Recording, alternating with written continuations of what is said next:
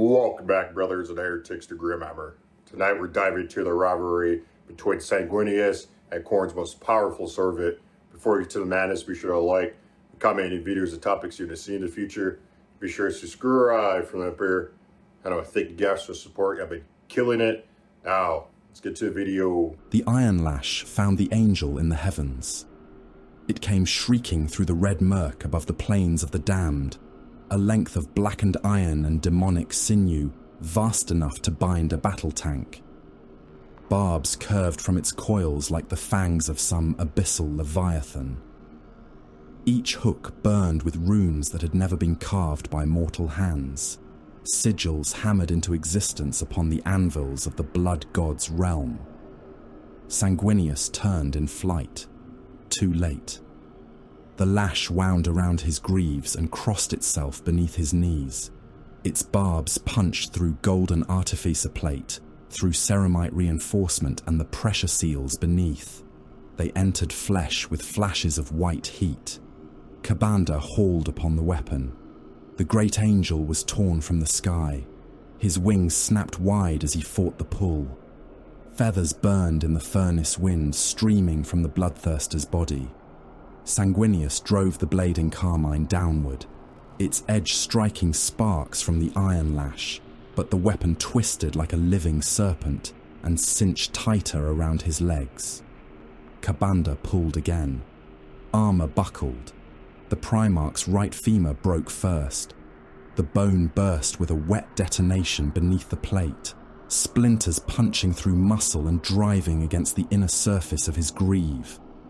The second leg fractured an instant later, the break higher and more violent. Blood flooded the locked armor joints and spilled in bright sheets into the air. Sanguinius did not scream. His face tightened. His eyes blazed. For one impossible heartbeat, he remained aloft through the strength of his wings alone, broken limbs trailing beneath him. Ka'Bandha's laughter rolled across the plain like the collapse of a mountain. Fall. The bloodthirster wrenched the iron lash downward. The angel fell. Beneath them, the 9th Legion was dying. 500 blood angels convulsed in the same moment. Some fell without sound, their twin hearts bursting inside their chests. Others clawed at their helms as their eyes ruptured behind crimson lenses. Blood sprayed through vox grills, neck seals, and damaged armor joints. One warrior tore off his helmet before his skull split along the sutures, spilling grey matter across the breastplate of the brother beside him. The rage fire touched them through the blood they shared. It passed from gene son to gene son, an invisible blade driven through the common inheritance of the Legion. Progenoid glands blackened. Implanted organs seized. Blood boiled within reinforced veins. The deaths struck Sanguinius as surely as the whip. He felt each ending. 500 lights extinguished within the blood-borne constellation of his sons. 500 names. 500 minds collapsing into silence. The shock crossed the distance between Primarch and Legion and entered him with all the intimacy of murder. Ka'Bandha watched recognition transform the angel's face. That was the victory he desired. Not broken bone, not torn flesh. Understanding. The ground rushed upward to meet Sanguinius. Then the world vanished beneath blood and fire. Months before the angel's bones broke, Colonel Hadran Vale stood beneath the crimson halo of the Cygnus sun and listened to his own voice ordering him to die. The words came through his command bunker's vox array in a whisper of static. "Open the gates, Colonel. Stand down the batteries. Present your throat." Vale stared at the speaker grill. The command had been spoken with his cadence, his accent, and the slight rasp left by a lass burn across his throat during the compliance of Cerix. Even the pauses were correct. He reached out and disconnected the unit from the bunker's power conduit. The voice continued. "Your men are waiting." Around him, the strategium fell silent. Male officers and signals ratings watched the dead Vox unit as though it were an unexploded shell.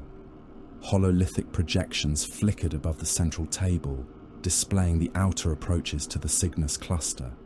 Friendly icons disappeared and reappeared hundreds of thousands of kilometers from their previous positions. Defense monitors reported enemy contacts where there was only empty space. Orbital augers registered cities floating beyond the atmosphere. Colonel Vale drew his service pistol. Signals. Captain Arvin, the senior Vox officer, swallowed before answering. Sir. Strip that unit from the wall. Arvin gestured to 2 ratings. Neither man moved. Now, Vale said. They obeyed. The Vox began laughing as they tore it free. Outside the bunker, evacuation trains rolled into Fortress Mandeville from the western population zones. According to the machine logs, they carried no passengers. According to the picked feeds, every carriage was full. Vale watched the first train arrive. It entered the subterranean platform at low speed, braking with a metallic shriek. The carriage windows were opaque with condensation. No one stood on the platforms to greet it. Civilian processing crews had refused the duty after the previous convoy arrived, with every passenger facing backward in perfect silence. The doors opened. Corpses spilled out. Men, elderly laborers and children collapsed across the platform in a slow avalanche of limbs. They had been packed upright so tightly that death had not allowed them to fall.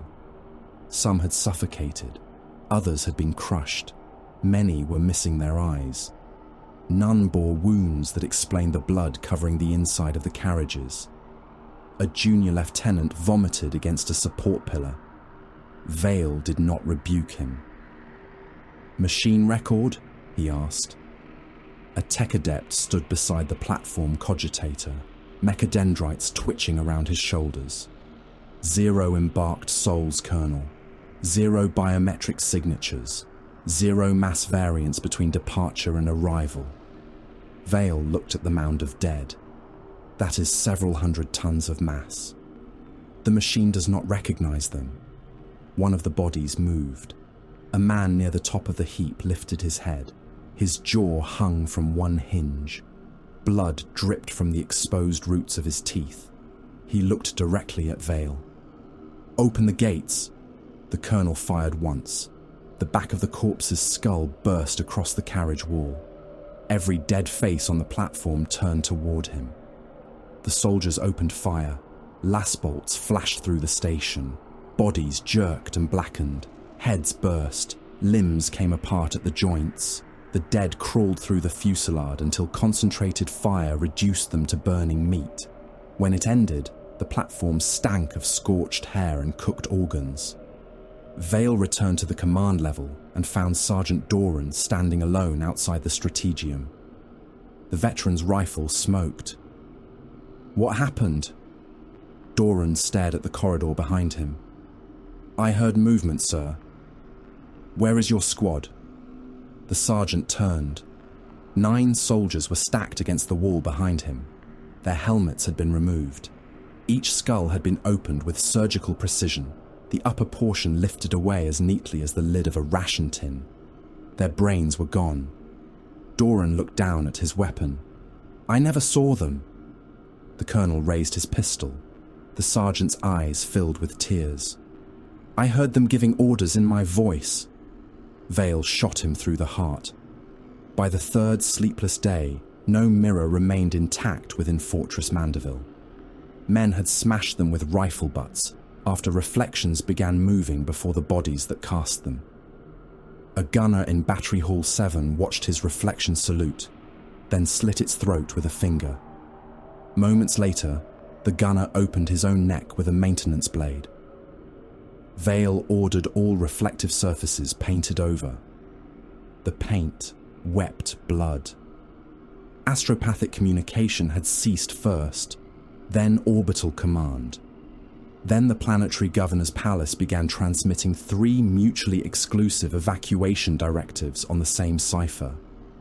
One demanded immediate withdrawal to the northern cities. One ordered every civilian gathered at the sanctums.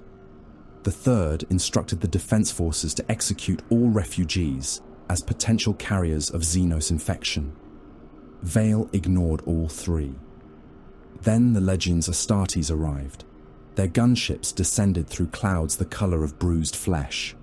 They bore the sigil of a burning book upon crimson armor. Word-bearers. Relief spread through the fortress with almost religious force. Soldiers cheered as the giants emerged from their transports. Each warrior stood taller than an armored man, his plate inscribed with lines of Colchizian scripture. Ash clung to their greaves. Chains hung from their pauldrons, bearing seals, bones, and scraps of parchment. At their head walked Captain Tainus Creed. His helm was mag-locked to his thigh. His face was pale, composed, and almost gentle. "Colonel Vale," he said, "you have endured." Vale saluted. "My lord, we have lost contact with every installation beyond the inner defense line. The civilian population is compromised. The dead are moving." Creed studied him. "The dead do not move. I have killed enough of them to dispute that." One of the word-bearers shifted his grip upon his bolter. Creed raised a hand. "No censure," he said. "The colonel speaks from exhaustion, not heresy." Vale felt the reprimand, despite the mildness of the words. "What is happening to this system?" "A test," Creed replied. "By whom?" "By powers that have watched mankind since before the first tribes raised their eyes to the stars." Vale stared at him. The Space Marine smiled. "Remain faithful. My warriors will secure your astropathic nexuses and power stations. Gather the surviving population at the designated sanctums. There they may be protected." Protected from what? Creed placed one armored hand upon the colonel's shoulder. The weight drove pain through Vale's collarbone. From the truth. The killing began before dusk. Word-bearers seized the astropathic choir and sealed the doors. They took the Generatoria, the Defense Command Nexus, and the planetary sanctums without firing a shot. Mortal auxiliaries wearing ash-grey robes moved among the soldiers, repeating orders stamped with authentic command seals. Refugees were redirected into freight yards, amphitheaters, and dry reservoirs. Vale watched the movement spread across the hololith. Those were not shelters. They were containment pits. He reached for the command vox. A hand closed around his wrist. Creed stood beside him. Vale had not heard him enter. "My lord," the colonel said, "the civilians are being concentrated outside the defense perimeter. Yes, they will be exposed. Yes." Vale drew his pistol. Creed broke his arm before the weapon cleared its holster. The bones snapped beneath the Space Marine's grip. Vale fell to one knee, teeth locked against a scream. "Why?" Creed looked down upon him with something close to pity. "Because blood is not merely spilled, Colonel. It is offered." The word-bearers took the signals crews first. They flayed Captain Arvin alive and stretched his skin across the primary Vox array.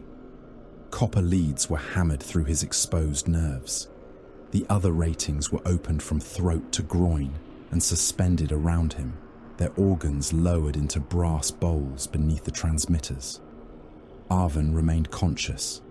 Every scream he made passed through the fortress network, then outward across the cluster. The sound changed as it traveled.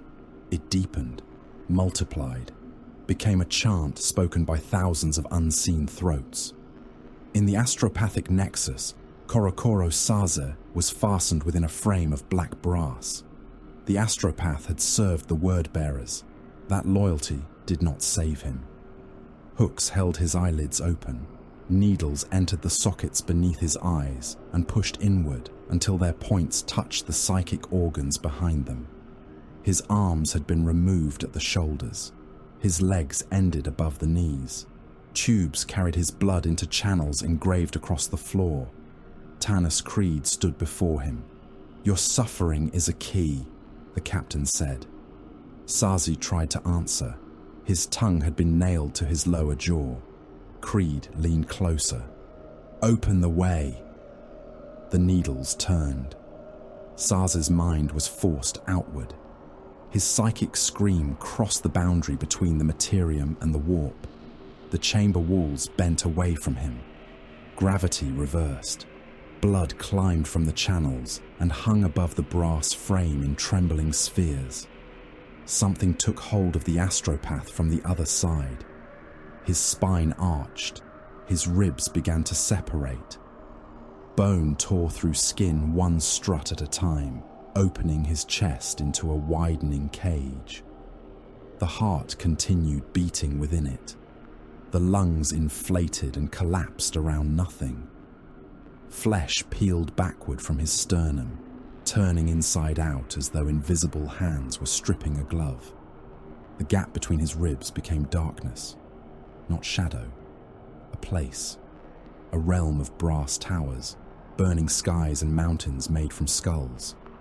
A claw emerged. It was larger than a man. Then came an arm bound in corded muscle and plated in blackened iron. Horns followed, scraping sparks from the widening wound in reality. Wings forced themselves through the opening, their passage tearing Sazi's remaining body into ribbons that clung to the demon like birth filth. Kabanda entered the world. The chamber expanded around him because reality could not contain his shape. His hooves struck the floor and broke it. His axe dragged behind him, its edge cutting through plasteel as though through fat. The iron lash uncoiled from one fist, barbs scratching furrows through stone. Every mortal within the nexus died. Some burst, some burned. Others tore out their own eyes so they would not have to see him. Kabanda lifted his head and roared. Across Fortress Mandeville, ammunition detonated inside sealed magazines. Men bit through their tongues. Engines started without command and drove armored vehicles into walls. The crimson halo around the sun spread until the entire sky resembled an infected wound. Colonel Vale was dragged outside to witness the first assault. His right arm hung useless. Creed's mortal servants had bound him to the command cupola of a stationary Lehman Russ. Before him stood the surviving defense army. Tank companies formed hull-down positions behind earthworks. Artillery batteries waited in revetments. Infantry filled kilometre after kilometre of trench line. Lascanon teams tracked the monstrous shape advancing from the fortress. Vale saw Kabanda and understood that every prayer he had ever spoken had been too small. The bloodthirster raised his axe. "Fire!" Vale screamed. The army obeyed. Battle cannons thundered. Earthshaker rounds descended in screaming arcs. Lascanon beams cut the dusk. Heavy bolters filled the air with mass-reactive shells. The ground vanished beneath overlapping explosions. Kabanda walked through them. Shells burst across his armor. Flame rolled over his wings. A Lascanon beam burned through his abdomen and emerged from his back in a spray of molten blood. The wound closed before Vale's eyes. The demon charged.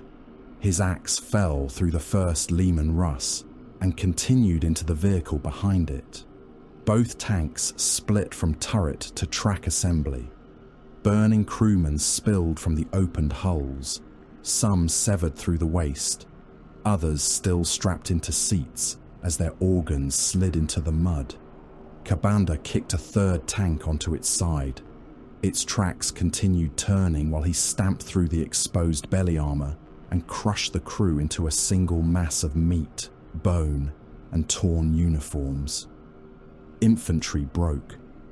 The iron lash snapped across the trenches. Its barbs caught men by limbs, torsos, and faces. Kabanda hauled backward, ripping hundreds from the earthworks. Bodies struck one another in the air. Helmets shattered.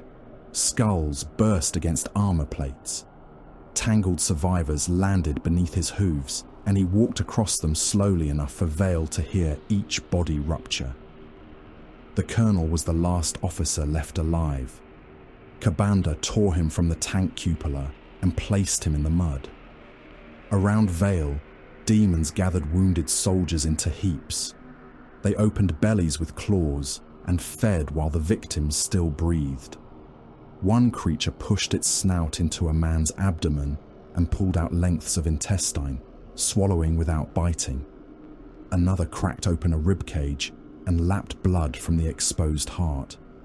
Kabanda forced Vale's head toward them. "Name them." Vale spat blood. "What?" "Name those who die for you." There were thousands. Vale knew none of them. Kabanda laughed. A new presence entered the battlefield. It moved with impossible grace among the corpses, tall and slender, where the bloodthirster was colossal. Bladed limbs unfolded from a body of alabaster flesh and violet shadow. Its voice entered the mind before reaching the ear. "The angel will not be won by butchery alone." Caris the Perverse smiled. "He loves his sons. He fears their flaw. Offer him deliverance, and he will kneel willingly." Kabanda turned. The battlefield quieted beneath his attention. He will not kneel. All creatures kneel when desire is properly sharpened. He will break. Kiris circled him, amused. And if breaking him teaches him only hatred? Kabanda looked toward the blood-red heavens. Far beyond the cluster, beyond the reach of mortal senses, something moved through the warp. A fleet, a legion, a father surrounded by sons who carried his blood and his hidden hunger. Kabanda tasted them, the restraint, the shame, the thirst waiting beneath beauty. His wings spread across the burning horizon. "Gather the living," he commanded. "Strip every world, empty every city, take them to Cygnus Prime." Kairos watched him with glittering eyes. "And when the angel comes," Kabanda closed one claw around the iron lash, "he will believe he comes to save them." The bloodthirster looked down at Colonel Vale. His hoof descended. "Let him land upon their bones." The last fortress died beneath a rain of angels. Its curtain walls had endured 6 days of bombardment from the compliance fleet, surviving macro shells, seismic charges, and the sustained attention of orbital lance batteries. The defenders had buried their command vaults beneath layers of ferrocrete and iron quarried from the mountains. They believed depth would save them. They had never fought the Blood Angels. Red-armored warriors descended through the smoke on roaring jump packs. They fell in ordered waves, not as a mob, every squad maintaining separation despite the storm of tracer fire clawing upward to meet them. Artificer-forged wings decorated several of the assault leaders' jump units, their golden pinions blackening in the furnace heat above the battlements. Defense guns found their range. Autocannon shells struck Brother Palamon in the chest and shoulder. One detonated against his breastplate, breaking the Imperial Eagle and hurling him sideways. Another tore off his left arm below the pauldron. Palamon did not fall. He altered the thrust of his jump pack, landed amid the gun crew, and killed the first defender with the impact. His boots drove the man into the firing platform, with enough force to burst his organs through his mouth. Palamon's chainsword came alive in his remaining hand. The blade entered another soldier beneath the ribs and climbed through the torso, chewing through lungs, heart, and collarbone before erupting beside the neck in a spray of bone chips and steaming blood. Around him, the assault companies struck. Chain blades screamed against armor. Bolt pistols discharged at intimate range, mass reactive shells burying themselves in torsos before exploding. Men came apart inside their uniforms. Heads vanished in red vapor. Severed hands remained clenched around rifles after bodies had been scattered across the walls. The fortress defenders broke. They abandoned firing positions and fled into the interior passageways, only to find the Blood Angels already there. Armored spearheads had severed every retreat. Sicaran battle tanks raced through the breach cut by the Legion's heavy weapons, accelerator autocannons hammering bunkers into collapsing mounds of ferrocrete. Predators turned their turrets across the fortress courtyards, Lascannons punching through transports and incinerating the men inside them. Land raiders advanced behind curtains of dust, their tracks grinding weapons, corpses and wounded soldiers into the stone. The enemy command staff attempted to escape through the eastern gate. Captain Ralderon had anticipated it. The first captain stood upon the shattered remnants of a watchtower while the retreating convoy emerged below him. His crimson armor bore little ornament beyond the symbols of office and the scars of service. He watched the enemy vehicles enter the killing corridor and raised one hand. Now! 3 concealed gunships rose from behind the ridgeline. Their Lascannons fired together. The lead command carrier vanished in a sphere of white light. The second vehicle struck the wreckage and overturned, rolling across the road with men trapped inside. The third swerved into a drainage trench where waiting tactical squads opened fire through its vision blocks and access hatches. Ralderon lowered his hand. 1st and 2nd companies hold the breach. 7th, secure the generatorium. No pursuit beyond the eastern ridge. The replies came at once. Compliance confirmed. Generatorium marked. Eastern boundary acknowledged.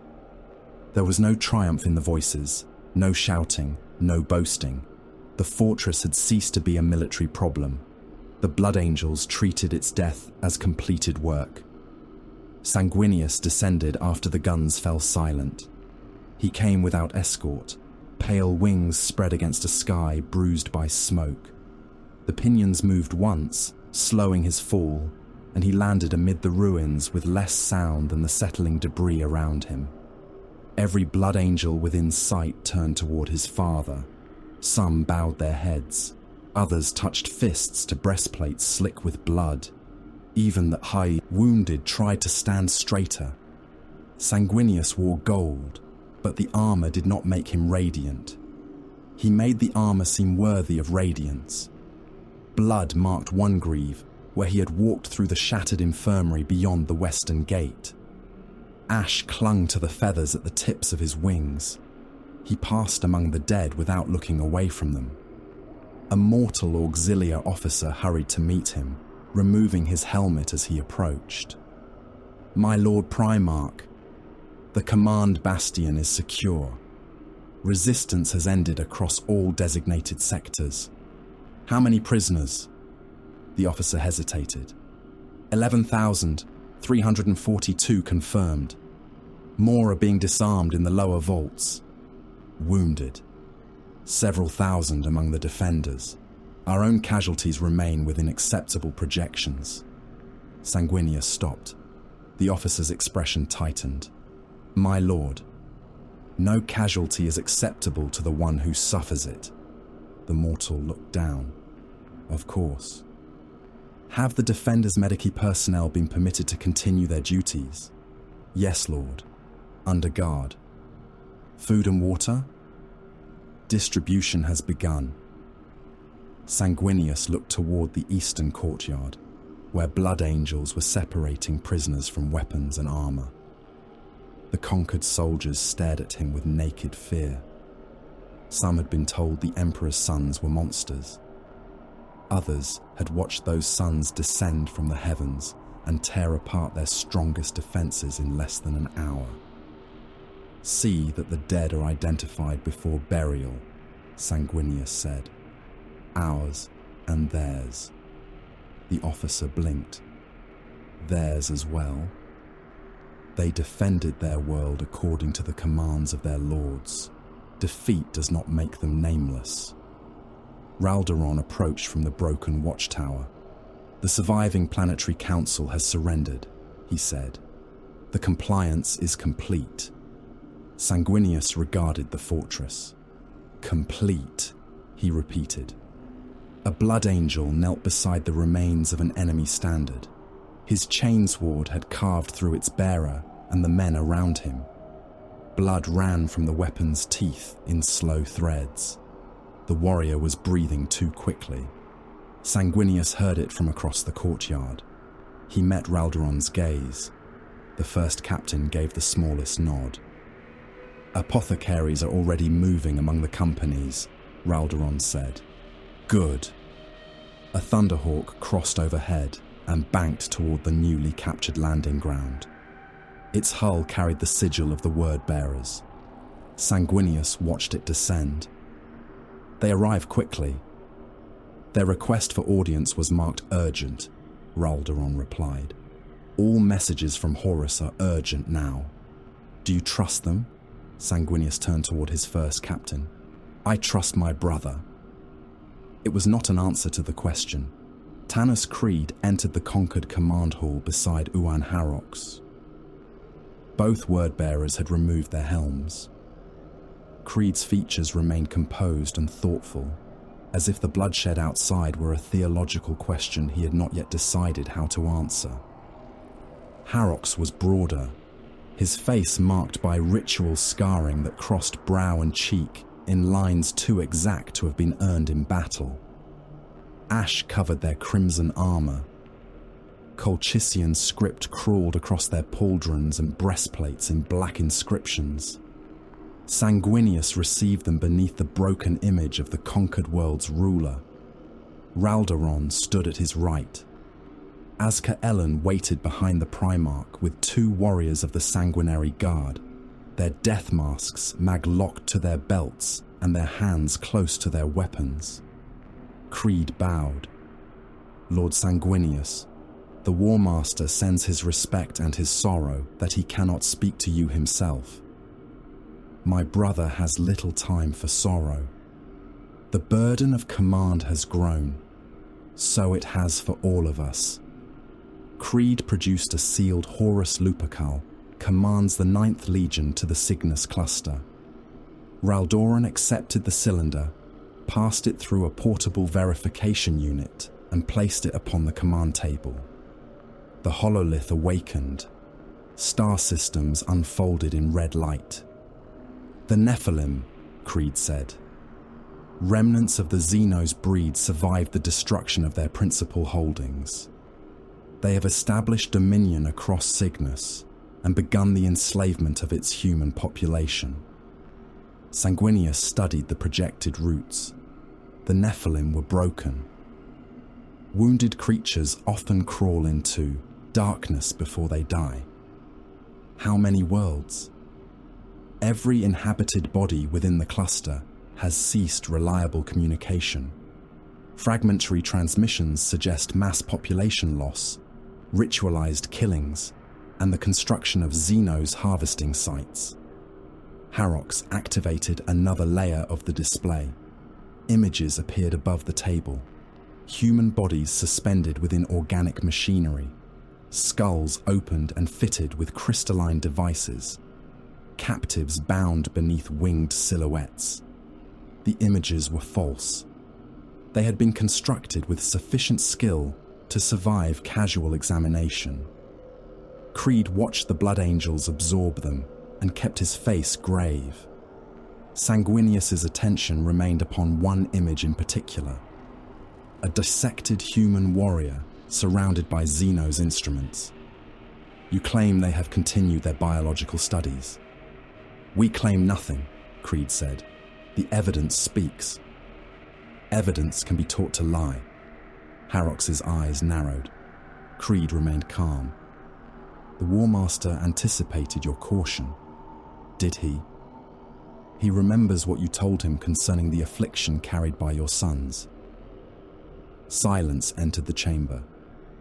Azka-Ellen's hand closed around the hilt of his glaive. Raldoron did not move, but his gaze settled upon Creed with the stillness of a targeting system. acquiring a firing solution. Sanguinius spoke softly. That knowledge was given to Horus in trust. And held in trust, Creed replied. The War Master believes the Nephilim may possess information relevant to the instability within your Legion's gene seed. He would not offer false hope, my lord. He merely refuses to discard the possibility. Sanguinius turned back to the hololith. Hope. It was the most dangerous word spoken in that room. Why has Horus not sent reconnaissance vessels? He did. None returned. Neighboring expeditionary fleets? Committed beyond the Signac's reach. Mechanicum explorators? Their requests for support were denied by Mars. The Fabricator General claims insufficient evidence of technological value. Imperial army formations. Several regiments entered the outer system. Communication ceased within 6 hours. Creed answered without pause. Each response had been prepared. Sanguinius knew it. He also knew that preparation did not make the answers untrue. If the Nephilim are present, he said, they will know the 9th Legion destroyed their kindred. They may have designed this silence to draw us in. That possibility is included within the War Master's assessment. And still he sends us. He sends the force most capable of ending the threat. Amit's voice came from the chamber entrance. He sends the force most likely to swallow the bait. Nasser Amit entered without invitation. His armor was still marked by the compliance. A gouge crossed one pauldron. Blood, not all of it human, had dried around the teeth of the chain blade mag-locked at his hip. Azkaelin turned. This council was sealed. I noticed the guards. You passed them? I told them they could step aside or be carried aside. Azkaelin took one step forward. Sanguinius raised a hand. Speak, Amit. The captain looked at the hololithic projection, then at the word-bearers. A dead cluster, missing reconnaissance craft. A defeated Xenos enemy returned without warning. And at the center of it, perhaps, the one prize our father cannot ignore. Harox's scarred face hardened. You question the War Master? I question every order that smells of a grave. You exceed your station. Amit smiled without humor. My station is wherever my father permits me to stand. Creed looked to Sanguinius. Will you tolerate this? I asked him to speak. Amit approached the table. The reward is too precise, he said. Not victory, not territory, a cure. The one word fashioned to pass through every defense you possess. Sanguinius's wings shifted behind him. You believe Horus would manipulate me? I believe anyone can be manipulated if the blade is shaped for the correct wound. Harox stepped closer. Take care, Blood Angel. Amit faced him. Or what, bearer of words? You will preach me to death. Raldoron's voice cut between them. Enough. The single word carried more authority than Harox's threat. Sanguinius studied Amit for several heartbeats. Your objection is entered. My objection should be obeyed. No. Amit's jaw tightened. We are going. Yes. Then I will prepare my company. He turned to leave, then stopped. I pray my suspicion shames me, Father. So do I. After the word-bearers departed, Raldoron began dismantling their certainty. He stood within the strategium of the red tier, while fleet dispositions revolved above him in crimson and gold. Shipmasters, captains and logisticians occupied the surrounding stations. Servitors murmured ammunition tallies. Cogitator banks chattered through projected transit calculations. Triple the reconnaissance screen, Raldoron said. A mortal fleet officer glanced up. The War Master's route requires a narrow translation pattern. Then alter it. We risk dispersal on emergence. We risk ambush if we arrive in formation predictable to anyone holding the War Master's orders. The officer bowed his head. By your command. Raldoron pointed toward the embarkation schematics. Assault companies split between primary hulls. No company command structure is to remain dependent upon one transport. Heavy armor divided into 3 descent groups. Reserve fuel transferred away from the principal magazines.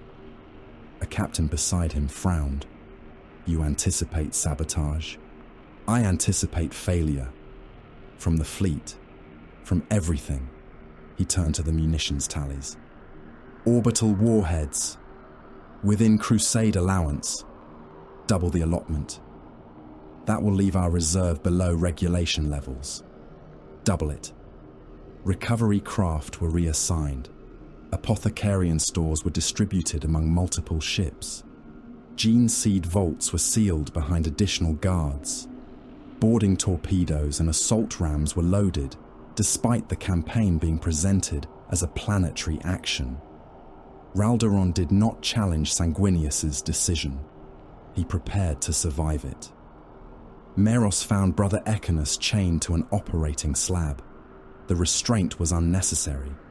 3 blood angels stood around him with weapons drawn. Ecanus had removed his helm. Blood covered his mouth, chin, and throat. A strip of human flesh remained caught between his teeth. The apothecary approached with his narthecium humming. What happened? Ecanus stared at the ceiling. I killed their commander. And afterward, no answer. Meros looked to the sergeant beside the slab. We found him beneath the command vault, the sergeant said. The enemy officer was dead. Brother Ecanus had opened the torso. With his weapon, the sergeant's gaze shifted toward the blood around Ecanus's mouth. No. Meros activated a diagnostic probe and inserted it through the black carapace interface beneath the warrior's ribs. Data scrolled across his retinal display. Twin hearts elevated. Adrenal output catastrophic. Hemastomen activity beyond accepted limits. Several implanted organs were operating in aggressive sympathy, as though the entire transhuman physiology had reorganized itself around the acquisition and processing of blood. Ecanus, Meros said. Look at me. The warrior obeyed. His pupils had widened until almost no iris remained. I could hear it moving inside him, Ecanus whispered. The commander. His blood. Meros withdrew the probe. I wanted it before I cut him open. I wanted it while he was still speaking. The armed brothers shifted. Ecanus looked at Meros. Kill me. No. Before they learn.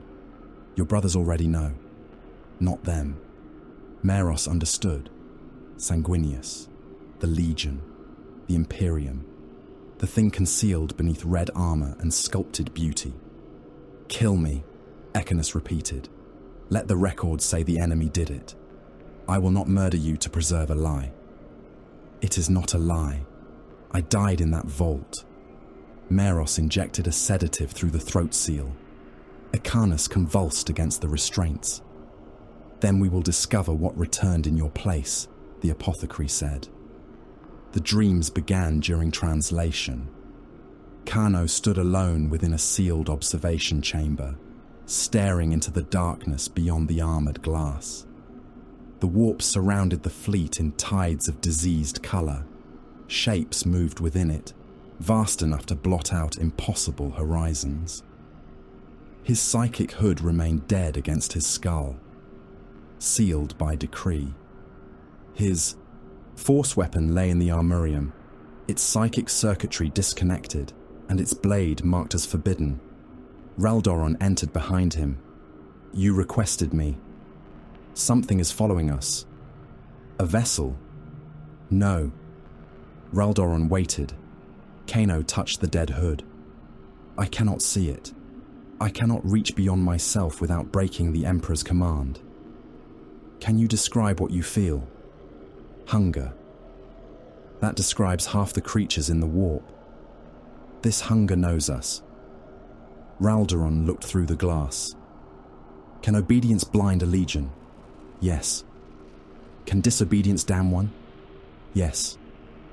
The first captain turned away. Then remain obedient until necessity gives us no other choice. How will we recognize that moment? We will not, Raldoron said. We will recognize the moment after it. Across the fleet, the 9th Legion armed. Bolters were stripped and reconsecrated. Mass reactive shells moved from armored magazines into company stores. Volkite weapons were tested beneath the eyes of tech marines. Plasma coils glowed within containment cradles. Melter guns were fitted with fresh fuel canisters. Assault marines inspected jump pack turbines and ran whetstones across chain blade teeth. Terminators entered land raiders within cathedral-sized embarkation decks. Sicarans and predators rolled onto mag clamps. Dreadnought sarcophagi awakened one by one, ancient warriors demanding the name of the enemy. Stormbirds and thunderhawks hung within launch bays like predatory beasts chained before release. And while the Legion prepared to fight the Nephilim, something touched its dreams. Men saw Baal, not the Baal they remembered. Its deserts had become shorelines around an ocean of blood. The tide climbed dunes of red sand and carried millions of corpses beneath its surface. A winged shadow crossed the moons. A lash cracked in the distance. Warriors awoke with broken fingers locked around weapon grips. Some had bitten through their tongues. Others found blood in their mouths that was not their own. Meros compared the reports and discovered the pattern. The dreams did not pass from ship to ship. They passed through gene seed. The fleet left the warp. Real space returned in a scream of tortured metal. The Cygnus cluster waited ahead. No defense platform issued challenge. No merchant vessel transmitted identity. Orbital habitats retained power, their lumens burning in orderly grids, yet thermal auspex showed no living bodies within them. The bridge of the Red Tier remained silent. A ruined transport drifted from behind the dark limb of a moon. Its engines were dead. Its hull had been opened from bow to stern. It rotated slowly toward the Blood Angel's fleet, bringing the scarred flank into view. 2 words had been cut through meters of armor. "Come, Angel." Holst turned beneath the Blood Angel's fleet with the silence of a corpse awaiting dissection. Cloud systems crawled across its oceans. City lights burned along the nightward continents. Orbital manufactoria continued their measured rotations, guidance lumens blinking in orderly patterns. From a distance, the world appeared wounded but alive. Nothing answered the fleet. Captain Raldoron sent 3 boarding formations toward the nearest station. Their Stormbirds crossed the void under the guns of the Red Tier, engines casting pale fire across the station's scarred hull. No defensive batteries tracked them. No docking master demanded ident ciphers. The warriors cut their way inside. Brother Sergeant Hadrail led the first squad through the breach. His helm's photo lenses adjusted to the darkness, rendering the station corridors in shades of red and ash. Frost coated the bulkheads. Emergency lumens pulsed overhead with the languor of a failing heartbeat. The air remained breathable. That disturbed Hadrail more than vacuum would have. "Atmospheric integrity confirmed," one of his brothers reported. "Temperature is below human tolerance." No reactor failure. Hadrail raised his bolter. "Advance." They passed through a maintenance concourse and entered the orbital station's command tier. The crew were still at their posts. Hundreds of mortals sat before cogitator banks, navigation lecterns and vox consoles. Their uniforms were immaculate. Their hands rested upon their controls. Some had died, with none bore visible wounds. Hadrael moved between the stations. Squad, Viridon, secure the primary Vox. Squad Arizon, take the reactor access. Acknowledgements came over the command channel. Brother Tybalt stopped beside a seated communications officer. The corpse's eyes were open. A thin film of ice covered them. No decomposition, Tybalt said. Do not touch it, Hadrael ordered. Tybalt extended one gauntleted finger and pressed it against the mortal's neck. Every corpse in the chamber turned its head. The movement came as one dry crack of vertebrae. Hundreds of dead faces looked toward Brother Tybalt. He stepped back. The communications officer opened its mouth. Palamon. The name belonged to a warrior aboard the Red Tier, a brother who had not joined the boarding action. Another corpse spoke. Gerard. A third voice followed. Azoriel. The dead began naming blood angels, not those present, those waiting aboard vessels beyond the station walls.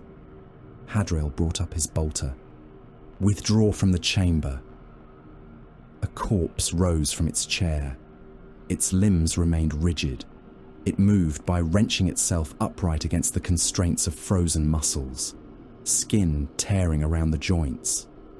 One hand closed around a maintenance spike.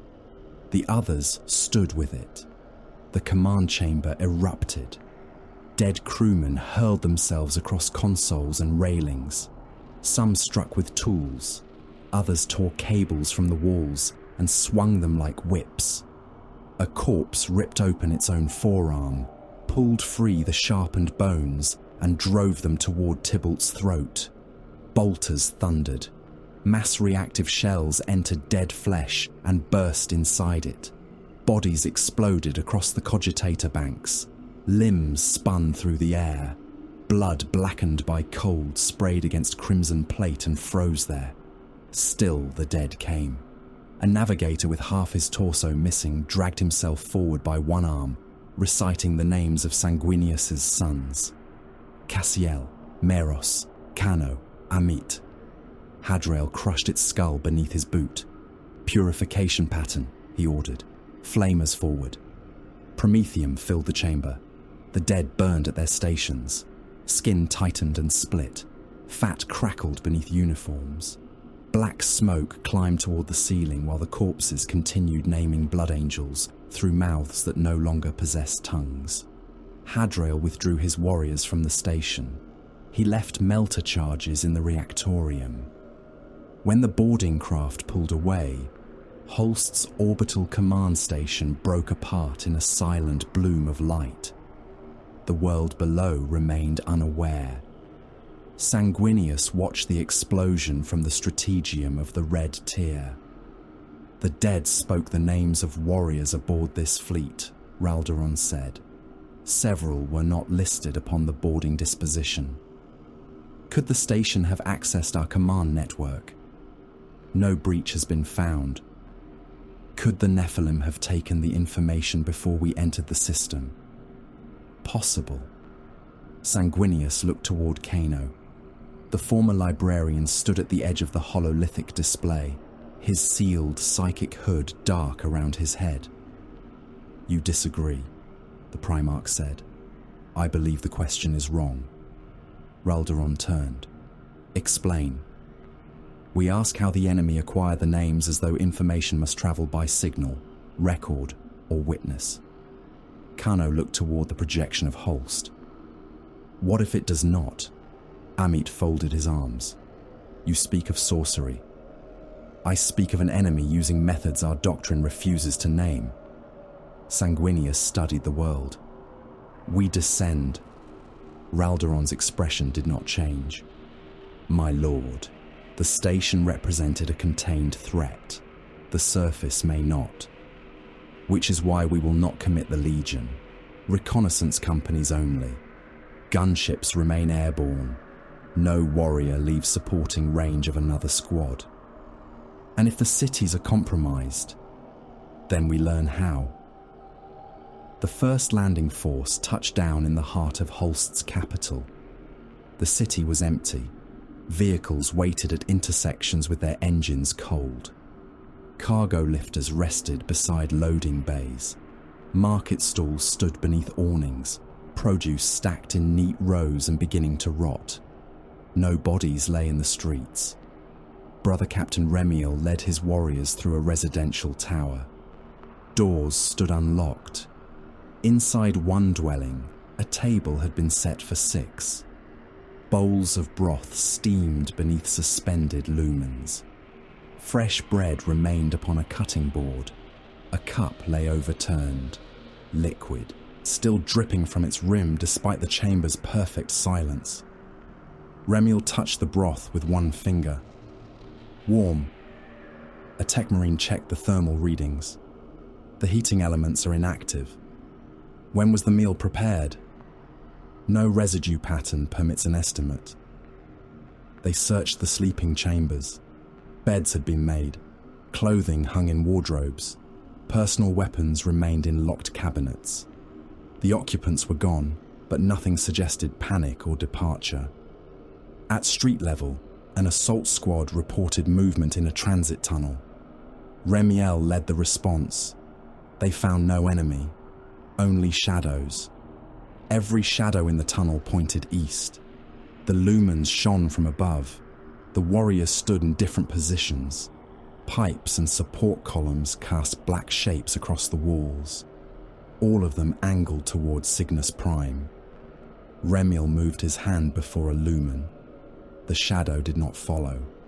It remained fixed toward the distant world. "Captain," one of his brothers said, "the sun is behind us." Remiel stared down the tunnel. Mark the phenomenon. No contact.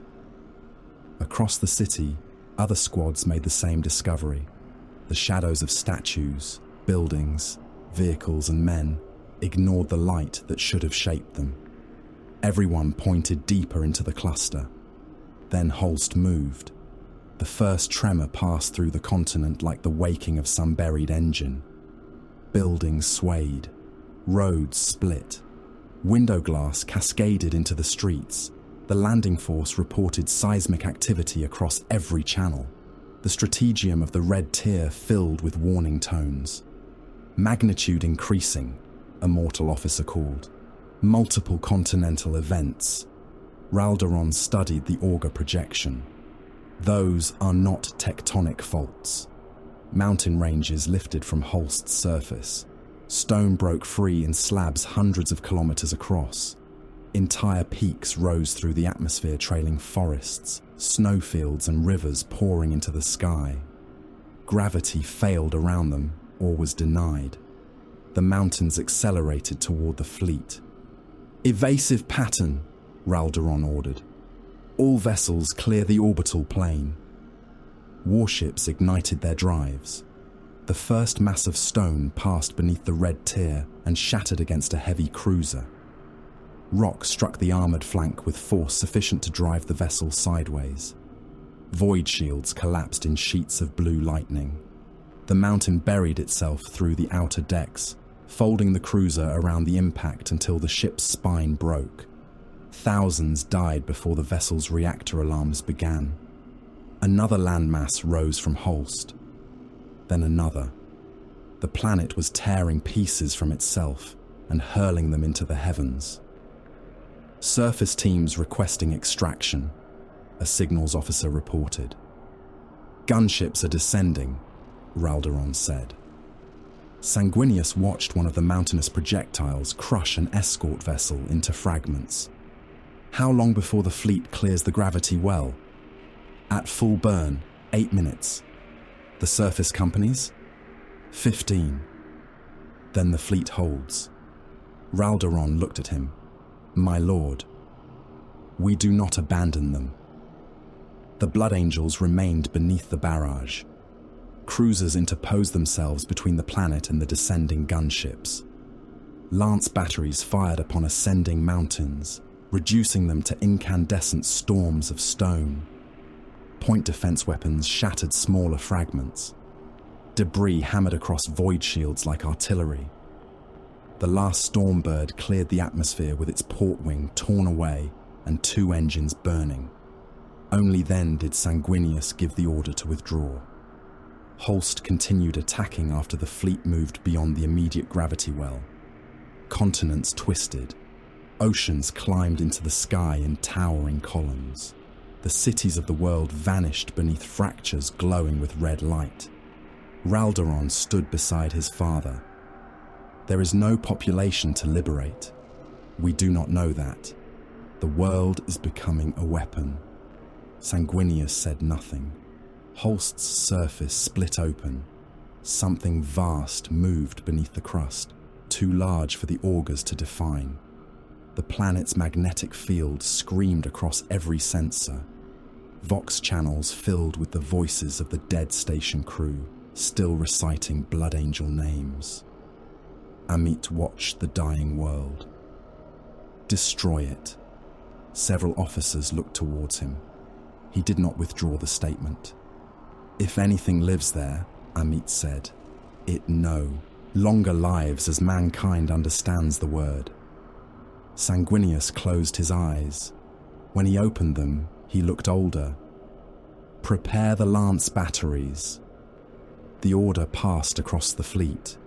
Warships turned their prows toward Holst. Weapons designed to burn cities and crack fortresses charged within cathedral-sized housings. Cyclonic munitions were brought from armored vaults and loaded into launch tubes under the supervision of tech marines and mortal engine seers. Firing solutions confirmed, Raldoron said. Sanguinius looked upon the world one final time. Execute. The Blood Angels killed Holst. Lance beams descended in columns of white fire.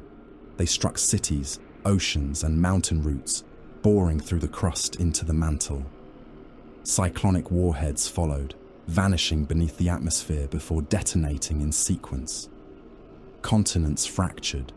Oceans became steam. The atmosphere ignited around the world in a continuous crown of flame. Magma surged through wounds thousands of kilometers long. The planet's night side turned red, then white, then vanished beneath expanding fire. Holst convulsed. For one moment, the augurs registered a scream, not a transmission, a planetary death cry passing through the hulls of every ship. The world broke apart.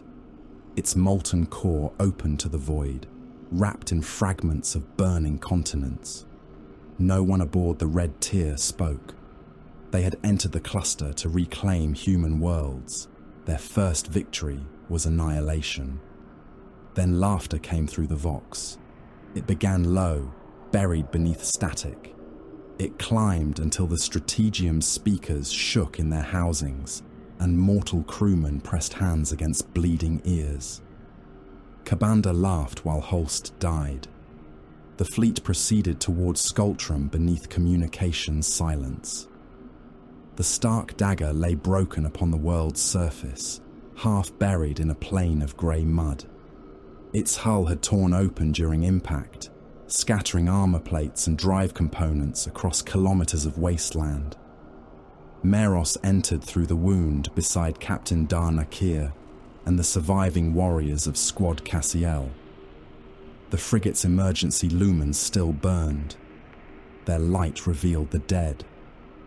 Bodies filled the corridors, but the corpses had collapsed in ways no intact skeleton permitted. Men lay folded around bulkhead corners.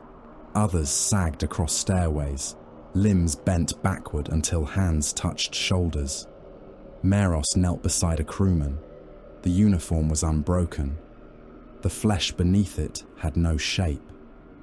He opened the tunic with his Narthesium blade and pressed a diagnostic probe into the corpse. No skeletal resistance, he said. Dar Nakir looked down. Removed. There are no incisions. Meros cut deeper. The body opened like a sack. Organs spilled across the deck in a cooling mass, still arranged around spaces where ribs, spine, and pelvis should have been. Every bone was gone, not shattered, not dissolved, absent. Squad Cassiel advanced through the vessel. They found hundreds more. A naval officer had collapsed inside his uniform, the face sliding into the chest because no skull supported it. Crewmen hung from restraint harnesses as boneless lengths of flesh. One corpse had been pushed beneath a sealed door through a gap no wider than a hand.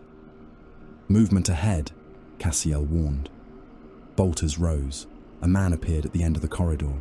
He was emaciated and naked above the waist. Mud covered his boots. Behind him stood several other survivors holding improvised weapons. Imperials, he whispered. Darnakir removed his helm. We are the Legiones Astartes. Identify yourself. The man began to weep. They found Tillian Niobe within the frigate's lower chapel. She was gaunt, bloodied, and wrapped in a naval coat too large for her. The survivors kept their distance from her without appearing to understand why. Meros felt nothing unusual. Kano did. The former librarian stopped at the chapel threshold. The pressure that had haunted him since entering Cygnus vanished. The whispers ceased. Blood flowing upward along one wall lost its impossible momentum and splashed across the deck. Niobe looked at Kano. You can hear them, she said, not near you. Darnakir turned. What is she? Kano ignored the question. Niobe spoke of Cygnus, of Bruja, a courtier and demagogue who had risen among the system's ruling circles. He had promised deliverance from famine, rebellion, and fear.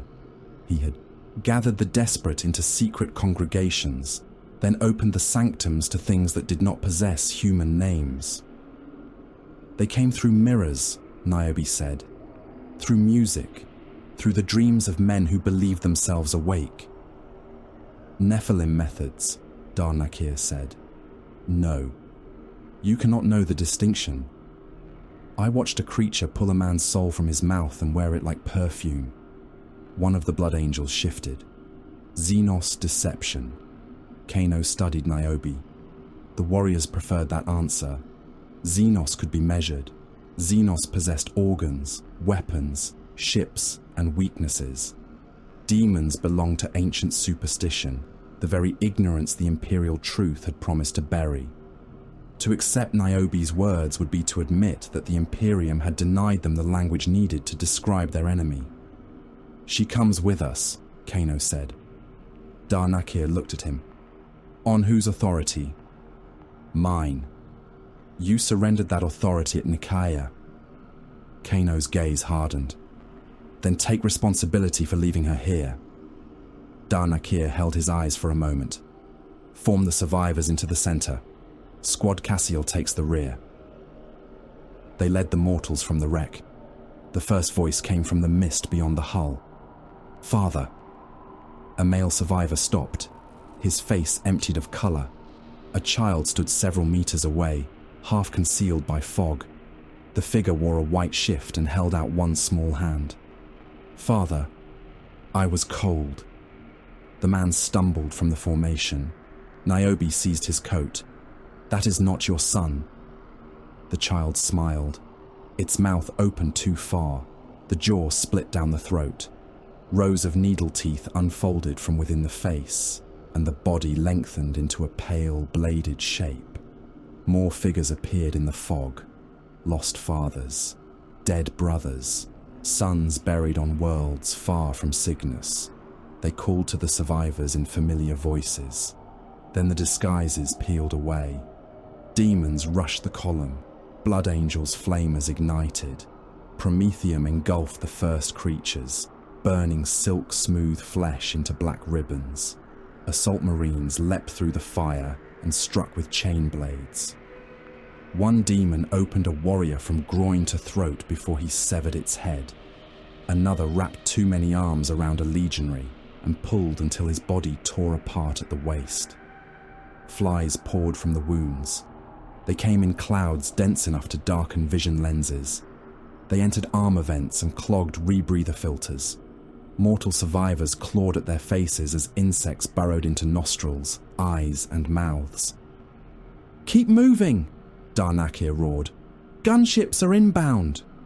Niobe walked at the center of the column. Where she passed, the flies fell dead. Demons recoiled from her as though struck. Kano saw it. He said nothing.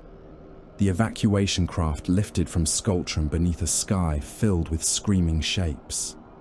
At that same moment, every chronometer in the Blood Angels' fleet failed.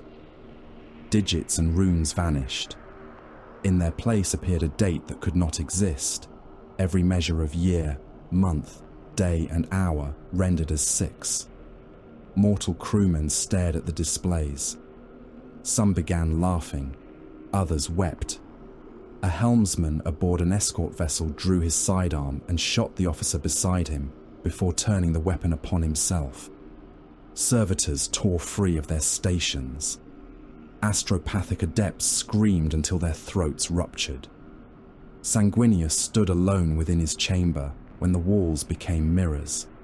A tall shape appeared behind him.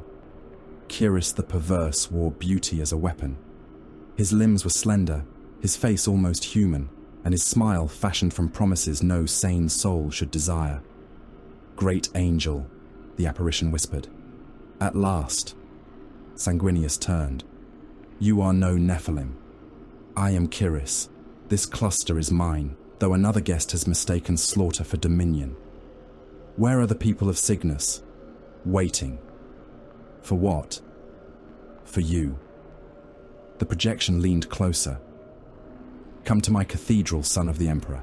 Bring your noble warriors. Bring the hunger you hide beneath their red armor." Sanguinius reached for his sword. Kiris vanished. Alarms sounded across the red tier. Raldoron's voice entered the chamber. "Contact. Multiple vessels emerging from the asteroid belt." Sanguinius reached the strategium as the corpse fleet awakened. Dead warships ignited engines that had not functioned for years. Their hulls were covered in, bodies fused into the armor, thousands of human forms pressed into metal until only faces and grasping hands remained visible. Macro batteries opened along their flanks. The first salvo crossed the void. Augurs identified the ammunition too late. The shells were made from compressed human remains, bones and flesh packed into iron casings around unstable warheads. They struck the Blood Angels' formation. Void shields flared. Corpses became incandescent vapor. The enemy armada accelerated toward the fleet. At the edge of the tactical display, the word-bearer's vessel Dark Page altered course. It moved quietly out of formation. Raldoron watched its rune drift away. "Signal, Creed." "No response," a Vox officer said. "Order him back into line." "No response." Sanguinius stared at the corpse ships closing around them, then at the vessel carrying Horus's messengers as it withdrew into darkness. "Battle stations," he said. The dead came on. The first corpse ship struck the Blood Angels' fleet without slowing. It came through the outer defense screen, trailing clouds of frozen bodies and burning debris, its engines vomiting green fire from ruptured housings. Point defense batteries tore open its prow. Lances burned through its command decks. Macro cannon shells punched glowing craters through armor already swollen with human flesh. The dead vessel continued to accelerate. Its blunt prow rammed the escort benediction of Baal amidships. Void shields met in a blinding eruption. The corpse ship's bow collapsed, folding backward as though its hull were wet clay. The benediction broke around it. Compartments flattened. Bulkheads sheared through crew decks. Thousands of mortal ratings became a compressed layer of blood, bone and uniform trapped between buckled walls. Atmosphere burst from the wound in a white plume. Men tumbled into the void. Some were already dead. Others remained conscious for the handful of heartbeats it took the cold to steal movement from their limbs. They struck the hulls of nearby vessels or spun away between burning fragments, mouths open behind frosting faceplates. The corpse ship's engines overloaded inside the escort. Both vessels disappeared in fire. The detonation struck the fleet before the warning reached every bridge. Void shields flared. Smaller craft rolled helplessly through the expanding shock front. A troop transport lost power to its portside stabilizers and drifted across the firing line of a Blood Angels cruiser. The cruiser's macro batteries discharged. The transport opened from stern to prow. Armored warriors, auxiliary soldiers, tanks and burning machinery poured from the split hull. A land raider emerged from the wreck with its tracks still turning, rotating slowly among the dead. "Close the formation," Raldoron ordered. The command passed from the strategium of the Red Tier to the surviving ships. Cruisers Aphael and Aratron, overlap shields, corvettes to the interior line. All troop vessels withdraw behind the heavy hulls. A mortal officer stared at the tactical display. "My lord, Aratron reports it is already within support range." Raldoron looked at the hololith. The cruiser's rune appeared in 3 positions. One icon showed it beside the Red Tier. Another placed it beyond the corpse fleet. The third pulsed from within Cygnus Prime itself. Visual confirmation. Pict feeds conflict. Signal lamps. No response. Then mark the vessel uncertain and do not build the line around it. The officer hesitated. That may leave the port approach open. It is already open if the cruiser is not there. Raldoron moved his attention across the hololith. Enemy ranges changed each time the auger banks refreshed. Corrupted ships vanished and returned on opposite headings. Friendly identification runes duplicated until one Blood Angels destroyer appeared as an entire squadron. Nothing upon the display could be trusted. Outside the flagship, the void became a field of fire. Macro cannon salvos crossed between fleets. Corpse shells broke upon void shields and became clouds of vaporized meat. Lance beams cut through armored prows, exposing deck after deck to vacuum. Dead vessels made no attempt to evade. They spent themselves as missiles, steering toward the largest concentrations of transports. Enemy cruiser approaching from starboard. A signals rating called. Range. 6,000 kilometers. Another officer shouted from the lower tier. 2,000. A third voice followed. Contact with the outer hull. The Red Tier shook. Warning klaxons began to howl. Raldoron gripped the edge of the command table as the deck pitched beneath him. Source? Corpse vessel. Starboard ventral quarter. It bypassed the augers. Boarding impact. Confirmed. Raldoron looked toward the rune of the dark page. The word-bearer's vessel remained clear of the fighting, its position uncorrupted and its engines at combat strength. Signal Captain Creed. Immediate reinforcement. His vessel is to rake the corpse ship from our hull. The Vox officer transmitted. Nothing returned. Repeat. The dark page altered course by less than a degree. Away from the flagship. Raldoron's face did not change. Order him to respond in the name of the Primarch. This time the reply came. Tanis Creed appeared upon the strategium's central display.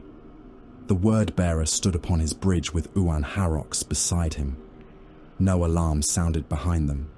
No damage marked their command deck. Creed looked almost sorrowful. First Captain, you will reverse course and fire upon the vessel attached to our hull. I cannot.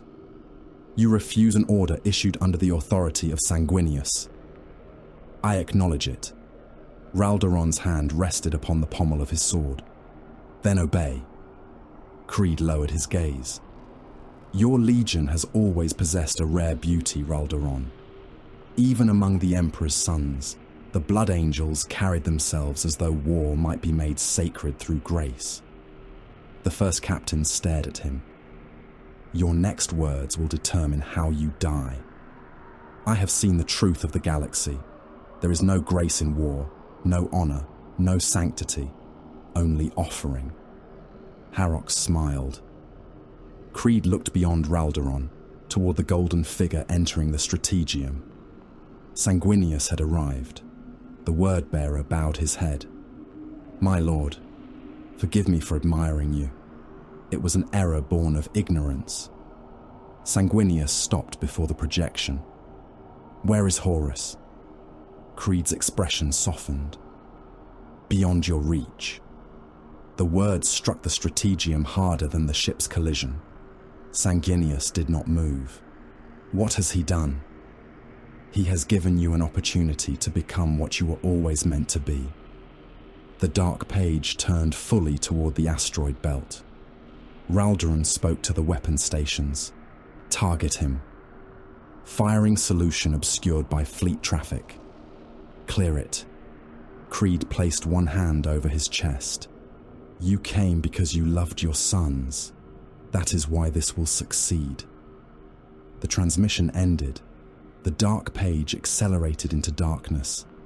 The confirmation of betrayal passed across the bridge in silence. No one spoke Horus's name. Below them, the corpse ship opened. Its hull had fused to the red tier across 6 embarkation levels. Bone-coloured growths spread from the point of impact, piercing armour, conduits, and bulkheads. Human faces emerged from the swollen tissue, screaming without pause. The first demons crawled through the breach. Blood angels met them in the lower transit ways. Bolters fired at ranges measured in arm lengths. Mass reactive shells entered pale flesh and burst inside, painting walls with black ichor and shredded organs. Warriors fought shoulder to shoulder, where corridors were too narrow for formation changes. A demon with 4 blade limbs vaulted across the ceiling. Brother Aphael shot it through the abdomen. The shell burst, tearing away the creature's lower body. It struck the deck in 2 pieces. The upper half continued forward. Its hands gripped the seams of his breastplate. Its mouth opened down the length of its torso and bit through his throat seal. Teeth entered flesh. Blood sprayed across his helm lenses. Aphael seized the creature and slammed it against the wall until its skull broke. Its severed lower half dragged itself through the ichor behind him. Clawed feet dug into the deck. Intestines trailed from the ruined waist like ropes. It reached one armored boot and forced talons through the joint. Aphael fell. 3 demons descended upon him. Brother Cassiel burned them with a flamer, then stamped on Aphael's helm until the brother's screams ceased. He did not look down again. Seal the junction, Cassiel ordered. The blast door began to close. A hooked limb entered the narrowing gap and caught the edge. Another followed. The metal door shook as creatures on the opposite side forced it upward. Meros reached the junction carrying a wounded blood angel across one shoulder. Brother Terrian's left arm had transformed from elbow to fingertips. Ceramite split around swollen muscle. Fingers had lengthened into black claws, and a second mouth worked within the palm. The mouth whispered Meros's name. Hold him, the apothecary ordered. 2 warriors forced Terrian onto the deck. The corrupted arm struck at them. Its claws opened one brother's vambrace and tore through the flesh beneath. Meros drove his knee onto Terrian's chest and locked the limb against the deck. You will remove it? Terrian gasped. Yes. How much? The shoulder. The brother laughed once without humor. Take the head as well.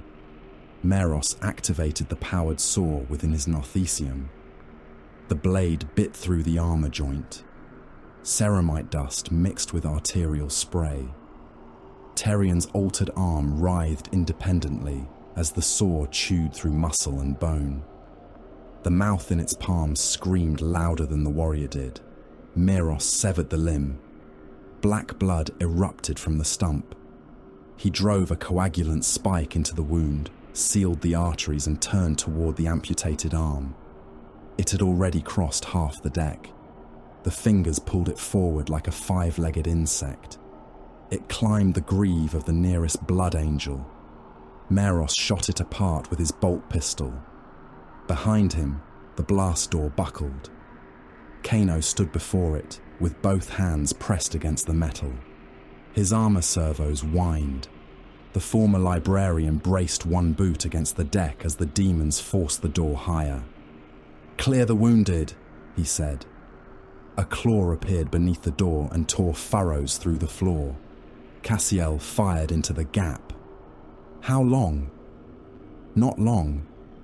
Kano felt the warp surrounding him. It pressed against the sealed circuits of his psychic hood. It whispered through the scars where power had once moved without restraint. The presence beyond the door was not merely physical. Something on the corpse ship knew him. Something wanted him to reach back. He could do it. One thought, one act of will, and the creatures beyond the barrier would burn. He could crush their minds or tear the air from their forms. He could save every warrior in the corridor. The Emperor had forbidden it. Nicaea had turned his gift into a crime. The blast door rose another hand's breadth. Bladed fingers reached beneath it. Kano's eyes began to glow. Then a voice barked through the corridor. "Stand aside, witch!" Helic Redknife came through the smoke with his space wolves. The wolf guard wore grey plate cut by fresh wounds and scorched by demonic fire. His warriors carried a demolition charge between them, an iron cylinder thick with melter cells and magnetic clamps. Kano released the door and stepped away. It burst upward. Demons poured through. The space wolves met them without formation or ceremony. Redknife's frost blade passed through the first creature's neck and shoulder, leaving the upper torso sliding from the hips. Another wolf fired his bolter into a demon's face, then drove the weapon's muzzle through the ruined skull and fired again. The corridor became a crush of grey armor, crimson plate, and pale limbs. "Charge goes on their hull," Redknife growled. "Not ours." Cassiel pointed toward the breach. "You will not reach it. Then you will explain that to my corpse." The wolves advanced. They used the narrow passage as a killing funnel. Bolters fired over shoulders. Axes rose and fell. Demon bodies came apart beneath chain teeth and power fields, yet their limbs continued clawing after separation. One creature wrapped around a space wolf's torso. Redknife cut through both of them. The wolf fell in two pieces, his upper body still firing as his legs collapsed behind him. Meros dragged Kano toward the adjoining passage. "You are wounded." "I remain functional." A talon had entered beneath Kano's ribs. Blood ran down his hip plate. "You are bleeding internally." "Then repair me after the ship survives." Redknife reached the corpse vessel. He slammed the demolition charge against the pulsating wall of fused flesh and armor. Magnetic clamps engaged. Melter cells began, their ignition cycle. "Back!" he roared. The surviving wolves withdrew through the breach. Demons followed. Cassiel ordered the blast doors sealed again.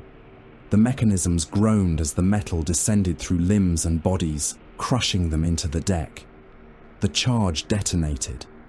White heat consumed the point where both ships touched. The corpse vessel's hull vaporized across hundreds of meters. The red tier lost its starboard armor, outer decks, and everything occupying them. The explosive decompression tore demons, corpses, machinery, and warriors into space. One space wolf vanished through the rupture without sound. A blood angel struck the edge of the breach and split open from groin to sternum, his organs uncoiling into vacuum before the rest of his body followed. Kano was lifted from the deck. Meros caught his wrist. The apothecary's boots slid across the metal. Warning runes filled his vision. Kano hung beyond the broken hull, one hand in Meros's grip, the void pulling blood from his wound in a glittering red stream. Red Knife drove his blade through the deck and caught Meros by the shoulder. Hold.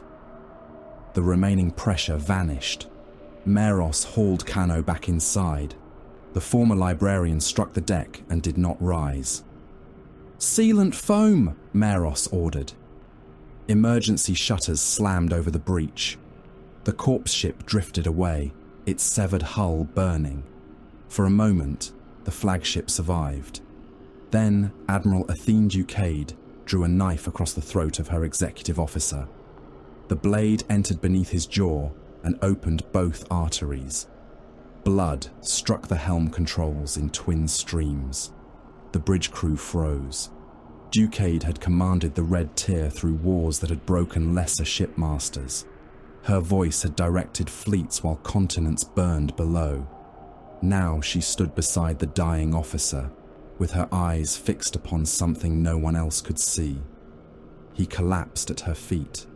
She smiled. "Admiral," a helmsman whispered. Ducade drove the knife through his eye. The point emerged from the rear of his skull.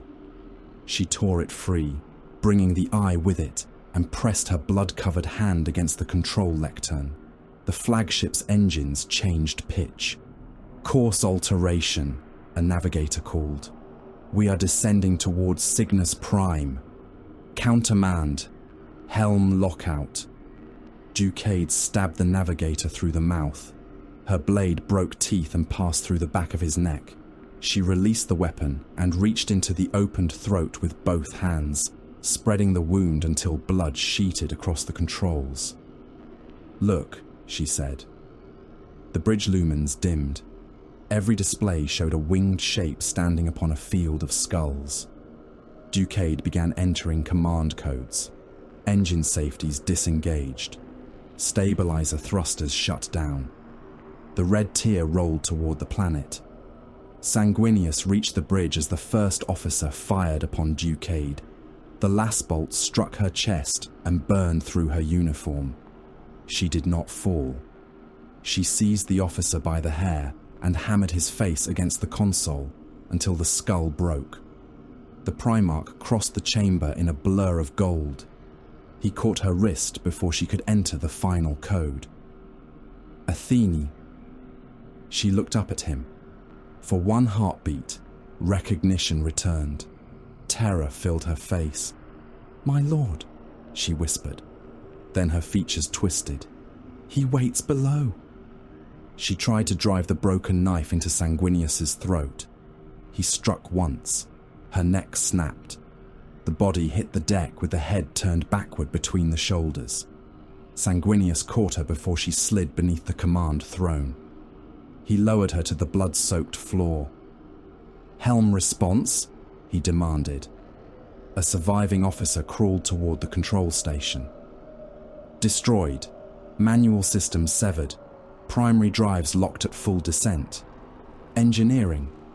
No response. The planet filled the forward view. Cygnus Prime's atmosphere glowed beneath them. Sanguinius stepped over the dead and tore open the helm lectern with both hands. Metal screamed beneath his grip. He reached into the control housing, seized bundles of cables, and ripped them free. The engines stuttered. The flagship continued falling.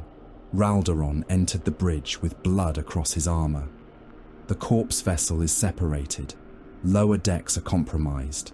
Kano lives. Prepare the ship for impact. Ralderon looked toward the planet. "Can we reduce velocity?" "Not enough." "How long?" 7 minutes. The first captain turned to the Vox. "All decks, impact protocol. Secure armor and munitions. Flood ventral compartments. Reinforce the spine. Every warrior is to assist the mortal crew. The order passed through a dying vessel. Chains closed around tanks and artillery carriers. Servitors locked land raiders to embarkation decks. Wounded men were dragged from transit corridors. Magazines were sealed. Then gravity shifted. A Sicaran tore free of its restraints. The tank slid across an embarkation deck, tracks crushing men beneath its weight. It struck a row of ammunition loaders and drove them into the bulkhead. Bodies burst under the hull, coating the deck in blood and flattened organs. Fuel conduits ruptured. Fire rolled through the lower bays. Men trapped behind sealed blast doors hammered upon them until the flames reached their compartments. Their voices filled the Vox for seconds before heat cooked lungs and fused clothing to flesh. The red tear entered the atmosphere. Hull plating peeled away in incandescent sheets. Sensor towers tore from the spine. The outer decks glowed white. Mortals sealed inside observation galleries burned where they stood. Their bodies reduced to black silhouettes against melting glass. Above the falling flagship, the void battle continued. Blood Angels' vessels fought to hold formation while the corpse fleet closed around them. Gunships launched towards Cygnus Prime, attempting to follow their Primarch into the descent. Several were destroyed by debris stripped from the red tear. Raldoron studied the remaining figures. "Impact remains survivable," he said. A mortal officer stared at him. "For whom?" The first captain did not answer. Far below, upon the plains of the damned, Kabanda watched the burning vessel fall. It crossed the sky like a wounded star. Kiris stood beside him, delicate claws folded across a pale breast. "You could strike it now," the Keeper of Secrets murmured. "One blow. The angel dies before he understands." Kabanda's wings spread. "No. Mercy from Khorne's chosen. Not mercy." The bloodthirster watched the flagship enter the final descent. "He will live." Kairos smiled. "You sound certain. He must land among the broken. He must hear his sons call for him. He must know the heavens have closed above him." The red tear vanished behind a wall of flame. Kabanda tightened one claw around the iron lash. "Then I will show him what waits below." The flagship's prow struck the plains of the damned. The impact did not sound like thunder. Thunder belonged to weather, to the measured violence of worlds that still obeyed natural law. The red tear struck Cygnus Prime with the voice of a continent being murdered. Its prow entered the plains of the damned at an angle, armor glowing white from atmospheric descent. Adamantium plating met black rock and drove through it. The flagship's forward decks folded inward. Compartments collapsed into adjoining compartments. Bulkheads became guillotine blades. Men died before pain could reach them. A closing blast door caught a line of mortal ratings fleeing the forward transit spine. The first three passed beneath it. The fourth was severed through the abdomen. His upper body struck the deck and continued clawing forward while his legs remained standing for an instant on the other side. The door crushed those behind him into a red layer of meat between descending metal and ferrocrete. Restraint harnesses snapped taut throughout the vessel. Some held, others cut through flesh. Crewmen were opened from shoulder to hip as safety webbing became wire beneath the force of deceleration. Necks broke. Spines burst from backs. Rows of bodies jerked forward in their seats and remained hanging there, torsos split, blood spreading across the deck in steaming sheets. The main transit corridor beneath the bridge twisted around itself. Sanguinius stood at its center. The deck pitched beneath him. A structural spar tore free from the ceiling and fell across the evacuation route. He caught it upon both arms before it crushed the mortals running below. The weight drove one knee into the deck. His armor shrieked. The spar carried the load of 3 collapsing decks. Compartments above slid downward, crushing machinery, crew and servitors into one another. Through the torn ceiling, Sanguinius saw men vanish beneath buckling plating. A servitor's body burst around its spinal frame. One mortal officer was dragged into a closing gap until the hull pinched him apart at the waist. "Move!" Sanguinius roared. The survivors ran beneath him.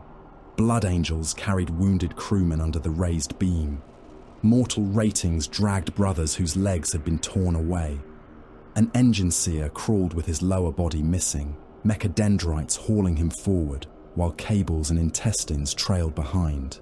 The flagship struck a buried ridge. The impact threw every moving body against the port wall. Sanguinius remained upright. The spar shifted in his grip. Metal split. A section of deck above began to descend. "Clear!" Ralderon called through the vox. Sanguinius saw the final survivors pass beneath. He released the beam and threw himself forward. The corridor collapsed behind him. The falling decks met with a detonation of metal and flesh. Dust, smoke, and blood rushed through the passage. Sanguinius struck the floor, slid across fractured plating, and came to rest against a shattered command lectern. The red tier continued moving. Its prow ploughed through the plains, carving a canyon in the world. Rock rose around the hull in black waves. Towers made from fused bones shattered beneath the armoured bow. Thousands of skulls burst into pale dust under the vessel's weight.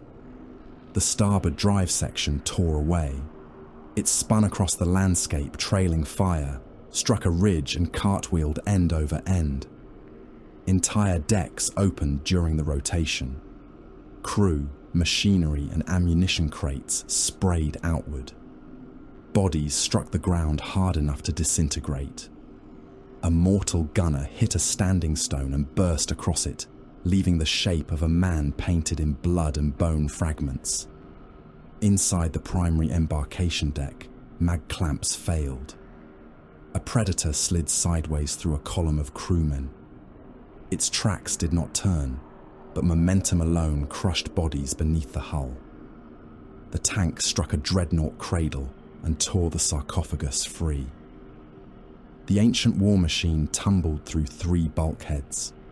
Elsewhere, a land raider broke loose and crossed the deck with its engines dead. It struck an ammunition carrier, folded the vehicle around its prow, and drove both into the outer hull. The plating ruptured. Air screamed from the compartment. Men, weapons, and fire vanished into the opening. The flagship's ventral armor struck the ground. The entire vessel rose from the plain for one impossible instant, then came down again. The final impact ended movement. Silence followed. It lasted less than a heartbeat. Then the screaming began. Sanguinius pulled himself from the wreckage. Warning runes crawled across his retinal display. His left pauldron had fractured. Blood ran from a cut above one eye. Behind him, the corridor was blocked by meters of compressed metal. "Ralderon," Static answered. "My lord." The first captain's voice was broken by interference but recognizable. "Status: unknown. Command decks fractured. Main drives destroyed. Starboard hull absent. Internal fires spreading through the lower bays." "Survivors?" "Enough." The answer carried no comfort. Sanguinius climbed through a split in the hull and emerged beneath the Cygnus sky. The red tier lay across the plain like the carcass of a slain god. Its prow had buried itself within the earth. The vessel's spine rose behind it in broken sections, kilometers of armor torn open to the air. Fires burned within the exposed decks. Escape chutes spilled crew and smoke onto the ground. The canyon carved by the crash stretched back toward the horizon, filled with wreckage, pulverized bone, and burning fuel. Survivors stumbled among the debris. Some were still aflame. A mortal rating ran from the wreck with his uniform burning through to the skin. He took 6 steps before collapsing. Another crewman tried to smother him with a coat, but the flesh came away with the fabric. Then something red moved through the fire. The first bloodletter emerged from beneath a broken armor plate.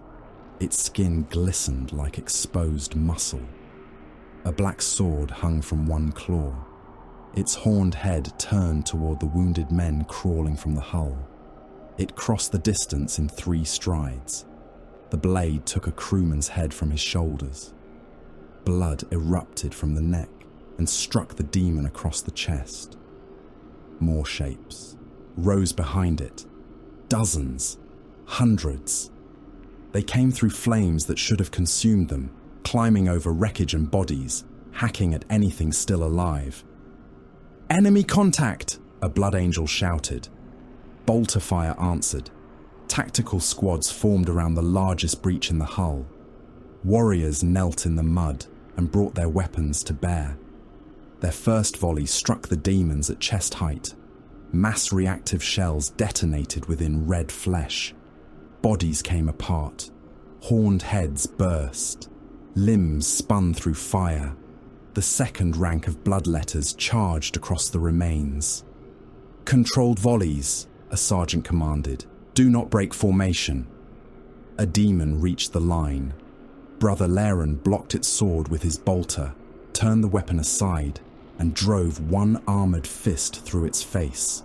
Bone and black ichor sprayed from the rear of the skull. Another creature struck his shoulder.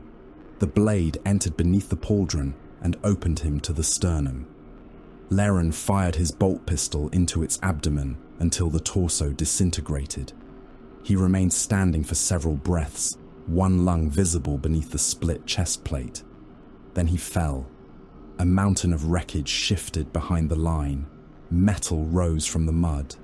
The dreadnought buried during the crash dragged itself free. Its left leg was missing below the knee. One arm ended in a torn bundle of cables. Fire burned around the sarcophagus.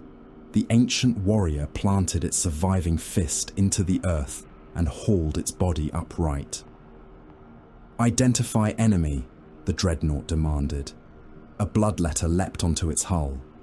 The war machine caught the Daemon and crushed it against its breastplate. Flesh burst through its fingers. "Enemy identified." The dreadnought limped forward, dragging its ruined leg through the mud. "Provide tactical coordinates." Ralderon emerged from the wreck surrounded by command officers. His armor was blackened. Blood covered one side of his helm. He took in the battlefield once and began issuing orders. 3rd and 7th Companies establish a perimeter around the forward wreck. Heavy weapons to the ridgeline. Survivors from the mortal crew are to be moved inside the central hull.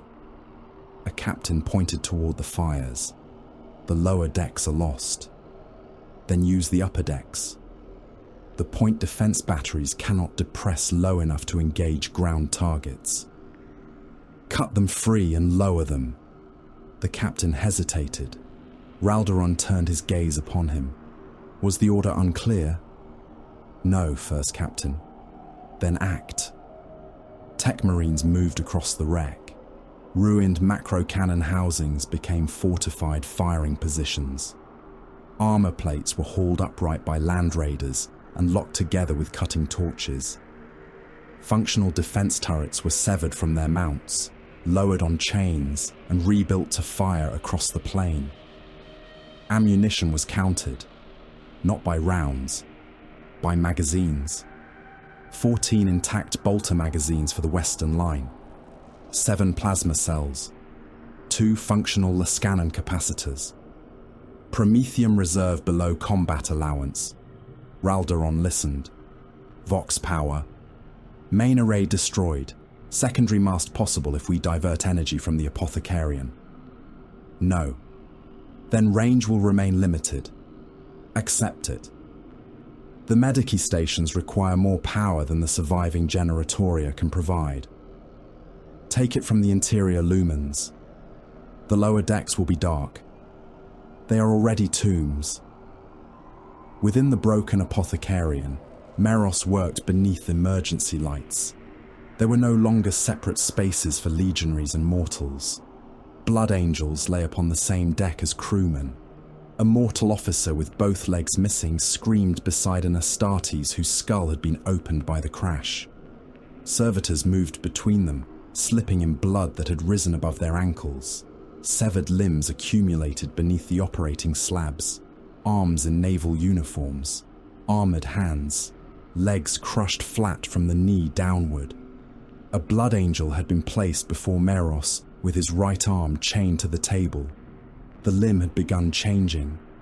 Black growths pushed through the red ceramite. The gauntlet's fingers had lengthened into claws. Beneath the armor, the muscles pulsed in directions no human anatomy permitted. The warrior watched Meros prepare the saw. "Remove it." "I intend to. Before it reaches the shoulder." "It has already reached the shoulder." The brother looked down. Meros drove the Narthesium's blade into the joint.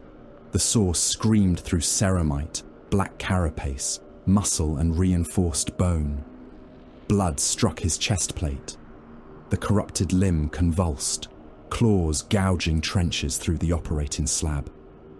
The warrior growled through clenched teeth. "Do not sedate me." "I did not intend to." The arm came free. Meros threw it to the floor and sealed the wound with a cauterizing clamp. The severed hand moved. Its fingers opened and closed. Then the limb rolled through the blood beneath the slab and began pulling itself toward a wounded mortal lying nearby. The crewman saw it coming. He tried to crawl away. His hands slipped in blood. The corrupted fingers caught his boot. Meros drew his bolt pistol and fired. The shell entered the palm and detonated. Fingers, armor, and black tissue splashed across the deck. The mortal stared at him. Meros holstered the weapon. "Continue breathing," he said. "That is your present duty." A roar shook the apothecarian. Not from the ground, from the sky. The surviving Blood Angels' fleet had begun its descent. Stormbirds and thunderhawks plunged through clouds turned red by the reflected fires below. Their formations stretched across the heavens. Hundreds of aircraft crossed the upper atmosphere, while void combat continued above them. Winged demons met them.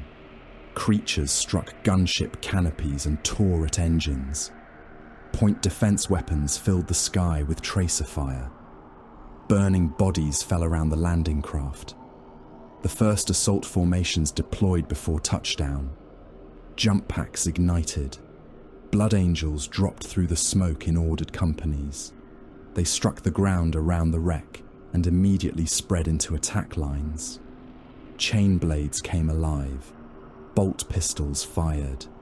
Gunships landed behind them. Tactical squads advanced down assault ramps. Terminators followed, their heavy armor shaking the earth with each step. Land raiders rolled from transport holds, weapons already tracking. Sicarans accelerated toward the outer perimeter. Predators took positions among the wreckage. Fresh dreadnoughts strode into the fire. Mortal auxilia descended behind the legion. Men formed ranks beneath a sky filled with demons and burning aircraft. Officers screamed orders through amplifiers while armor columns pushed past them toward the plain. For a moment, the Blood Angels imposed order upon hell. Then Kabanda entered the landings. He descended from the cloud cover with his wings folded close to his body. A thunderhawk turned toward him. Its dorsal cannon opened fire.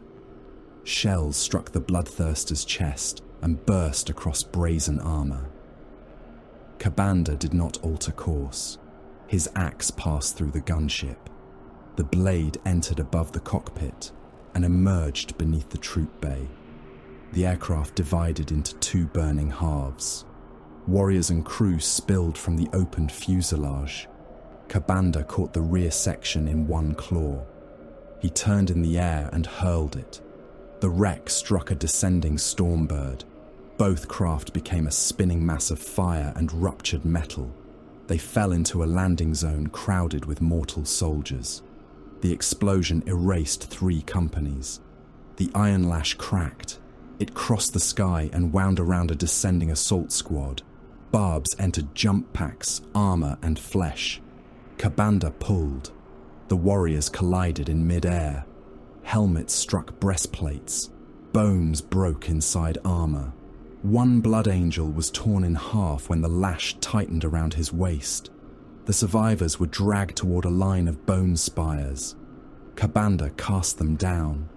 Armored bodies struck the sharpened pillars. Several were impaled through chest and abdomen. One warrior hung with the bone entering beneath his jaw and emerging through the crown of his helm. Others remained alive. Their hands clawed at the spires. Blood ran down the pale columns. A nearby assault company changed direction. "Hold formation," their captain ordered. "My brothers are alive." "Hold!" 2 squads broke from the landing objective and rushed toward the impaled warriors. Demons emerged from beneath the bone field. The rescuers disappeared beneath red bodies. Kabanda watched them die. He had not merely killed the trapped blood angels. He had used them to kill those who loved them. Sanguinius rose from the wreck. His wings spread to their full span. He launched into the sky and crossed the battlefield in a streak of gold and white. A demon engine stood between him and the collapsing eastern landing zone, a tower of brass moving on bladed limbs. Sanguinius struck it from above. The blade Encarmine entered the engine's crown and passed through its core. Warp fire erupted from every joint. The machine collapsed, crushing demons and blood angels beneath its burning mass. The warriors around him rallied. "Form upon me," Sanguinius called. "Advance by cohorts. Recover the wounded only beneath covering fire." His sons obeyed. The eastern line reformed. Assault squads struck the bone field. Heavy weapons tore apart the demons waiting among the impaled warriors. Sanguinius looked upward. Kabanda waited above him. The bloodthirster hovered beyond the reach of the ground batteries.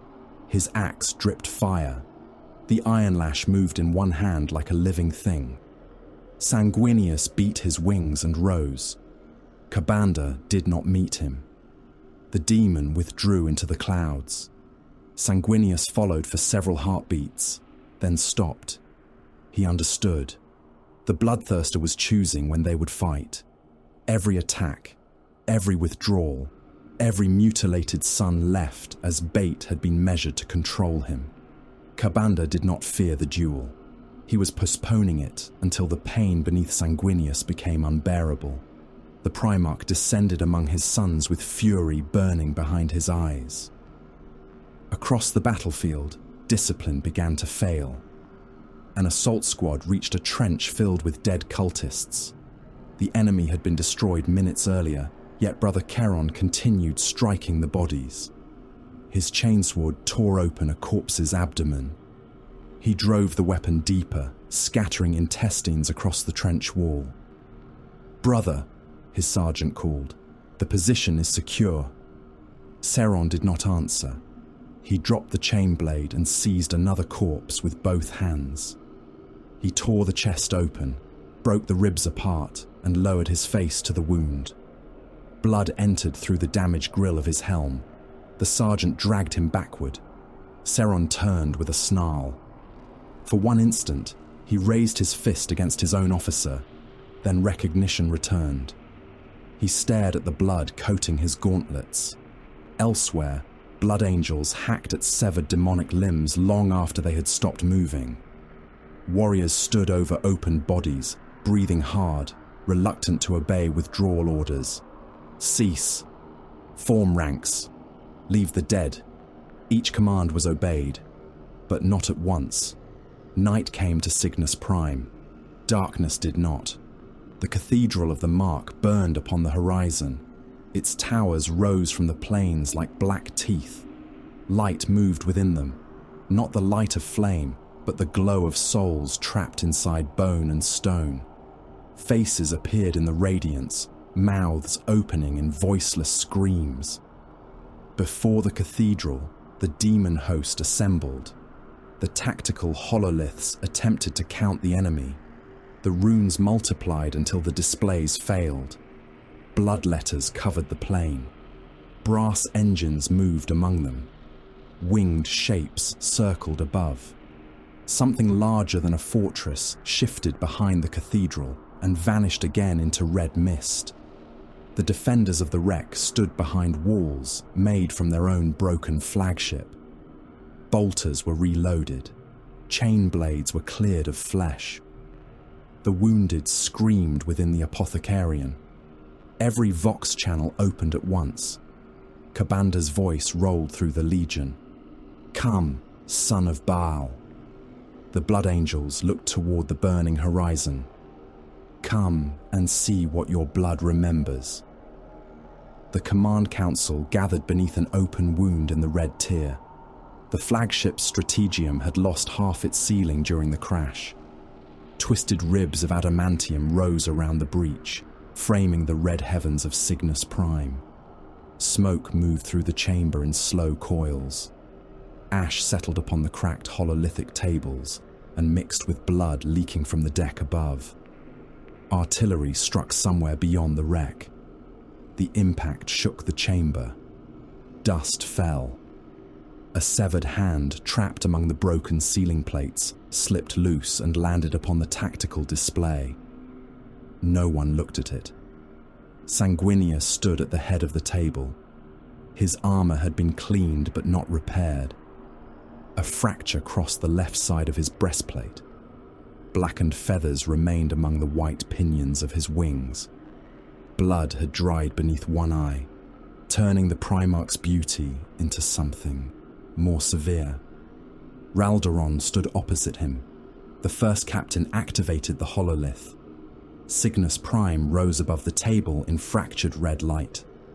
The plains of the damned spread around the wreck. Blood Angels formations appeared as clusters of crimson runes. Many flashed with damage indicators. Beyond them, the enemy was represented by a pulsing mass that covered the horizon. "The surviving fleet remains engaged above the northern hemisphere," Raldoron said. 4 heavy cruisers retain full combat capability. 7 more report severe damage. We have lost contact with 9 escorts and 3 troop transports.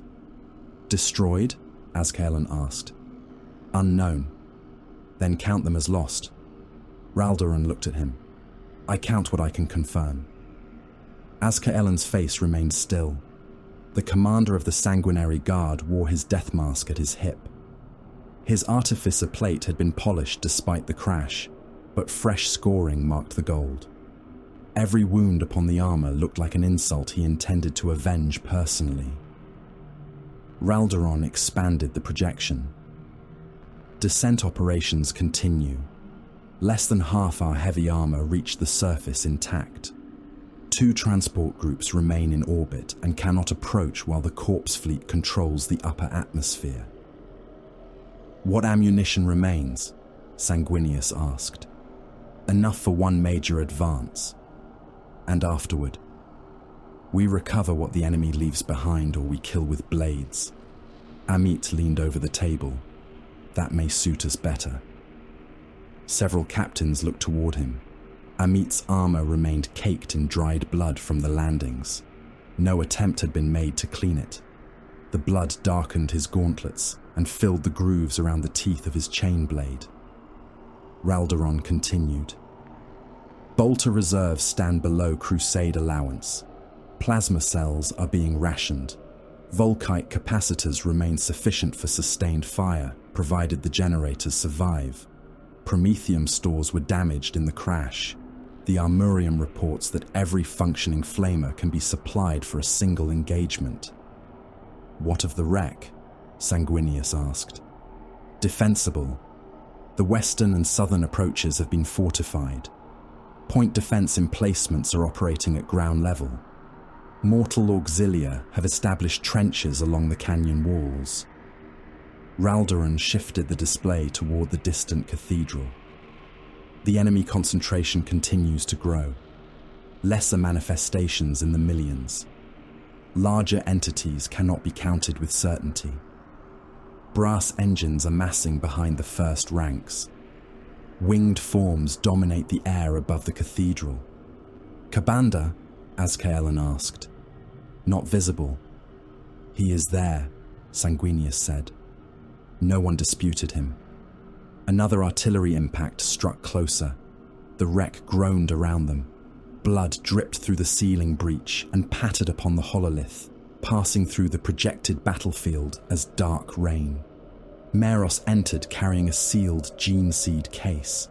His white armor was no longer white. Blood had dried across the cuirass.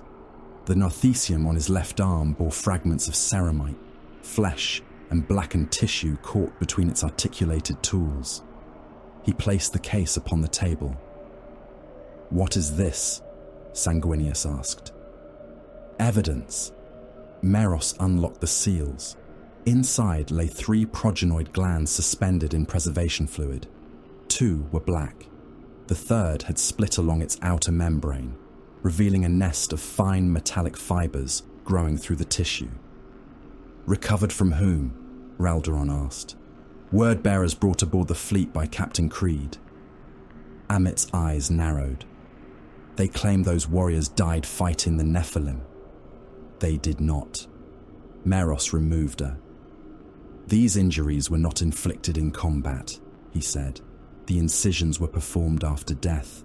Each cut follows the same sequence: throat, sternum, abdomen, progenoid site." "Ritual," Kano said. The former librarian stood close to the chamber wall. His injuries from the boarding action had been sealed beneath fresh armor patches. One side of his torso remained rigid where Meros had rebuilt damaged tissue and implanted supports. The psychic hood around his skull was still dark. Meros inclined his head. "Yes." He changed the display. Another image appeared. The interior of a word-bearer transport, its walls marked with lines of black script. Their dead were used in some form of invocation. Gene seed was removed from more than half the bodies. The residue surrounding the corpses matches the material found within the limb I amputated aboard the Red Tier. "Warp corruption," Kano said. Meros looked at him. "That is your language. Mine is less useful. The tissue possessed no stable cellular structure. It responded to anger, pain, and proximity to blood." Sanguinius stared at the corrupted glands. "What else?" Meros hesitated. The Primarch saw it. "Speak. The enemy understands our affliction." A silence settled over the council. Meros enlarged a series of physiological readings. "The blood hunger is worsening across the Legion. It does not follow exposure, proximity, or company assignment. Warriors aboard separate vessels experience identical changes at the same moment. Implanted organs respond as though receiving a common signal." "Through the gene seed," Raldoran said. "Yes." "Can the Nephilim do this?" "The Nephilim are not here." The words came from Amit. He straightened. "We have found dead worlds, warp creatures, and a word-bearer with a sermon where his loyalty should be. Stop naming the Xenos as though the lie still deserves breath." Harsh murmurs moved around the table. Sanguinius looked at him. "What are you saying?" Amit met his father's gaze. "That Horus chose this place."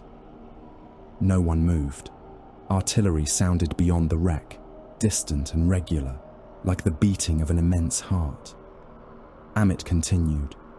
"He chose the cluster. He chose our route. He chose the message.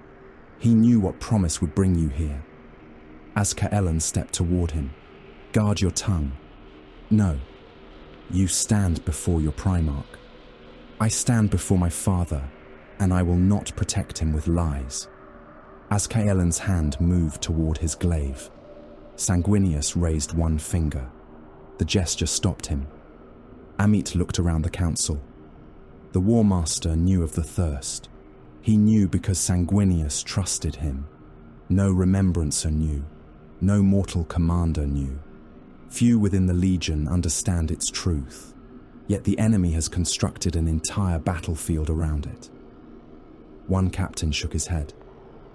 Creed may have stolen the knowledge. From where? The War Master's archives. Then Horus failed to protect our greatest secret and sent the thief to guide us. Does that make the trap cleaner? Sanguinius's wings drew closer behind him. Amit. The captain turned back to him. Horus is my brother. He is the War Master. He is my brother. And he used that bond to reach your throat. Sanguinius struck him. The Primarch's hand crossed the distance too quickly for even an Astartes to evade. His palm caught Amit across the face and hurled him from the table. The captain struck the deck hard enough to fracture it. Blood sprayed from his mouth. 2 teeth spun across the floor. His chain blade tore from its maglock and clattered beneath a damaged console. No warrior spoke. Amit remained down for several breaths. Then he placed one fist upon the deck and pushed himself upright. His jaw hung slightly out of alignment. Blood ran from the corner of his mouth and down his throat guard. Sanguinius stared at him. Grief had replaced anger almost as soon as the blow landed. Amit! The captain spat blood upon the floor. I retract nothing. Kaelin stepped forward. You will kneel. Amit turned his ruined face toward him. Make me. The commander of the Sanguinary Guard drew his glaive halfway from its locking clasp. Helic Redknife laughed. The sound carried no amusement. The Space Wolf stood near the entrance with 2 warriors of his pack. Grey armor encased his immense frame.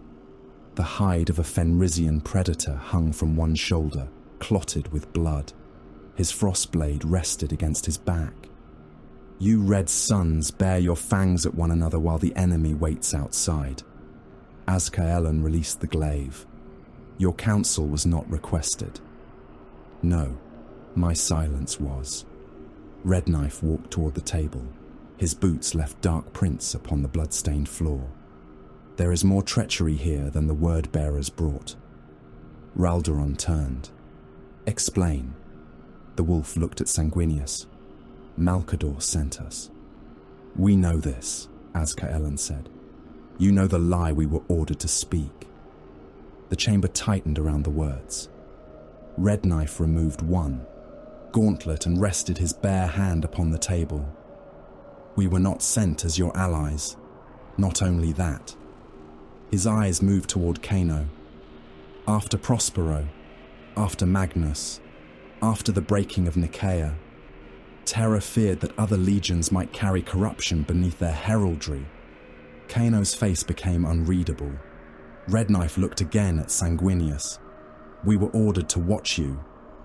Amit wiped blood from his mouth. For what? For signs that the Ninth had fallen. The captains around the table erupted. Weapons came free of maglocks. A power sword ignited. One blood angel took a step toward Redknife before Raldoron's blade appeared against his throat. Hold, the first captain said. The warrior froze. Kaelin's expression had become murderous. You came among us as executioners, as witnesses. And if you witnessed what Malkador feared, Redknife did not look away. Then we were to send word to Terra. Before or after you tried to kill our father. The Space Wolf's lip curled. We are not fools. We could not kill him. No, Amit said. You could only die attempting it. Redknife glanced towards him. At least one son here still speaks without perfume upon his words. Kaelin moved. Sanguinius's voice stopped him. Enough. It was not loud. The cracked strategium fell silent. Sanguinius looked at Red Knife. When were these orders given? Before we entered Cygnus? Before Horus sent us here? Yes. The Primarch lowered his gaze toward the hololith. Terra had feared treachery. Malcador had feared corruption among the legions. The word-bearers had abandoned them. Horus alone had known the secret of the thirst and the hope that could draw Sanguinius beyond all support. The War Master's gift had been fashioned from trust. Sanguinius remained silent for so long that the distant guns became the only sound within the chamber. When he spoke, his voice was calm.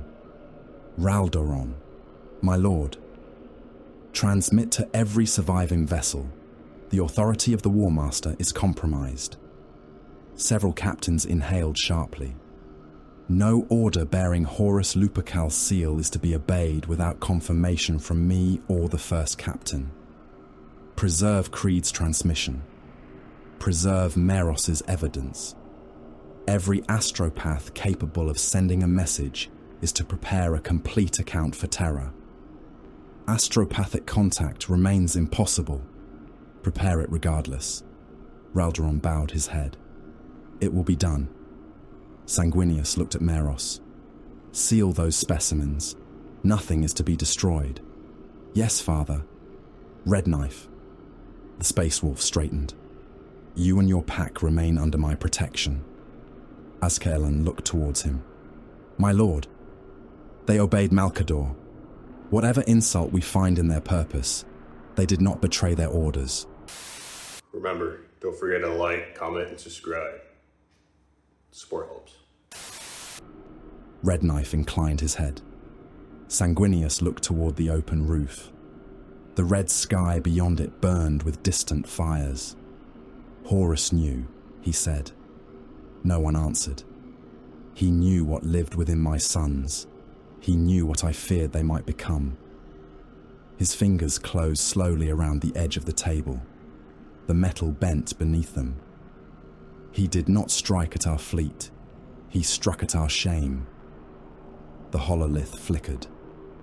The cathedral of the Mark pulsed upon the horizon. Sanguinius released the table. Then we will show him that shame is not obedience. Raldoron moved immediately. He expanded the tactical projection and divided the Blood Angel's strength into attack groups. Armored spearheads advance through the central plane. Sicarans lead to identify mobile threats. Land Raiders follow with Terminator support. Predators form the second line and concentrate upon anything too large for infantry weapons. He marked the ridges around the wreck.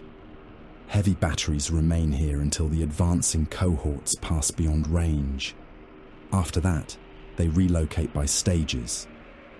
What of the air? A captain asked. Assault companies strike the ritual pylons and winged formations. Gunships provide support until enemy density makes continued flight impossible. Azkaelan spoke. The Sanguinary Guard remains with the Primarch. Sanguinius looked at him. You will deploy where required. I will deploy where you are. That was not a request. Azkaelan met his father's eyes. No, my lord. It was an oath. Raldoron continued before the exchange could harden. The wreck garrison holds the canyon and preserves a withdrawal route. Amit retrieved his chain blade. Withdrawal to where? No longer your concern if the assault succeeds. And if it fails? Raldoron looked at him. Then there will be no one left to withdraw. Weapons assignments followed. Volkite batteries were placed behind the first infantry waves, their thermal rays intended to burn through the tightly packed lesser demons and spread destructive heat from body to body. Lascanon teams received priority targeting on brass engines and greater manifestations. Meltagons and inferno weapons were distributed among assault formations, tasked with destroying armored targets at close range. Perdition weapons, flamers, and heavy flamers were reserved for the cathedral approaches. where enclosed corridors would turn burning promethium into a wall of death. Terminators would anchor each breach. Dreadnoughts would advance with the armor until terrain or damage ended their movement. Every formation received a final ammunition allotment. No reserve remained untouched. Kano approached the table. This plan will feed the enemy. Amit looked toward him. Everything feeds the enemy. Not like this. Kano placed one hand against his sealed hood. The cathedral is drawing strength from the battle. I can feel the current even without reaching into the warp. Every death moves toward it. Every act of rage makes the pressure stronger. Raldoron studied the structure's projection. Can it be destroyed from orbit? The fleet cannot establish a firing solution through the distortion. Artillery may strengthen it before it falls. Sanguinius looked toward the cathedral. And if we do nothing? Kano's voice lowered. The influence will continue moving through the Legion. It may consume every son who carries your blood. Then the choice is made. My lord, direct assault may be what it desires. It is. Kano looked at him. Sanguinius's expression held no uncertainty. A trap remains a trap even when seen, the Primarch said. Recognition does not always provide escape. Outside, the Legion assembled. Blood Angels stood in ordered ranks around the wreck. Crimson armor covered the plain. Standards moved above them, their wings and blood drops illuminated by the fires of Cygnus. Tanks waited behind the infantry. Jump packs growled. Chain blades awakened in waves. Mortal auxilia filled the trenches and artillery positions, small beneath the armored sons of the Emperor. Sanguinius climbed onto the broken prow of the red tier. His sons turned toward him. He did not raise his voice. The Vox carried it across the army. My sons. The plain became still. We were brought here through deception. The enemy knew our course. It knew our strength. It knew the secret we have carried from the deserts of Baal to the farthest edge of the Great Crusade. Helms tilted upward. Some warriors lowered their gaze. Sanguinius spread his wings. We have hidden the thirst because we feared what others would see. We named restraint nobility and believed nobility required innocence. He looked upon the Legion. We were wrong. The words moved through them like a blade. Nobility is not innocence. It is choice. His hand closed around the hilt of the blade in carmine. The beast within our blood is not our master. Rage is not allegiance. Hunger is not destiny. We are not judged by the darkness we carry. We are judged by whether we kneel before it. The cathedral towers brightened. Figures moved atop them. The last captives of Cygnus hung from chains above the plain. Men in torn uniforms, soldiers, laborers, priests. Thousands of bodies suspended over channels carved into the black stone. Kabanda appeared upon the highest tower. Even at that distance, his wings blotted out the crimson glow behind him. He raised one claw. The chains tightened. The captives were torn apart. Arms ripped from shoulders. Bodies split through the spine. Heads tore free with ropes of flesh trailing from the necks. Blood fell from the towers in red waterfalls and poured into the channels below. The carved lines ignited. A vast sigil burned across the earth. The demon host moved, not in scattered charges, as one. The entire horizon advanced toward the 9th Legion.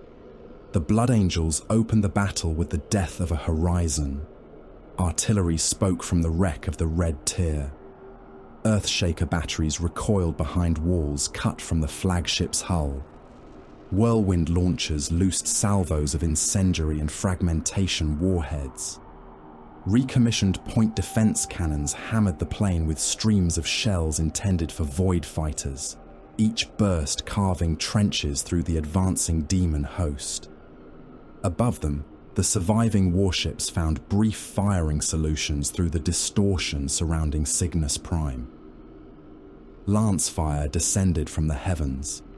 Columns of white radiance struck the foremost ranks of the enemy and burned holes through the world. Blood letters vanished by the thousand. Brass-armored behemoths became molten silhouettes.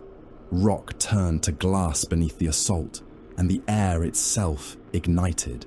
Then the armored companies fired. Predators discharged lascannons in disciplined sequence. Sicaran accelerator cannons filled the red dusk with streams of hypersonic shells. Land raiders added their heavy weapons to the storm, while Legion basilisks and medusas hurled ordnance over the advancing Blood Angels' lines. The horizon disappeared. It became an unbroken wall of detonation, burning vapor and flung body parts. Horns, claws, and severed heads tumbled through the smoke. Black swords spun end over end. Demons burst apart beneath explosive pressure, their bodies reduced to boiling crimson mist. For 7 heartbeats, the plains of the damned belonged to the 9th Legion. Then the blood began to rise. It lifted from shattered demon bodies in long crimson threads. The vapor gathered above the craters, twisting upon itself. Clots swelled into torsos. Limbs unfolded from steam. Horned skulls forced themselves out through membranes of coagulated blood. Brother Captain Eli watched the dead reform through the magnification of his helm. "First line returning," he said. The reply from command was immediate. "Advance before manifestation completes." Eli raised his sword. "Armor forward." The Sicaran spearheads accelerated. Their engines roared beneath the artillery thunder. Tracks bit through glassed soil and pulverized bone. The fastest tanks plunged directly into the reforming demon ranks, crushing half-formed bodies beneath their hulls before the creatures could solidify. A Sicaran turned its main weapon toward a pack of flesh hounds racing across the flank. The accelerator cannon fired. The leading beasts ceased to exist. The rounds tore through them and continued into the pack behind, splitting torsos, pulverizing skulls, and scattering pieces of burning flesh across the plain. The survivors struck the tank. Claws scraped against ceramite. Teeth closed around track guards and tore them away. One fleshhound leapt onto the turret and drove its snout against the commander's hatch. The hatch opened. The tank commander emerged with a bolt pistol in one hand and a power blade in the other. He fired into the creature's mouth. The shell burst inside its skull and threw the upper half backward. A second beast seized him by the arm. It dragged him from the cupola. The Blood Angel disappeared beneath the pack. The Sicaran continued forward without him. Land raiders advanced behind the spearheads, their prows pushing through mounds of demon corpses. Terminators waited within their troop bays, silent beneath the thunder of impacts against the armor. A brass engine rose ahead of them. It moved upon 6 piston-driven limbs, its body shaped like a furnace wrapped in screaming faces. A cannon protruded from its chest. When it fired, the projectile struck a land raider and burst into liquid flame. The tank's frontal armor survived. The demon engine charged. Predator lascannons found it first. 3 beams entered the furnace body. Metal ran like wax. The screaming faces fused together. The engine staggered but did not fall. The Land Raider rammed it. Armored prow met brass torso. The impact folded the engine around the tank's hull. Terminators disembarked through the forward ramp and entered the wreckage before either machine had stopped moving. Power fists rose and fell. They tore the demon engine apart from within. Farther along the line, the armor was dying. Blood Crushers struck a Predator company from the flank. Brass hooves shattered track units. Hellblades entered through vision slits and weapon ports. One Daemon Rider drove its blade beneath a turret ring and tore upward. The turret lifted. Inside, the gunner screamed as claws reached through a gap narrower than a human arm. They caught his face and pulled. His skin came away first, then his eyes, then the front of his skull. The Predator continued rolling. Blood poured from every hatch seam. Its Lascannon discharged once more before the vehicle struck a corpse mound and overturned. Above the armor, the assault companies descended. Jump packs burned through the smoke. Blood Angels fell in ordered formations, crimson armor outlined by contrails of fire. They passed through swarms of winged demons and entered the battle from above. Brother Sergeant Malchior landed upon a ritual tower. His boots shattered the spine-based platform beneath him. His squad struck around him. Chain blades ignited. Bolt pistols fired into the cultists tending the structure. The first man's head burst. The second took a mass-reactive shell through the sternum. His torso opened from within, organs and fragments of rib striking the tower's black walls. Malchior drove his chainsword through a demon's shoulder. The weapon tore downward, chewing through collarbone, chest, and abdomen. Black ichor sprayed across his helm. "Charges," he ordered. One of his brothers fixed a melter bomb to the ritual pylon. The tower screamed. Not the cultists, the structure itself. Faces emerged from the black material, mouths opening beneath the explosive. Malchior stared at them for half a heartbeat, long enough to recognize Blood Angels who had died decades before. Detonate! The squad leapt clear. The pylon vanished in a sphere of white heat. Across the battlefield, assault companies struck demon artillery sites, command knots and towers feeding the crimson haze. Perdition weapons filled trenches with liquid fire. Flamers burned bloodletters until their bodies became blackened skeletons standing upright in the inferno. For a time, the 9th Legion fought as it had fought across 1,000 worlds. With speed, with discipline, with terrible grace. Then Kabanda changed the battle. Fleshhounds abandoned the armor and hunted the wounded. They crossed the plain in packs, ignoring intact formations to strike apothecaries, medici carriers, and gene seed recovery teams. They leapt into evacuation corridors and tore injured Blood Angels from stretchers. One beast caught an apothecary by the throat. Its jaws closed through the gorget. Ceramite fractured. The creature shook its head until the apothecary's body tore free beneath the neck. The head remained in its mouth. Blood Crushers targeted command vehicles. They crashed through Vox relay stations, trampled signal officers, and smashed antennae beneath brazen hooves. One beast rammed the mobile command carrier of the 23rd Company. The vehicle rolled onto its side. Demons swarmed the wreck. The captain emerged through the upper hatch and killed 4 before a black sword entered his back. The blade emerged from his abdomen with loops of intestine wrapped around it. The demon pulled the weapon sideways. The captain came apart at the waist. Winged creatures descended upon the wounded being carried rearward. They did not kill quickly. They lifted injured warriors into the air and opened them above the advancing formations, letting their blood fall upon the helms of their brothers. Every attack was chosen. Every mutilation was visible. Every dying voice remained on the Vox. Raldoron heard them all. The first captain stood within the command position behind the armoured line. Tactical runes flickered across his display. Entire companies vanished when their relay stations were destroyed. 17th Company, report. Static. 23rd, report.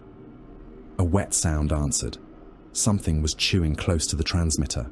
Raldoran changed channels. All formations maintain objective priority. Do not pursue wounded. Do not break for recovery without covering fire. Amit's voice answered from the central advance. They are killing our apothecaries. I am aware. You order us to leave them. I order you to preserve the Legion. Amit's reply came through gunfire. Then preserve it quickly. The mortal army cohorts held the center. Colonel Bastian Cord watched the Blood Angels advance beyond his position and understood that he would never see the wreck again.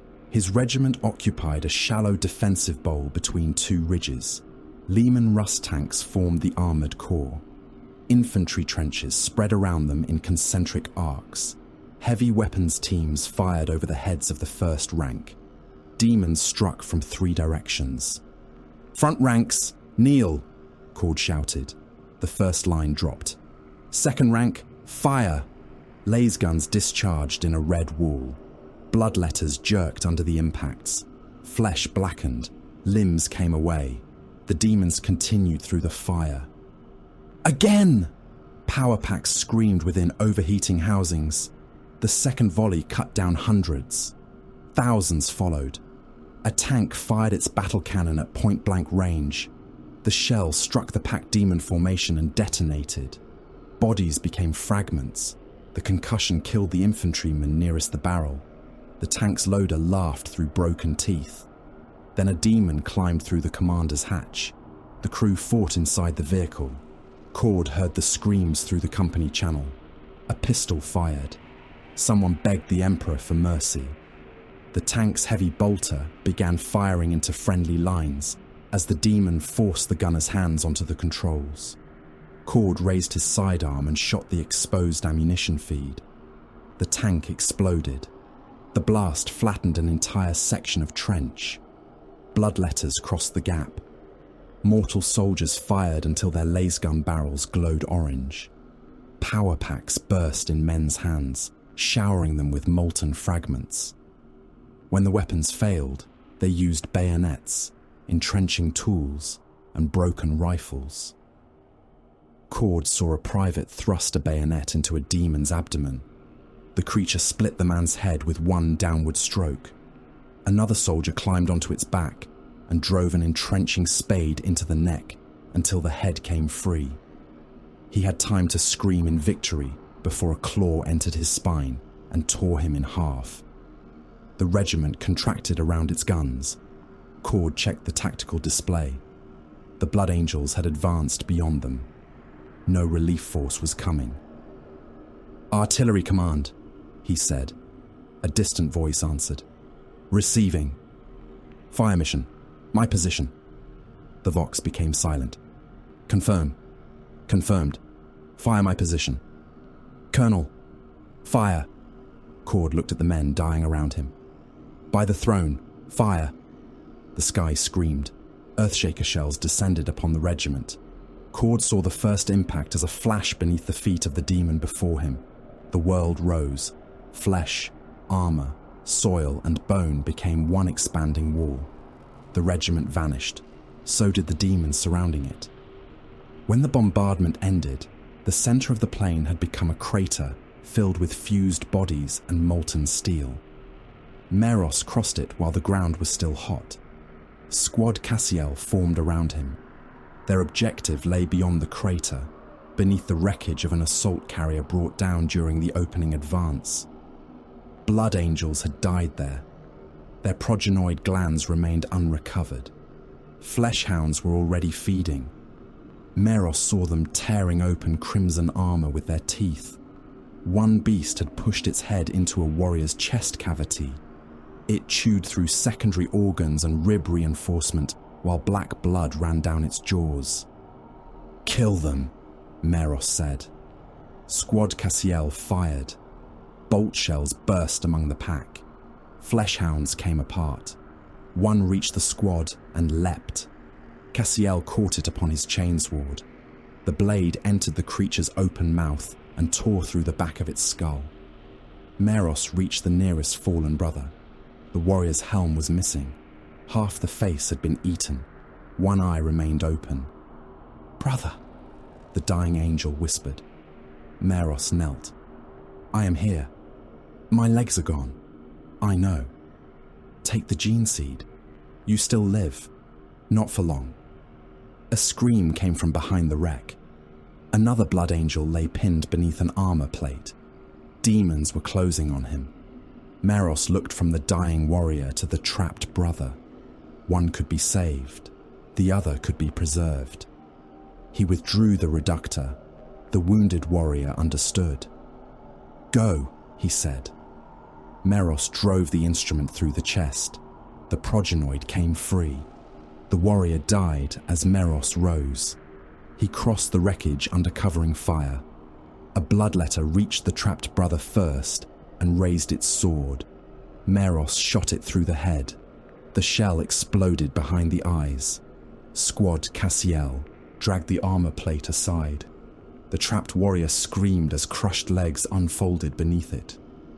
"Alive," Cassiel said. Meros knelt and began cutting away the ruined limbs. Behind them, demons devoured the bodies he could not reach. The air changed. Every blood angel felt it. Heat spread across the plain. The crimson haze darkened. Vox channels filled with a deep, rhythmic sound. A heartbeat. Then another. Kabanda entered the war. He came down before the armored advance. The first dreadnought turned toward him and fired its assault cannon. Shells hammered the bloodthirster's chest. Sparks and blood flew from brazen plate. Kabanda's axe fell. It passed through the dreadnought from shoulder to hip. The sarcophagus split open. Amniotic fluid and ancient flesh poured onto the ground. The interned warrior's remains twitched within the broken shell. The axe continued. Its edge struck the Land Raider behind the dreadnought and cut through frontal armor, troop bay, and engine compartment. The tank opened in two halves. Terminators within were divided with it. One warrior emerged missing everything below the chest, dragging himself by one arm before Kabanda crushed him under a hoof. The iron lash snapped above the battle. An assault squad vanished from the sky. The barbs caught warriors around arms, throats, and torsos. Kabanda pulled them together. Armor struck armor. Bones broke. Then the lash tightened. Bodies burst inside their plate. Blood sprayed from helm grills.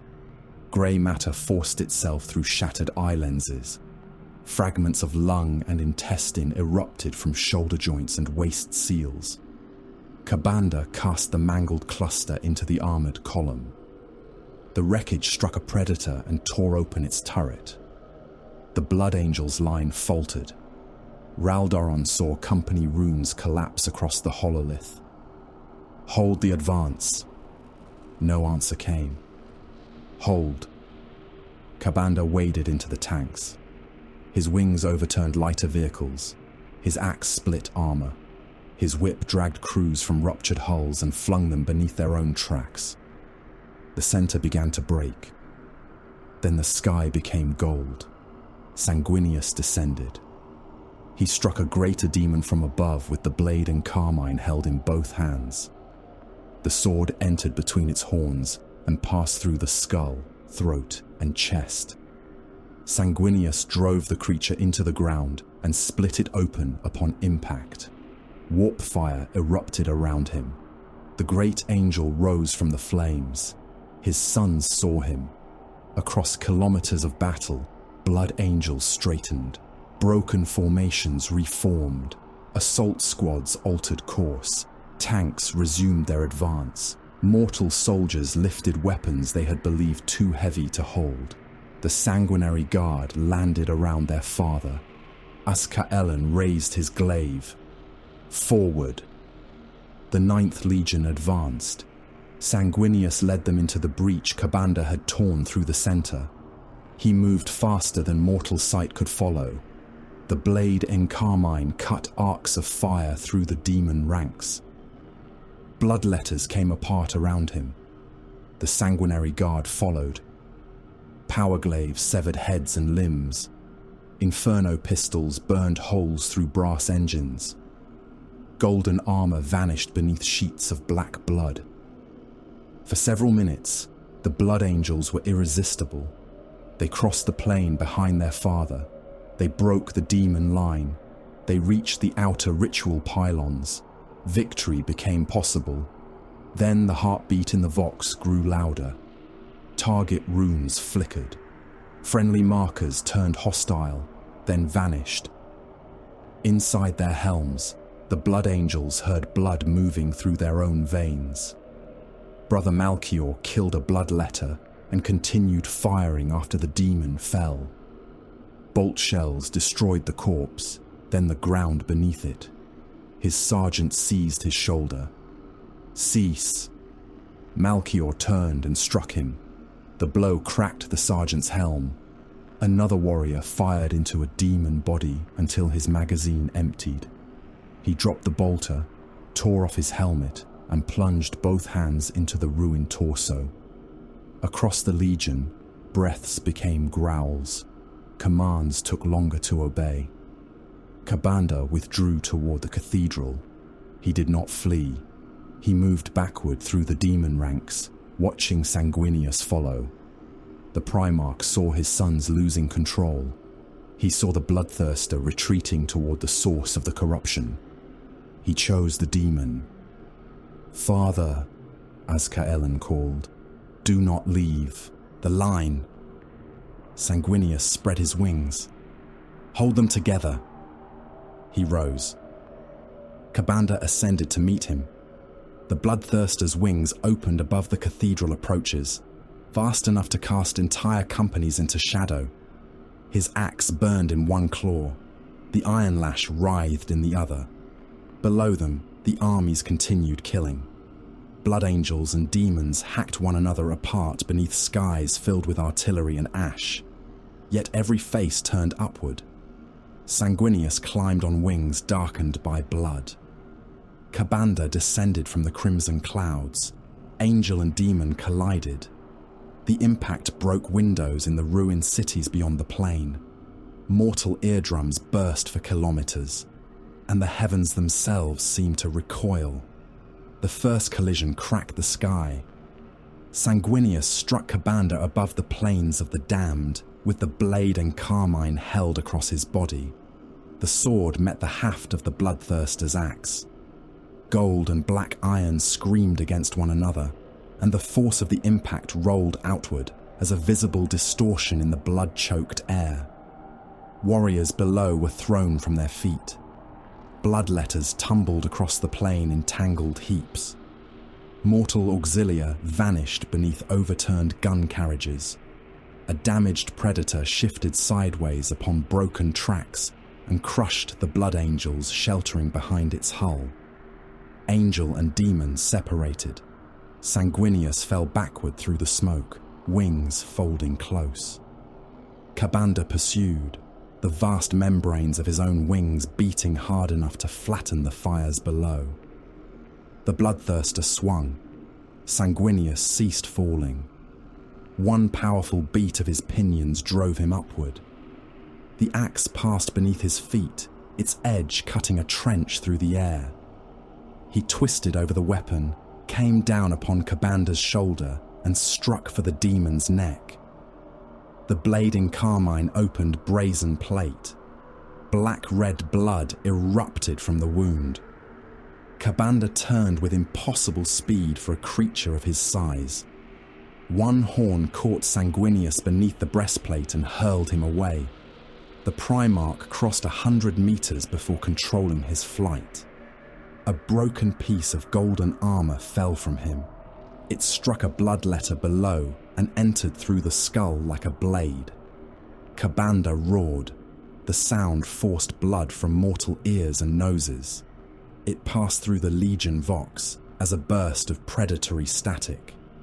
Blood angels stumbled beneath it, their targeting runes splitting into crimson ghosts. Sanguinius climbed. Kabanda followed. The Primarch refused the rhythm of the demon's attacks. He changed direction before each collision, driving upward, dropping without warning, banking through the burning wakes of descending gunships. His wings carried him where Kabanda's greater mass could not follow with equal precision. The bloodthirster possessed reach. Sanguinius denied him distance. He struck the demon's wrists, elbows, and wing joints. He carved through armor rivets and the tendons beneath them. Each wound was small beside Kabanda's immensity, but every cut weakened the mechanics of the monstrous body. The iron lash came for him. Sanguinius rolled beneath the first coil. The barbed weapon continued past and tore through an assault squad ascending behind him. One warrior lost both arms at the shoulder. Another was opened across the abdomen, his organs spilling into the air before the rest of him fell. Sanguinius saw them die. Kabanda saw him see it. The demon smiled. "You decorate the beast." The words entered Sanguinius through the roar of battle. You gild its armor. You teach it verse. You give it banners and call its hunger duty. Sanguinius drove toward him. Kabanda spread his wings and rose beyond the sword's reach. "Your sons are not noble." The bloodthirster's voice rolled across the plain. "They are caged." Sanguinius pursued him through the crimson clouds. "Your words are wind." "Your blood knows me." Kabanda turned in the air and brought the axe down with both claws. Sanguinius crossed the blade in carmine above his head. The weapons met. The Primarch dropped beneath the force. The muscles of his arms locked. Armor servos shrieked. His wings beat furiously to keep him aloft. Kabanda pressed closer. Their paintings are cages. The axe descended another hand's breadth. Their discipline is a cage. Sanguinius's wrists began to bend. Their love for you is the strongest cage of all. Sanguinius drove one knee into the bloodthirster's chest. The blow broke an armor plate and threw Kabanda backward. The Primarch followed before the demon could recover. He struck the axe haft aside and cut across Kabanda's face. One horn split near its base. The severed section spun into the battle below, crushing 3 legionaries and a score of demons beneath it. Kabanda touched the wound. Blood ran across his claw. He looked at it. Then he laughed. Sanguinius attacked again. The laughter followed him. "You believe restraint is victory." The blade and carmine cut a line through the Daemon's abdomen. Kabanda's entrails shifted behind the opened armor, burning like serpents within a furnace. "You believe the beast obeys because it waits." Sanguinius struck for the heart. Kabanda twisted.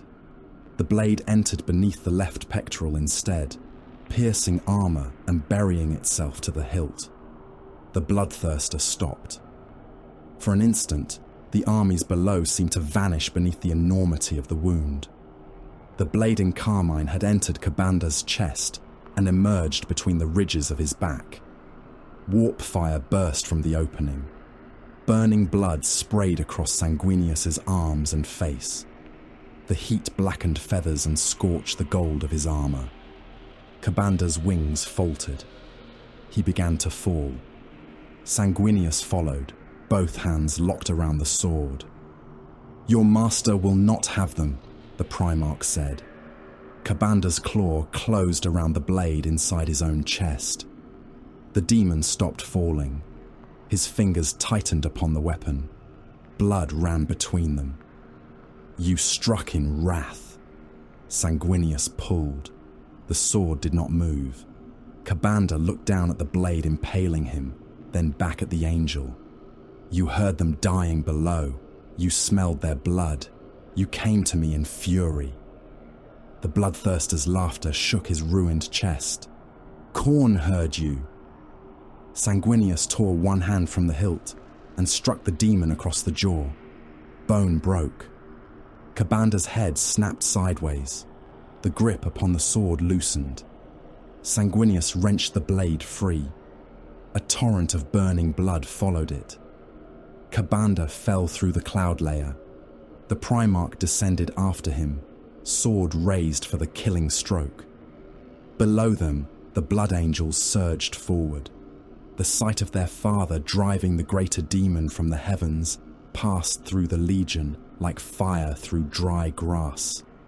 Warriors roared his name. Assault companies abandoned wounded engines and climbed toward the duel. Tanks advanced over mounds of demonic dead. For one bright moment, the 9th Legion believed the impossible creature could be destroyed. Kabanda opened his wings. His descent stopped. Sanguinius came down upon him. The bloodthirster moved aside at the final instant. The blade encarmine passed through the edge of one wing and tore a ragged wound in the membrane. Kabanda caught Sanguinius by the throat.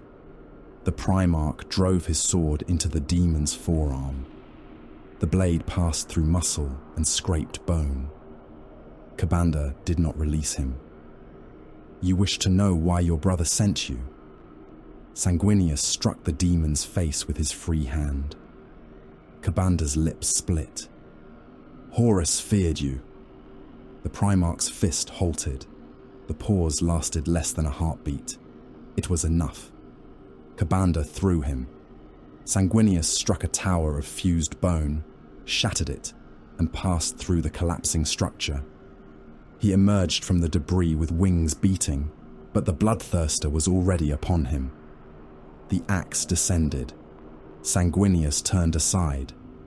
The blade glanced across his breastplate, ripping open the golden armor and exposing the black carapace beneath. "Horus knew of the hunger," Kabanda said. The iron lash snapped. Sanguinius cut one coil from the air. "He knew because you trusted him." Another lash stroke came from below. Sanguinius climbed over it, but Kabanda's wings struck him from the side and sent him tumbling. "He took your confession and forged it into a chain." Sanguinius recovered. His face had become still. "You lie." "Your course was his." Kabanda swung the axe. Sanguinius blocked, but the blow hurled him lower. "Your orders were his." The iron lash passed around Sanguinius and withdrew before he could strike it. The promise of a cure was his. Sanguinius drove forward, but the movement lacked the precision of his earlier attacks. Anger had entered the rhythm of his wings. Kabanda saw it. "Horus did not send you here to conquer." The demon's smile widened. "He sent you to kneel or die." Sanguinius roared and attacked. The blade in carmine struck Kabanda's axe and drove it aside. The Primarch hit the demon's chest with his shoulder, forcing him backward through the smoke. He stabbed once, twice, a third time, each blow tearing through brazen armor. Kabanda surrendered ground, not from weakness, to lengthen the pursuit. The iron lash moved behind Sanguinius. The Primarch felt the change in the air. He turned. Too late. The first coil wrapped around his left greave. The second caught the right. Sanguinius brought the blade in carmine down, but the whip twisted. A barb struck the sword and deflected it. Other hooks punched through golden plate, pressure seals and ceramite reinforcement. They entered flesh. Kabanda pulled. The coils tightened beneath Sanguinius's knees. His flight stopped so violently that blood burst from beneath the armor.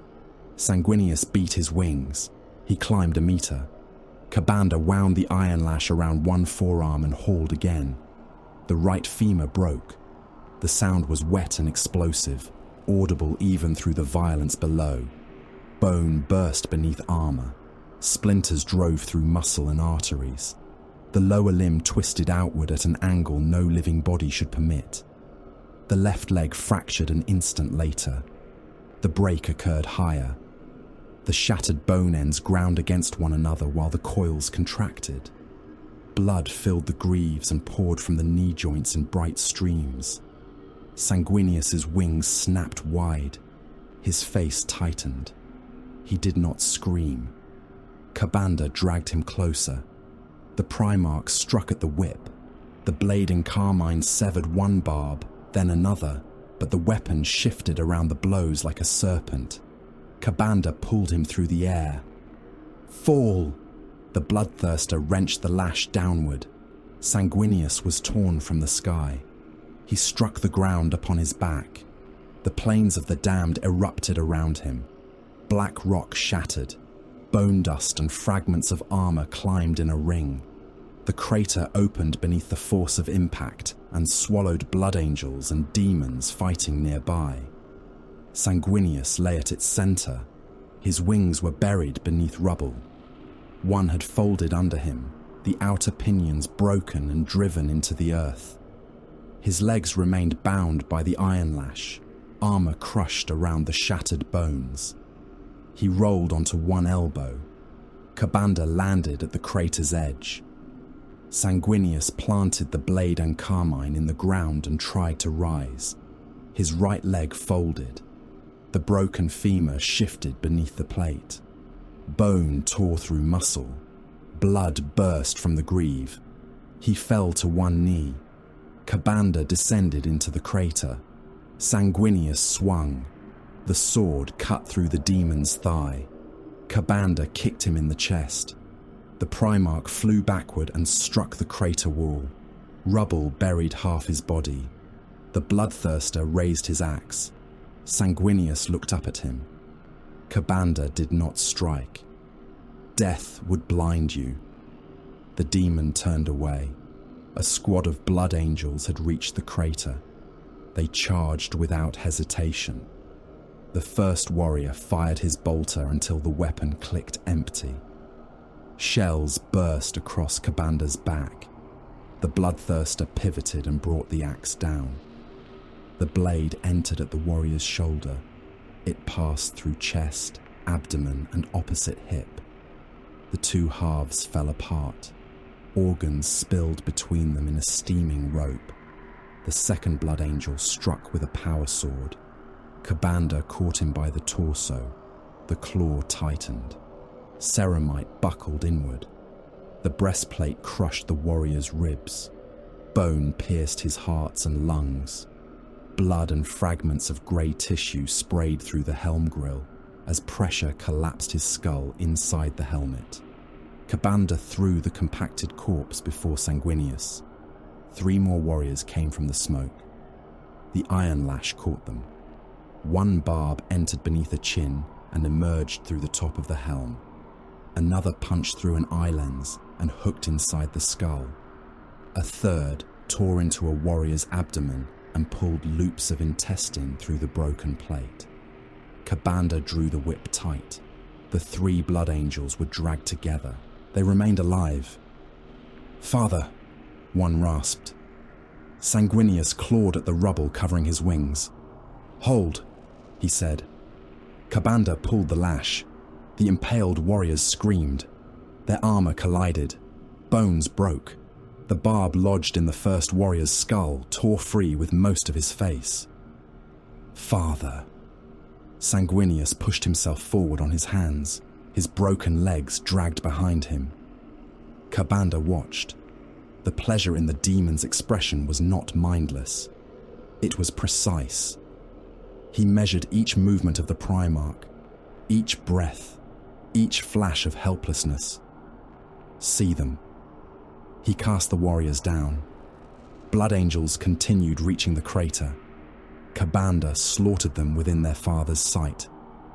He stamped through one warrior's pelvis and left him trying to crawl with both legs reduced to red wreckage. He tore the arms from another and beat him to death with them.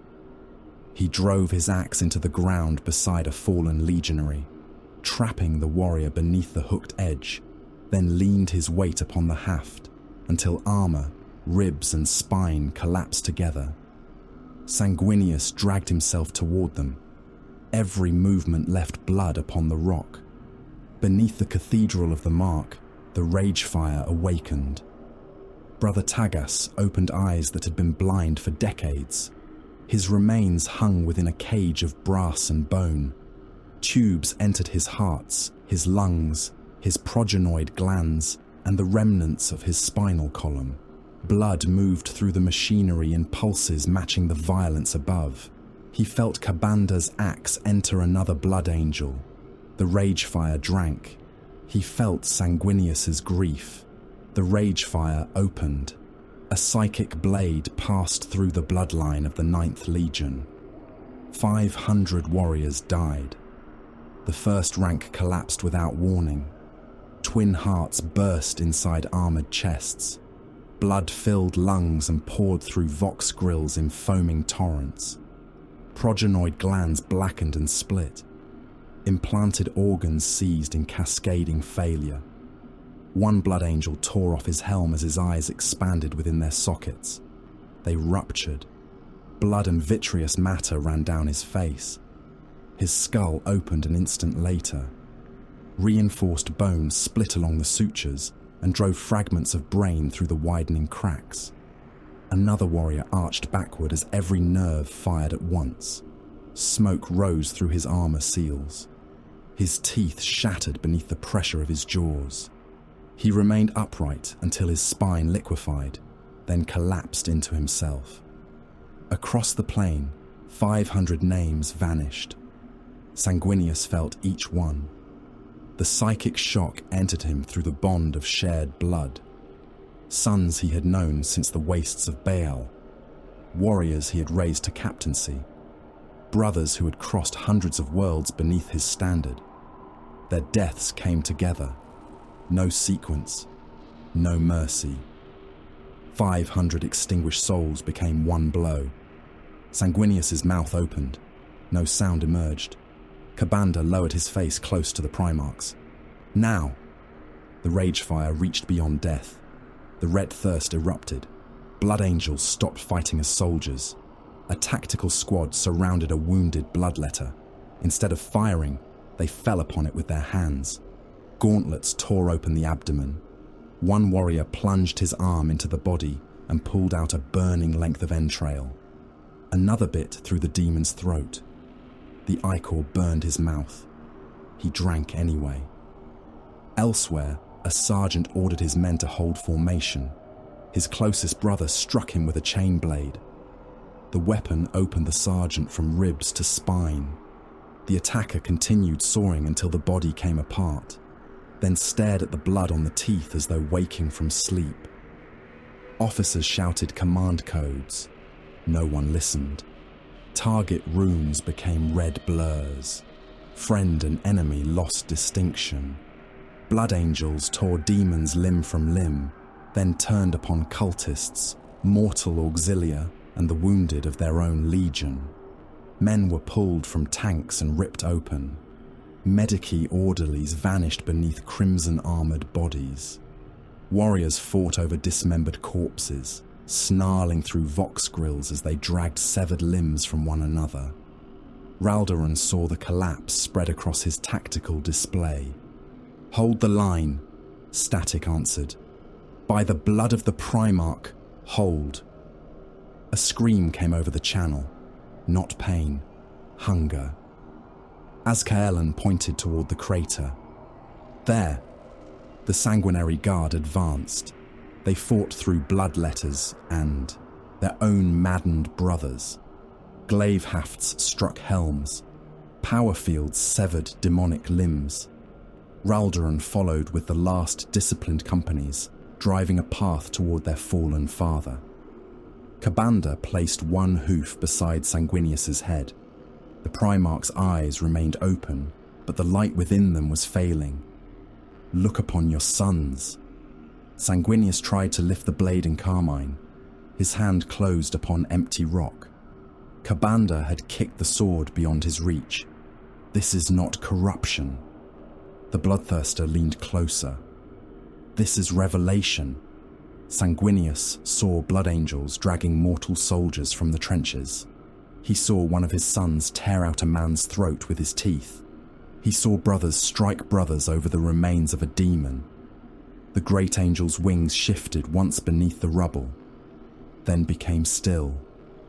His eyes closed. Kabanda straightened. Raldoron reached the crater's rim.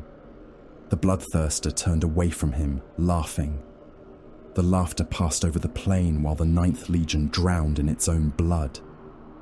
And behind the shattered battle line, the first Blood Angel sank his fangs into the throat of an ally. Raldoron reached the crater through a wall of his own brothers. They came at him with helms split, armor blackened, and weapons emptied. Some still carried chainblades. Others had abandoned them for their hands.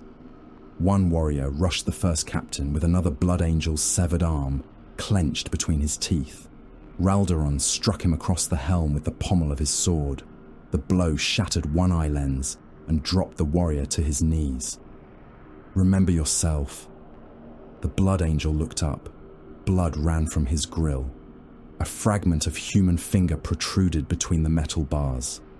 He roared and rose again. Raldoron drove his elbow into the warrior's throat seal. Ceramite cracked. The maddened legionary collapsed, choking upon blood and broken armor. "Do not kill them," Raldoron ordered. The command passed through the Sanguinary Guard. None answered. They were too busy holding the crater. Golden-armored warriors formed a shrinking circle around Sanguinius. Their glaives carved luminous arcs through the smoke. Demons came from the outer slopes. Blood angels came from within the Legion's broken lines. Both struck the guard with equal fury. Azkaelon stood over his father. His death mask hid his face. Black ichor covered the sculpted features. One winged pauldron had been torn away, exposing the blood-slicked fiber bundles beneath. "First Captain," he said. "Extraction." Raldoron cut a bloodletter from groin to sternum. "Signal is corrupted." "Then clear it. I am attempting to." A sanguinary guard named Hasael lost his glaive to a demon's black sword. He caught the creature by one horn, dragged its head down, and drove a knee through its jaw. Before he could recover, 3 maddened blood angels seized him from behind. One tore off his helm. Another drove clawing fingers into his eyes. Hasael screamed his father's name as the 3rd warrior opened his throat with its teeth. Azkaelon turned. Too late. The mob pulled Hasael apart beneath them. Golden armor vanished under crimson bodies. Blood sprayed upward in pulsing jets, painting the underside of Sanguinius's broken wings. "Close the ring," Azkaelon roared. The remaining guardians stepped over Hasael's dismembered remains. Raldoron reached Sanguinius. The Primarch lay half buried in black stone. His legs were ruined within crushed artificer plate. One femur had driven through the inner armor and torn the muscle around it into a red cavity. Blood filled the crater beneath him.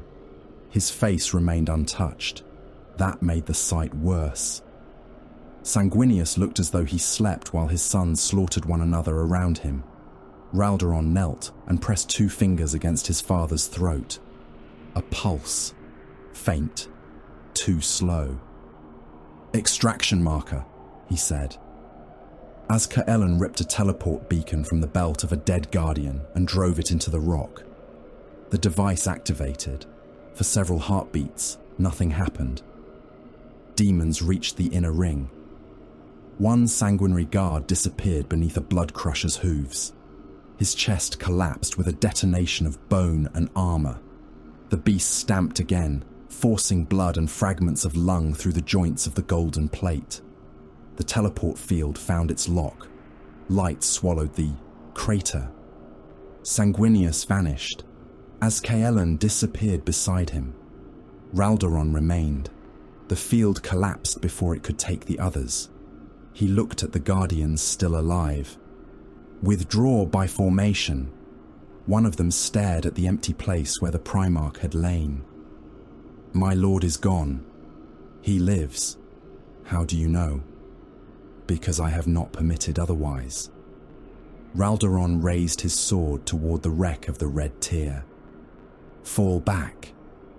The 9th Legion no longer possessed a front. Its formations had become wounds spread across the plains of the damned.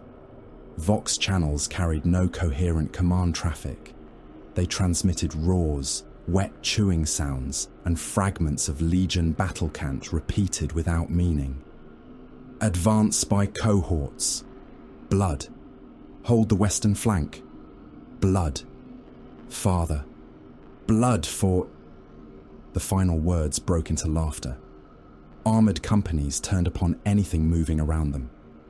A Sicaran crushed a line of mortal auxilia beneath its tracks, while its turret fired into a Blood Angels assault company. The warriors attacked the tank in response, tearing open hatches and dragging the crew through the apertures. The driver emerged without his helm. His brothers seized him. For one moment, recognition passed among them. Then, an assault marine thrust both thumbs into the driver's eyes and forced them through the sockets. The Sicaran rolled onward, empty. Artillery batteries continued firing after their target grids failed. Earthshaker shells fell into friendly positions. One barrage struck a Blood Angels medical column, turning wounded legionaries, servitors, and apothecarian vehicles into a single crater filled with burning limbs and ruptured gene seed cases. The gunners heard the screams over the Vox. They reloaded. Some laughed while they did it. The demons began to retreat, not in fear, as mortals knew fear, but from instinctive recognition that the thing they had awakened had surpassed the limits of controlled slaughter. Bloodletters fled from Blood Angels who fought without weapons. A warrior caught one creature by the lower jaw and pulled until the skull separated. He plunged his hands into the opened neck and tore out its spine. Burning ichor coated his arms. He lowered his face to the wound. The demon blood scorched his lips and tongue. Skin blackened. Teeth loosened in the gums. He drank. Another Blood Angel had broken his chainsword inside a demon's torso. He discarded the weapon, seized the creature's arms, and ripped them from their sockets. When a second demon attacked, he beat it to death with the severed limbs of the first. The killing no longer resembled war. There were no objectives, no firing lines, no restraint. The Blood Angels became a red tide flowing in every direction at once. Kabanda walked through it. His axe hung low in one claw. The iron lash dragged across the corpse-covered plain behind him. Blood Angels surrounded the Bloodthirster. They attacked with the same mindless fury they turned upon everything else. Kabanda killed them. He crushed one beneath his hoof and ground the body into the earth until armor, flesh, and stone became indistinguishable.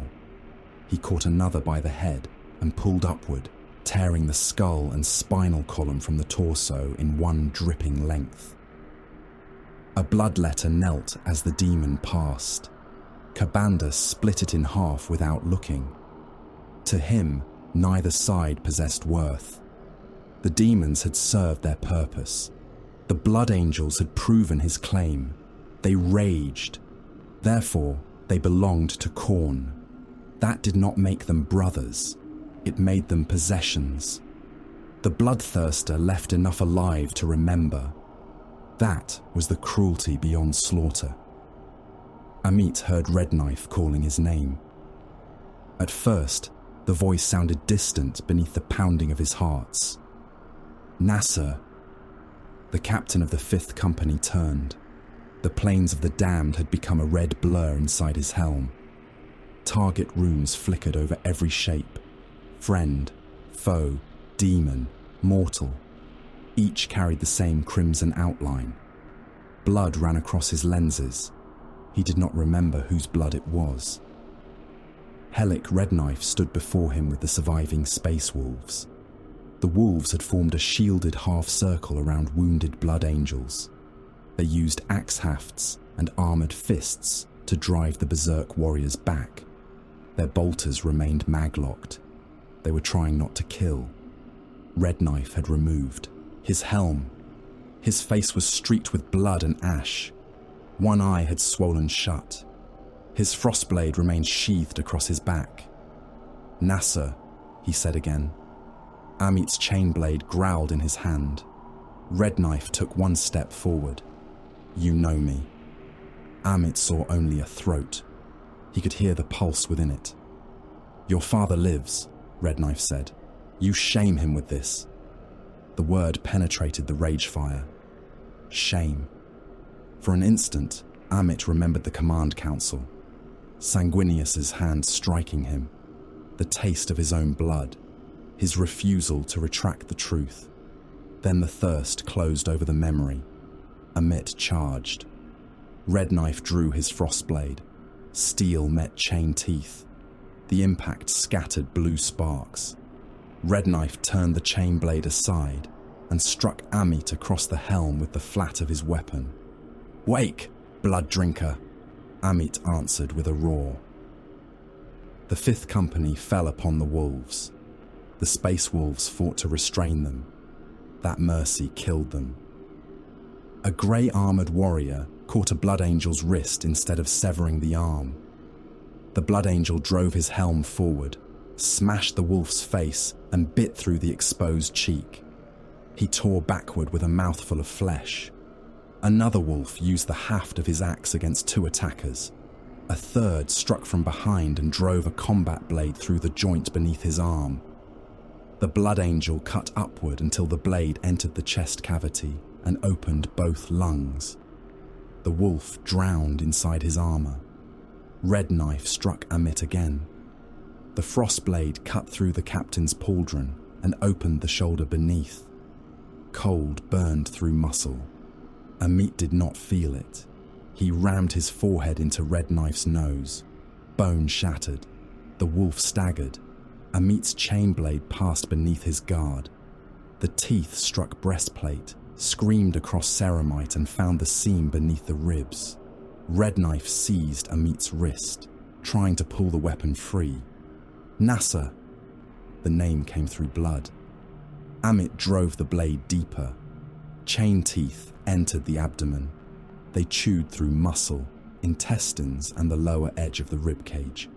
Blood and pulped organs sprayed from the wound. Red Knife gripped Amit's gorget. His one open eye remained clear.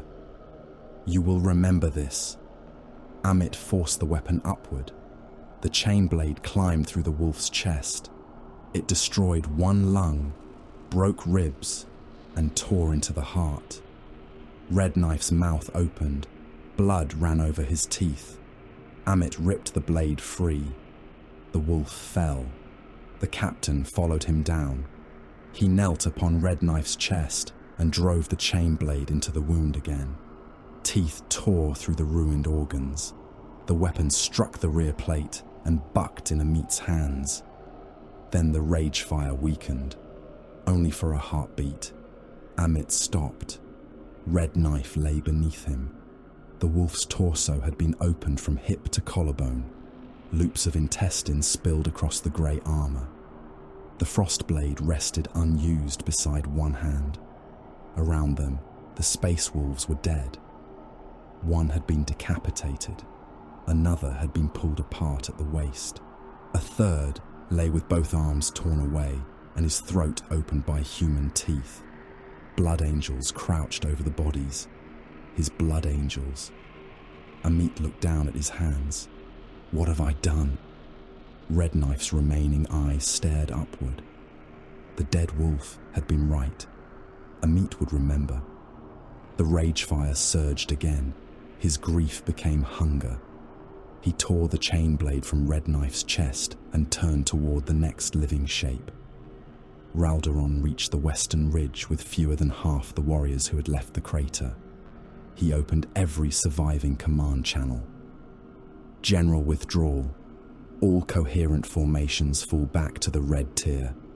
Wounded receive priority. Armor provides moving cover.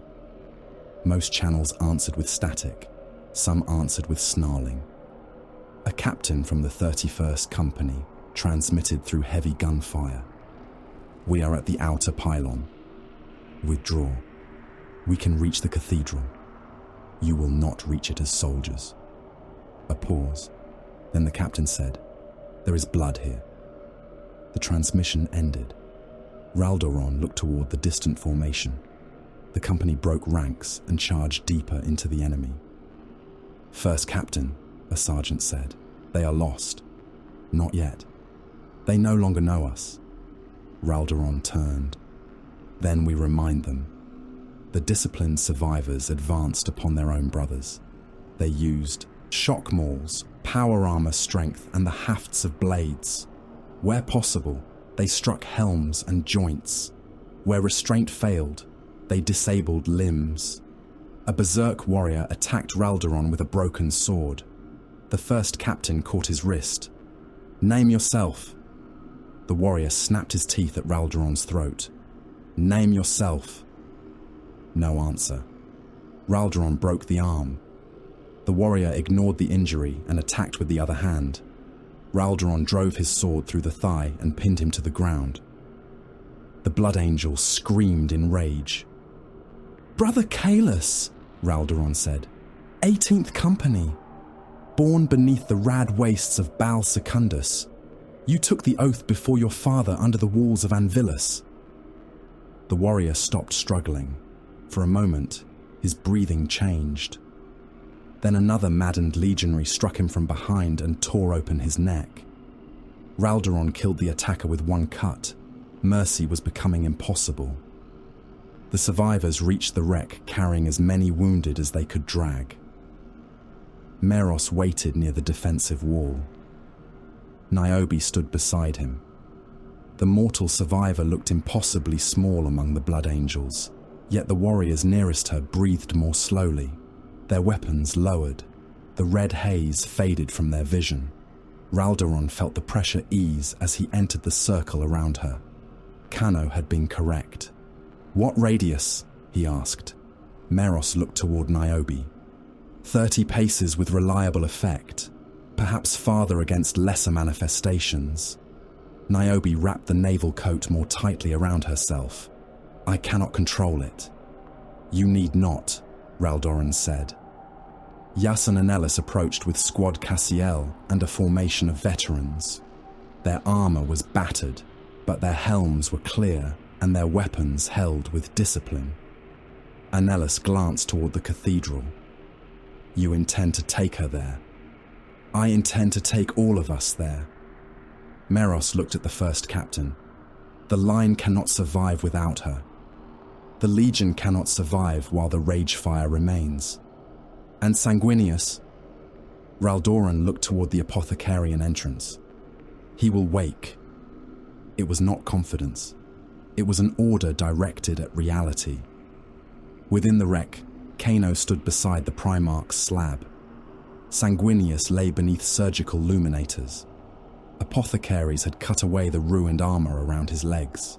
Mechanical braces held shattered bone in alignment, while synth muscle grafts and coagulant compounds rebuilt the torn flesh. His wings hung from support frames.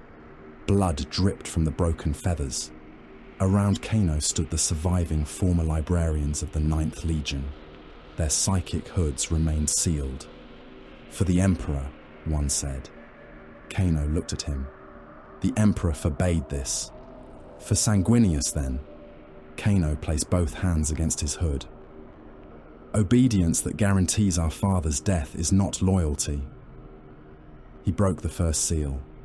The sound was small. The consequence was not. Power returned through dormant circuits. Pain entered his skull.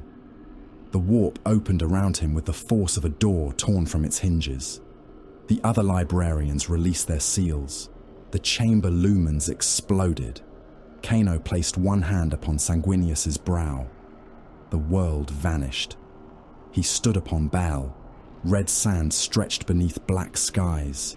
Horus waited upon the horizon in white armor stained with blood.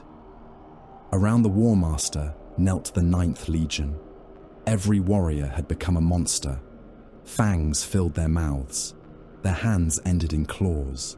They fed upon mountains of human dead, while Sanguinius stood among them with broken wings. "You failed them," Horus said. Kano advanced. The red sand became blood beneath his feet. "You are not Horus." The figure smiled.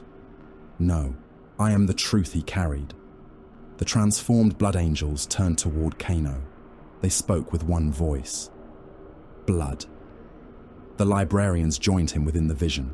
They formed a circle around Sanguinius. The rage fire struck. One librarian burst into flame. His physical body convulsed beside the Medica slab as blood boiled from his eyes and ears. Another screamed while his psychic form was pulled apart by the monstrous suns surrounding them. Kano reached for the Primarch. "Father." Sanguinius did not move. Outside, Raldoran's strike force crossed the plain beneath Niobe's deadening presence. Demons recoiled from the mortal. Blood angels regained fragments of themselves as she passed. Squad Cassiel held the flanks. Anelus led the advance. Meros carried his Narthesium in one hand and a bolt pistol in the other. The cathedral grew before them. Its gates were shaped from interlocking jaws. Faces moved within the bone. Above, trapped souls burned in the towers. Inside Sanguinius's mind, another librarian died. His body arched above the deck. His spine broke in 3 places. Blood burst from his mouth and covered Kano's armor. "Father," Kano said again. The vision of Horus drew a sword. "You cannot awaken what has chosen shame." Kano stepped between him and Sanguinius. "You are not his brother." "No." The false Horus raised the blade. "I am what his brother made of him."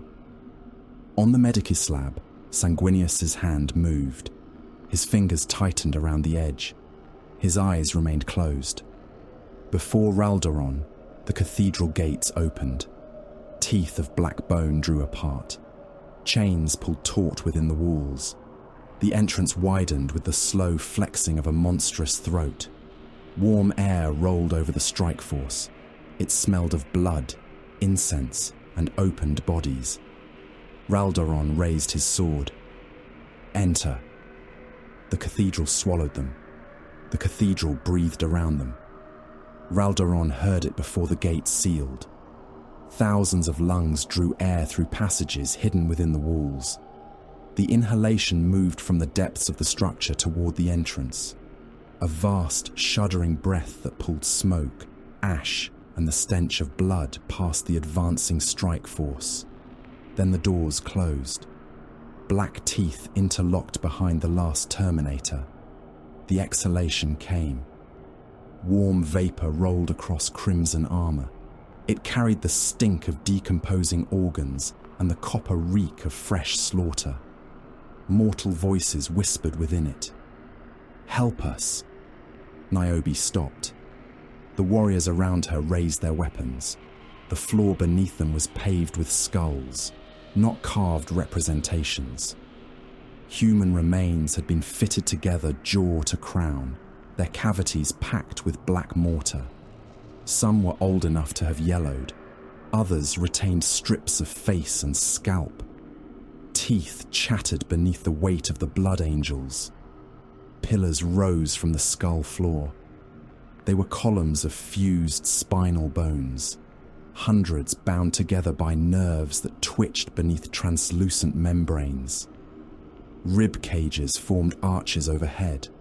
Hearts hung among them like censers, beating weakly inside cages of brass. "Help us," the walls repeated. Raldoron's retinal display filled with corrupted readings. Distances changed when he looked away. The entrance appeared 80 paces behind him, then 800, then close enough to touch. "Do not trust the Auspex," he said. "Maintain visual spacing. Cassiel, rear guard. Anelus, shields forward." Veterans raised boarding shields. The first corridor narrowed ahead, ending at a door made from 2 human torsos sewn together along the spine. Their arms served as hinges. Their eyes opened as the blood angels approached. "You came too late," they said. Meros studied the living mechanism. "How many dead were used to build this?" Niobe looked along the breathing walls. "Not dead." The torsos screamed when Anellus forced the door open. Bones dislocated. Muscles tore around the hinges. The passage beyond was filled with kneeling figures in imperial clothing, their backs turned toward the strike force. "Survivors?" one veteran asked. Niobe shook her head. The kneeling figures rose. Their faces had been removed. Demonic fire erupted from the empty cavities. The veterans locked shields. Warp flames struck ceramite and burst across the formation. Armor blistered. One warrior's shield became soft in his hands, the metal flowing over his gauntlet like molten wax. "Melter guns," Raldoran ordered. The second rank fired. White beams crossed the corridor. Faceless bodies ignited and came apart. The wall behind them liquefied, revealing screaming skulls embedded within it. "Advance!" The strike force moved through the burning remains.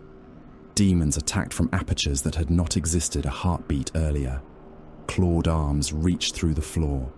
Mouths opened in the ceiling. A blood angel was seized by both legs and pulled downward until the skull paving cracked around him.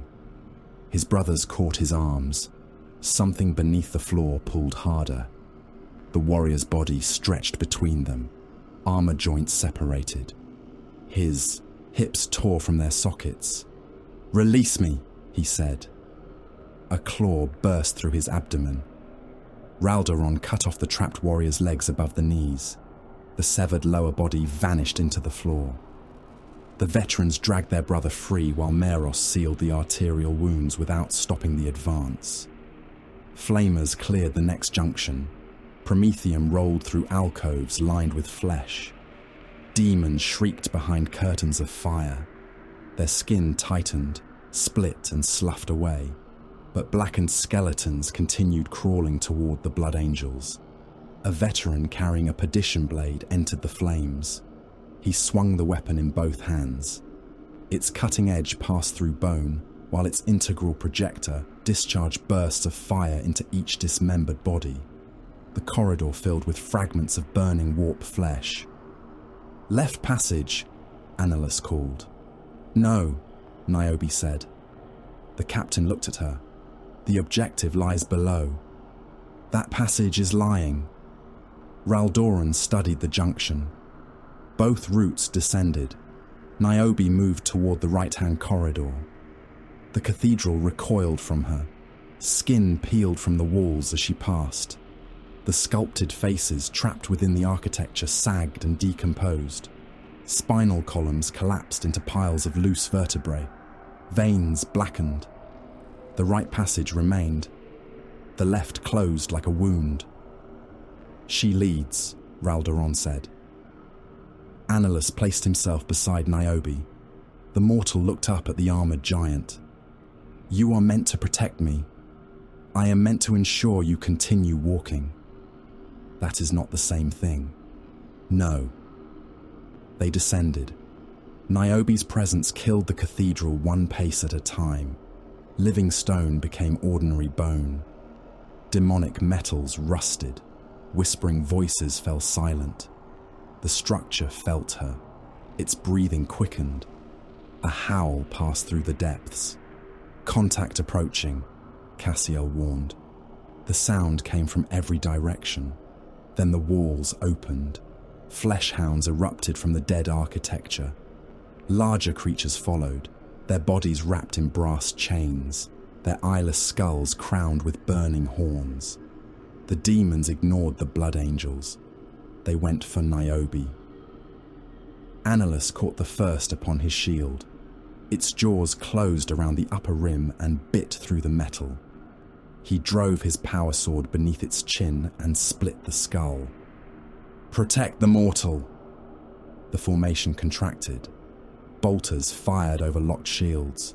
Mass reactive shells burst inside demonic torsos. Flesh hounds climbed across the bodies of their own kind, claws scraping furrows through crimson plate. One reached Niobe. Cassiel intercepted it. The creature bit through his forearm. Armor and bone broke together. Cassiel lost his bolter, caught the beast by the throat with his remaining hand, and slammed it against the wall. Niobe's null aura touched it. The flesh hound changed. Its red hide became grey meat. Fire vanished from its eyes.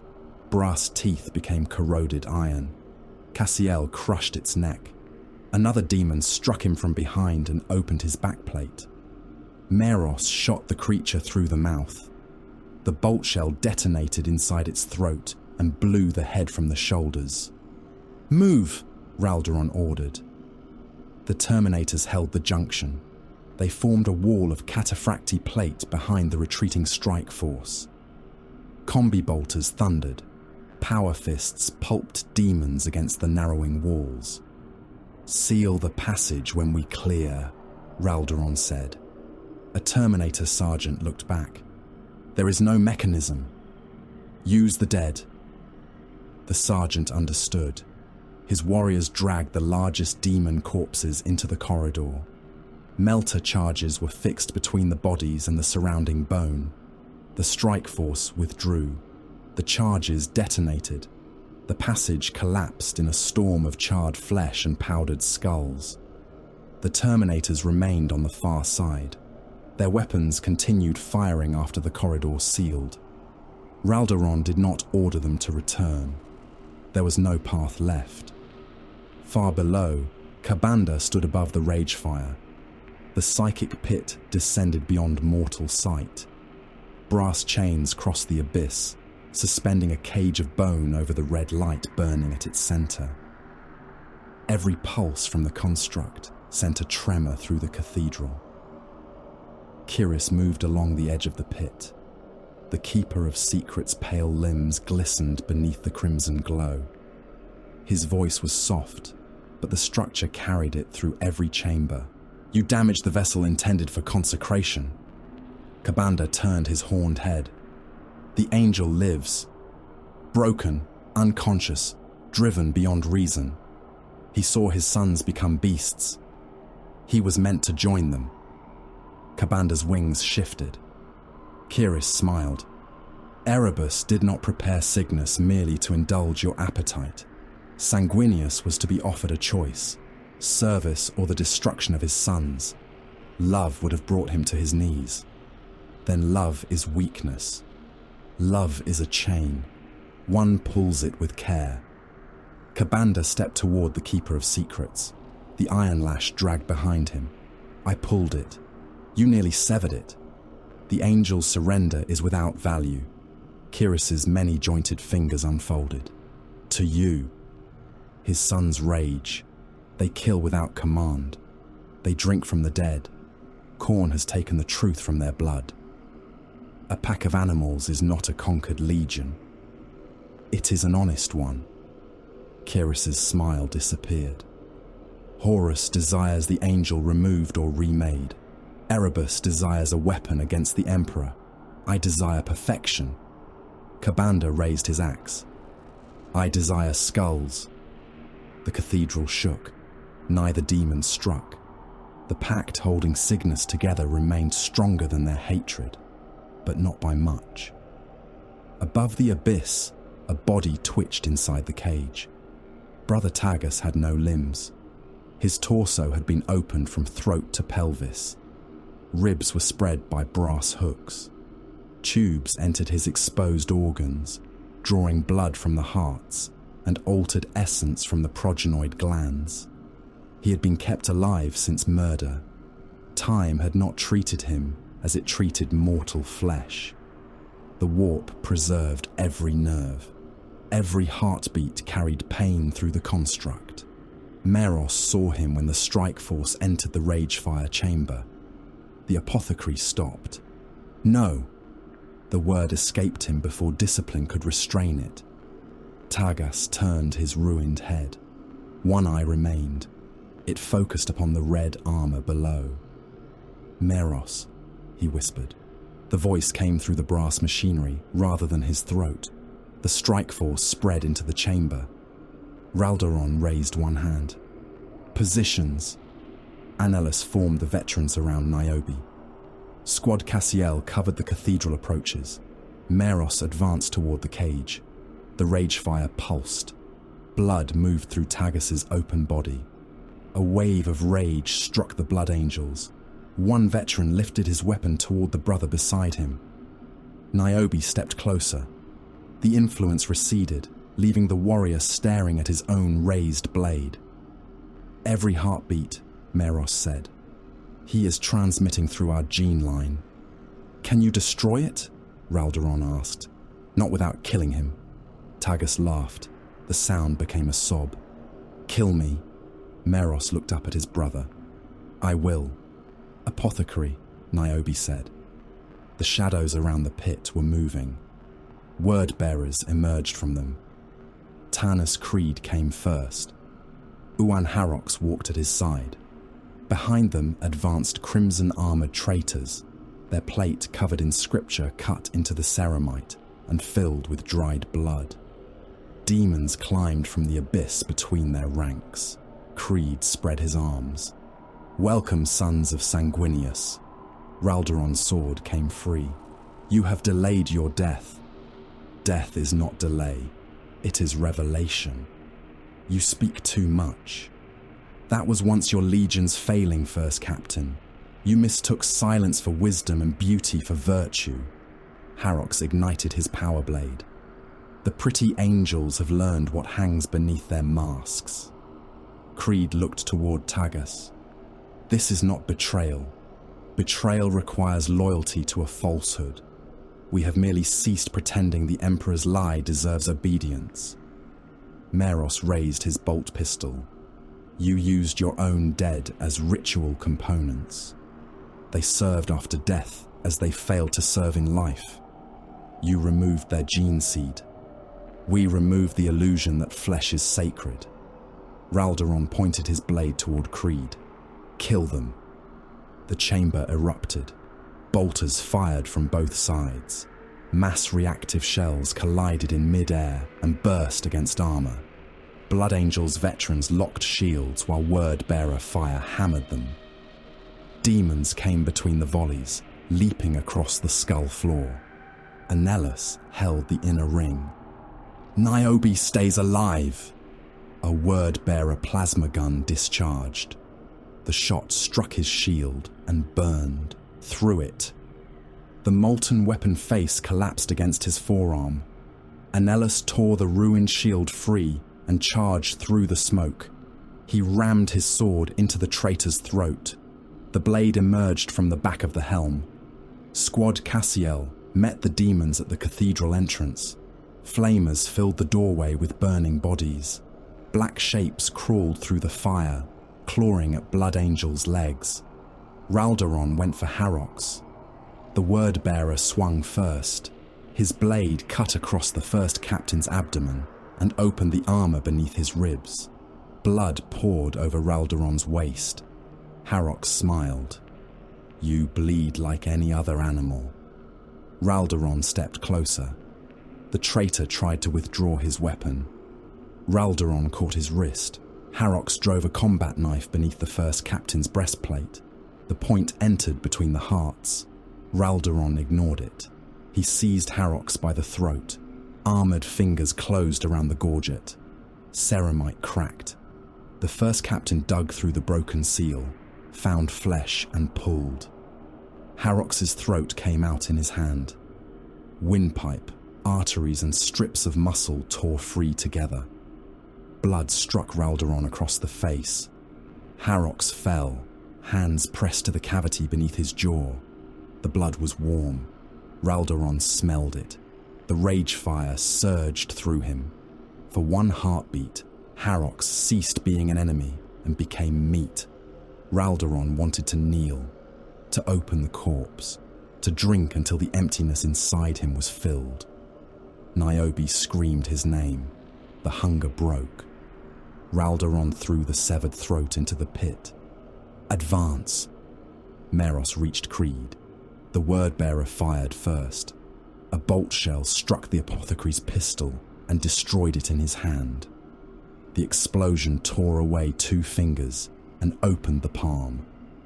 Creed struck with his Crozius. Meros blocked with the Narthecium. The impact broke one of the medical manipulators and threw him against the Ragefire cage.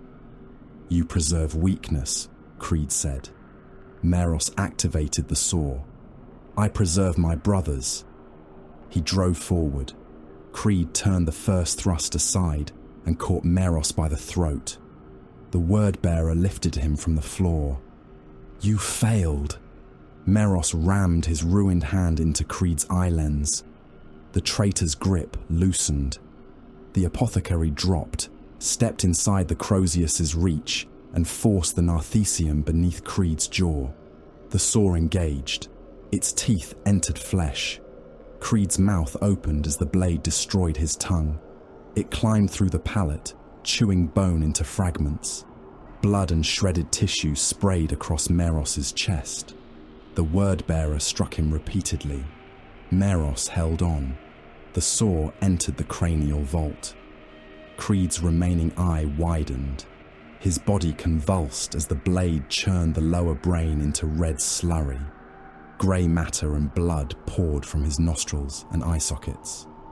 Meros kept the saw engaged until the word-bearer stopped moving. Then he released him. Creed fell with his lower face divided and his skull full of pulp. A scream crossed the chamber. Kyris descended. The Keeper of Secrets struck Annalus aside and passed through the veterans as though their armor were cloth. Claws opened bodies, bladed limbs severed heads. A blood angel fired an inferno pistol into Kyris's chest, but the demon twisted around the blast and tore the warrior's arms from their sockets. Raldoron charged. Kyris caught his sword between two claws. "You are the dutiful one," the demon whispered. Raldoron drove his forehead into its face. Kyris laughed and hurled him across the chamber. The first captain struck a pillar. Spinal bones shattered around him. His sword slid beyond reach. He tried to rise. A claw closed around his ankle and dragged him across the skull floor. Kyris lifted him and threw him before Kabanda. The bloodthirster looked down. Raldoron reached for the knife still buried beneath his breastplate. Kabanda raised his axe. Another son. The cathedral doors exploded inward. Bone, brass, and demonic flesh filled the chamber. Sanguinius stood within the breach. Armored braces enclosed his rebuilt legs.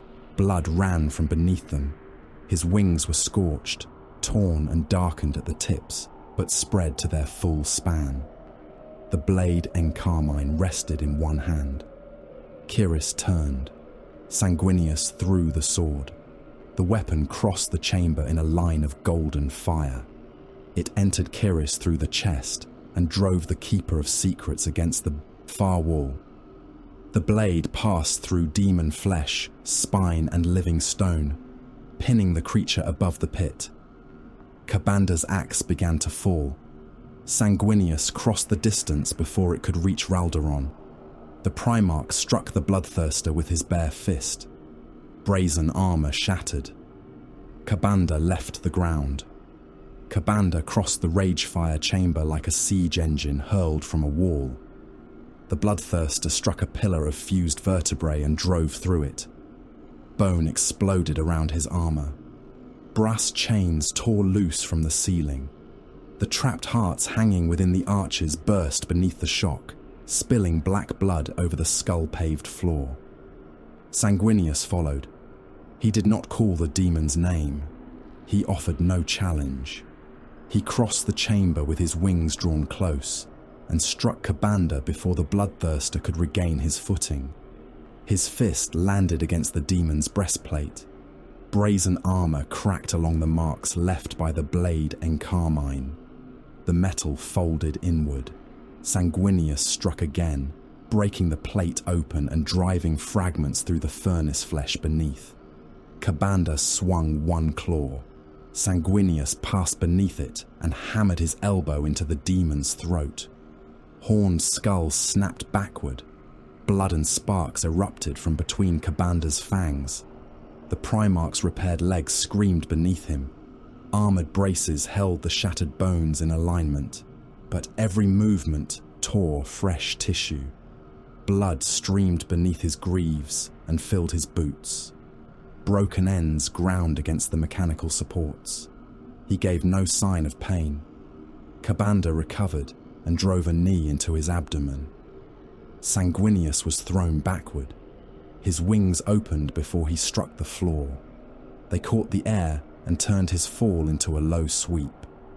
He passed over Raldaron, seized the first captain by one arm, and cast him beyond the reach of the demon's descending axe. The weapon struck the skull floor. A fissure opened across the chamber. Human remains collapsed into it, jaws clattering as they disappeared into darkness. Ka'Bandha wrenched the axe free. "You return in wrath!" Sanguinius landed. His hands were empty. The blade and carmine remained buried through Kiris, pinning the Keeper of Secrets to the far wall above the abyss. Ka'Bandha spread his wings. "You return broken, bleeding, consumed by hatred." The Bloodthirster pointed the axe toward the Primarch. "You return as Khorne fashioned you." Sanguinius advanced. "You mistake anger for surrender. All anger is his." "No." Ka'Bandha's eyes narrowed. Sanguinius continued walking. "A blade may kill in a tyrant's hand or defend the helpless in another. The wound does not decide the cause. Blood is blood. Choice is choice." The Bloodthirster charged. His axe came down in a two-handed stroke. Sanguinius turned sideways, but the edge caught his left pauldron. Golden armor split from shoulder to ribs.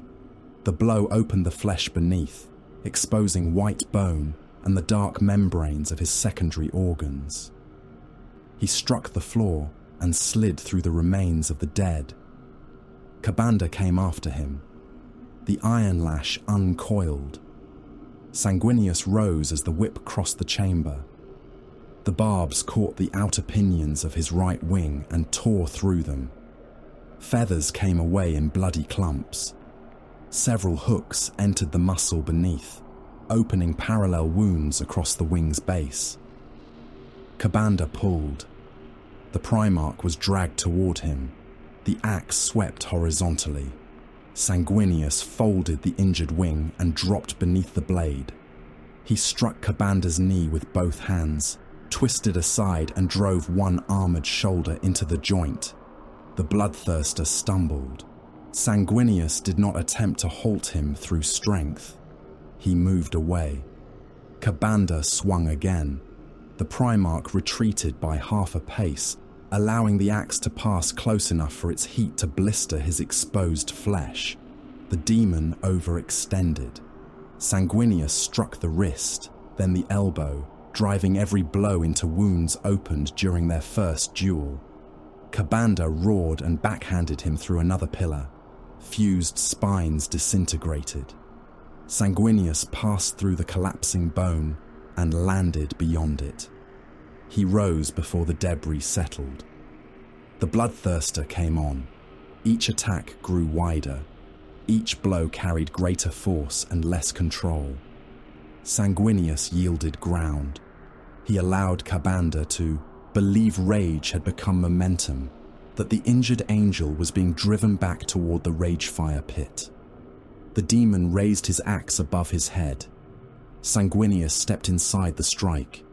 He seized the haft beneath the blade and turned his body. Ka'Bandha's own weight carried the weapon past him. The axe struck the floor and embedded itself to the haft. Sanguinius kicked the demon's wrist. Armor cracked. Ka'Bandha released the weapon and attacked with the iron lash. The whip came from below. Sanguinius saw the barbs rising. He reached for them. The weapon wound around his left hand. Hooks punched through the gauntlet and entered his palm. One emerged between the bones of his wrist. Blood ran along the black iron. Ka'Bandha pulled. Sanguinius did not resist. He allowed the lash to drag him forward. The Bloodthirster's expression changed. Too late. The Primarch seized a second length of the weapon with his other hand. barbs opened both palms. They tore through ceramite and flesh, lodging against reinforced bone. Sanguinius stepped around Kabanda. The iron lash crossed behind the demon's neck. Kabanda turned, but the Primarch moved with him. He wound the whip around one horn, beneath the jaw and across the throat. Sanguinius planted both feet. The braces around his legs buckled. He pulled. The iron lash tightened. Its hooks sank into Kabanda's throat. They penetrated brazen gorget plates and buried themselves in warp flesh. The bloodthirster's roar broke into a strangled blast of smoke and blood. He clawed at the coils. Sanguinius crossed the lengths behind his neck and pulled harder. Kabanda staggered. Blood poured from his mouth in burning streams.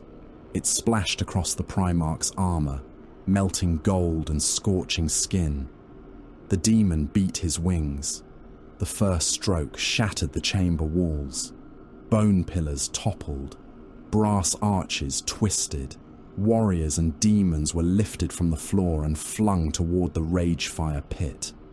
A word-bearer struck the abyssal edge, caught it with one hand and screamed as another falling body tore him loose.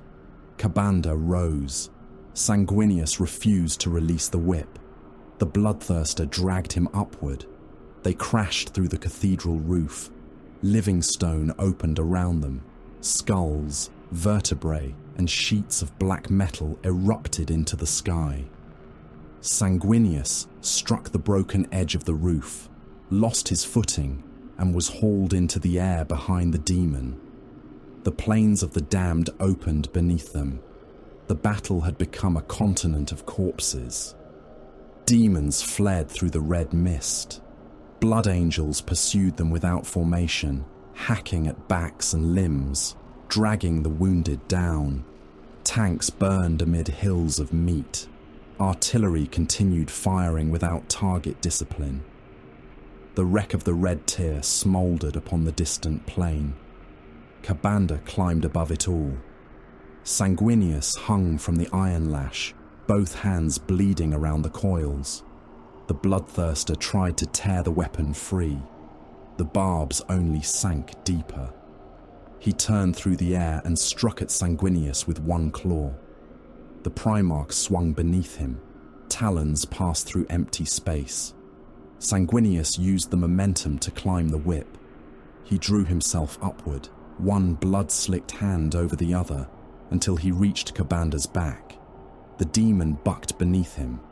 Sanguinius wrapped one arm around the base of the nearest wing. Its joint was larger than his torso. Tendons moved beneath the skin like void ship cables drawn through winches. Kabanda understood. He rolled. Sanguinius was crushed between the demon's back and the rushing air. Ribs cracked beneath his ruined breastplate. The edge of one horn opened his cheek to the bone. He held on. Kabanda struck at him with the iron lash's free end. The weapon crossed Sanguinius's back and tore open his armor. Barbs ripped through flesh and pulled feathers from both wings. Still, he held on. The Primarch drove his bleeding hand beneath the wing joint. Fingers entered furnace-hot flesh. Kabanda roared. Sanguinius pushed deeper. He found the great tendons binding wing to shoulder. He closed his fist around them. "Look upon me," Sanguinius said. Kabanda twisted his head. The angel's face was covered in blood. His eyes held no madness, only purpose. "You broke my sons to prove they were beasts." Sanguinius tightened his grip. "You should have killed me." He pulled. The first tendon snapped. The sound rolled across the heavens. Kabanda convulsed. Sanguinius pulled again. Muscle tore beneath his hands. The wing joint opened. Burning blood struck the air and became a storm of crimson flame. The bloodthirster dropped. His remaining wing beat furiously, but the ruined side dragged him into a descending spiral. Sanguinius braced both feet against Kabanda's back. The supports around his legs fractured. Fresh agony tore through him. He pulled with his arms, shoulders, and wings. The joint came apart. Kabanda's first wing tore free. It separated from his back in an eruption of black tendons, brazen fragments, and molten blood. Sanguinius released it. The severed limb fell. It turned slowly as it descended, vast enough to eclipse entire sections of the battle below. Demons scattered. Maddened blood angels did not. The wing struck the plane. The impact crushed hundreds beneath membrane and bone. Blood letters disappeared under it. A damaged predator vanished beneath the central spar. Crimson-armored warriors were reduced to broken shapes pressed into the earth. Kabanda's flight collapsed. He plummeted toward the cathedral. Sanguinius remained upon his back. The demon reached over one shoulder and caught the Primarch by the throat. Claws closed around his neck. Sanguinius struck the wrist. Once, twice. The grip weakened. He wrapped the iron lash around the arm and pulled it across Kabanda's chest, using the demon's own weapon to bind him. The cathedral rose beneath them. Kabanda opened his remaining wing in a desperate attempt to slow the fall. Sanguinius saw the joint flex. He released the demon's throat, seized the wing at its root, and planted one knee against Kabanda's spine. The Primarch pulled. Kabanda's claw closed around his face. Talons cut through cheek and scalp. Sanguinius drove his forehead into the demon's hand, breaking 2 fingers. He pulled again. The second wing joint ruptured. Kabanda screamed. The sound shattered what remained of the cathedral's upper towers. Trapped souls spilled from them as streams of pale fire. The scream passed through Blood Angel's Vox systems and forced warriors to their knees. The wing tore halfway free. Kabanda slammed Sanguinius against the cathedral's broken roof. The impact drove fragments of bone into the Primarch's side. One entered beneath his ribs and emerged through his back. He did not release the wing. Kabanda struck him again. Sanguinius's vision darkened. He saw Horus smiling. He saw 500 sons dying together. He saw his legion feeding upon the dead. He pulled. The remaining tissue tore. The second wing came free. Kabanda fell into the Ragefire chamber. He struck the skull floor and opened a crater beneath himself. The impact broke his remaining horn and shattered the armor across his spine. Sanguinius landed upon him. The Primarch wrapped the iron lash around Kabanda's throat again. He crossed it beneath the jaw and pulled the demon's head backward. Kabanda clawed at the floor. His axe lay beyond reach. His wings were gone. His legs gouged trenches through the skulls as Sanguinius dragged him toward the psychic pit. Kiris watched from the wall, still pinned by the blade in carmine. The Keeper of Secrets' mouth curved into a smile despite the wound through his chest. "Kill him," Kiris whispered. "Give the Blood God what he desires." Sanguinius ignored him. Kabanda's claws found the edge of the abyss. He gripped it. Black stone broke beneath his fingers. Sanguinius pulled the iron lash until the barbs entered the demon's throat from every side. Kabanda's voice emerged as a wet growl. "You cannot end me." "No." The Primarch planted one foot against the Daemon's back. Pain erupted through his shattered leg. "But I can teach you defeat." He kicked. Kabanda lost his grip. The bloodthirster fell into the pit. The iron lash tightened once around his throat, then slipped from Sanguinius's bleeding hands and followed its master into darkness. Kabanda struck the Ragefire's descending chains. They wrapped around his limbs. Psychic flame entered his wounds. The abyss pulled at the substance holding his material body together. Brazen armor melted into flesh. The plate softened and ran across him, filling open wounds before hardening within the muscle. His broken horns forced themselves backward into his skull. The sockets where his wings had been tore open again and again, each repetition wider than the last. The pit did not simply destroy him, it remembered every injury. Sanguinius's fists broke his armor 1,000 times. The iron lash entered his throat 1,000 times. Both wings were torn from his back across every layer of his essence. Kabanda screamed as his body became strips of burning meat stretched across the dark. His hatred survived. So did his humiliation. The angel had risen. That truth followed him when flesh, armor, and bone were gone. The abyss closed over him. Silence entered the cathedral. Raldaron dragged himself upright against a collapsed pillar. Meros stood beside Niobe and the few surviving veterans. Cassiel remained near the chamber entrance, one arm hanging useless at his side. Sanguinius knelt at the edge of the pit. Blood ran from his palms, legs, side, and wings. The mechanical braces around his bones had broken apart. He should not have been capable of standing. He rose regardless. Outside, the last organized demons were dying. The blood angels tore them apart across the plains. Then there were no enemies left. The legion did not stop. A squad of crimson warriors stood over the corpse of a brass-armored demon. One held its severed skull. Another reached for it. They attacked each other. Chain blade struck breastplate. A bolt pistol fired at point-blank range. The shell entered beneath a jaw and detonated inside the skull. The dead warrior fell, and 3 brothers descended upon the body before it struck the earth. Elsewhere, 2 companies faced one another across a trench filled with corpses. Their helms were gone. Their mouths were red. Neither recognized the heraldry of the other. Raldaron heard the killing through the damaged vox.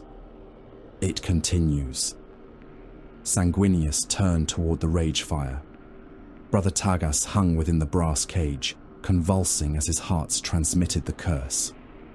Each pulse fed the legion's frenzy. Kabanda had not been the trap.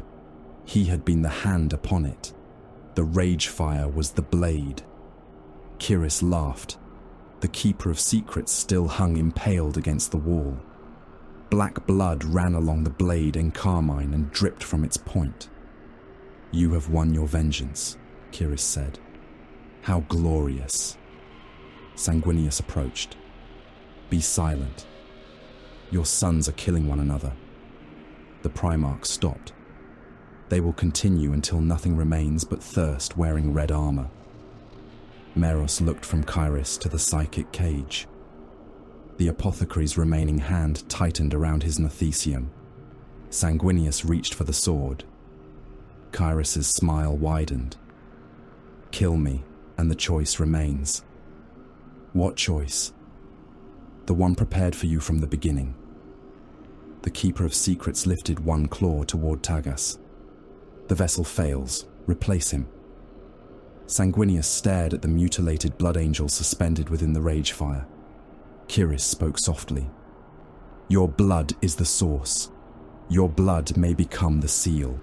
Enter the construct willingly, and every son will be freed." Raldaron pushed away from the pillar. "Do not listen." Sanguinius looked toward the broken cathedral walls. Beyond them, the 9th Legion murdered itself beneath the crimson sky. A blood angel tore open the throat of his brother. Another drank from a mortal corpse. The screams carried across the plains. Kiris leaned against the blade, impaling him. One father for all his sons. Sanguinius stepped toward the ragefire. Raldaron tried to follow, but his wounded leg failed beneath him. "My lord."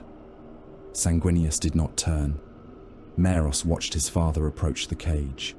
He saw the acceptance in the Primarch's face, not despair, decision. The apothecary looked at the tubes entering Tagas's progenoid glands. He studied the rhythm of blood moving through the brass machinery. He understood what the ragefire required. Not a Primarch, a vessel of the same blood. Meros lowered his gaze. Then he began to move. Sanguinius walked toward the ragefire. Each step left blood between the skulls beneath his feet. The braces around his legs had failed.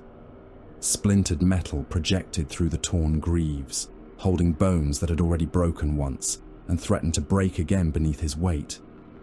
His left wing dragged behind him. Half its feathers were gone. The flesh at its root had been opened by the iron lash, exposing muscle beneath the blood-soaked pinions. He did not slow. Brother Targus hung within the brass cage above the abyss. What remained of the Blood Angel convulsed with each pulse of the construct. His heart's beat outside his ruined chest, suspended in cages of wire. Tubes entered the organs and carried his blood through the rage fire. The liquid returned darker with every circuit. Across Cygnus Prime, the 9th Legion continued killing itself. Their screams came through the damaged Vox network. Father, blood, hold the line, kill. The voices overlapped until command language and animal hunger became indistinguishable. Raldoron forced himself upright. The first captain had one hand pressed against the wound in his abdomen. Blood ran between his fingers. The knife Uan Harox had driven beneath his breastplate remained lodged beside his hearts. "My lord!" Sanguinius stopped at the first stair leading to the cage. "Do not ask this of me, Raldoron. I ask nothing for myself. Then you ask for the Legion." "Yes." Sanguinius looked toward the broken walls of the cathedral. Beyond them, blood angels fought among the corpses. 2 crimson warriors pulled a mortal auxiliary officer apart between them. Another knelt over the opened throat of his own sergeant, drinking while bolt shells struck the ground around him. "If I do nothing," Sanguinius said, "there will be no Legion. There may be another way. We have exhausted other ways." Kiris laughed from the wall. The Keeper of Secrets remained pinned by the blade Enkamine. Black blood flowed down the golden weapon and dripped from the demon's lower limbs. "So beautiful," Kiris whispered. A father choosing the pyre, a father placing his throat beneath the knife. Sanguinius ignored him. Raldoron climbed one step. His wounded leg failed. He caught the edge of the stair before falling into the skulls. "The Imperium needs you. The Imperium needs my sons. It needs both. It may not have both." Raldoron looked up at him. "My lord, you cannot know what the construct will make of you." "No. It may not kill you." "No. It may keep you alive as it kept Tagus." Sanguinius looked at the mutilated warrior suspended above them.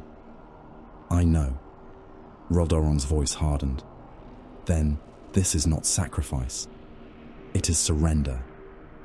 Sanguinius turned. The first captain had spoken the word deliberately. It struck where pleading could not. The Primarch descended one step and stood over him. A father cannot demand a price from his sons that he will not pay himself. You demanded nothing of Tagas, and he paid regardless. You did not build this abomination, but it was built from my blood. Sanguinius looked across the chamber at the surviving warriors.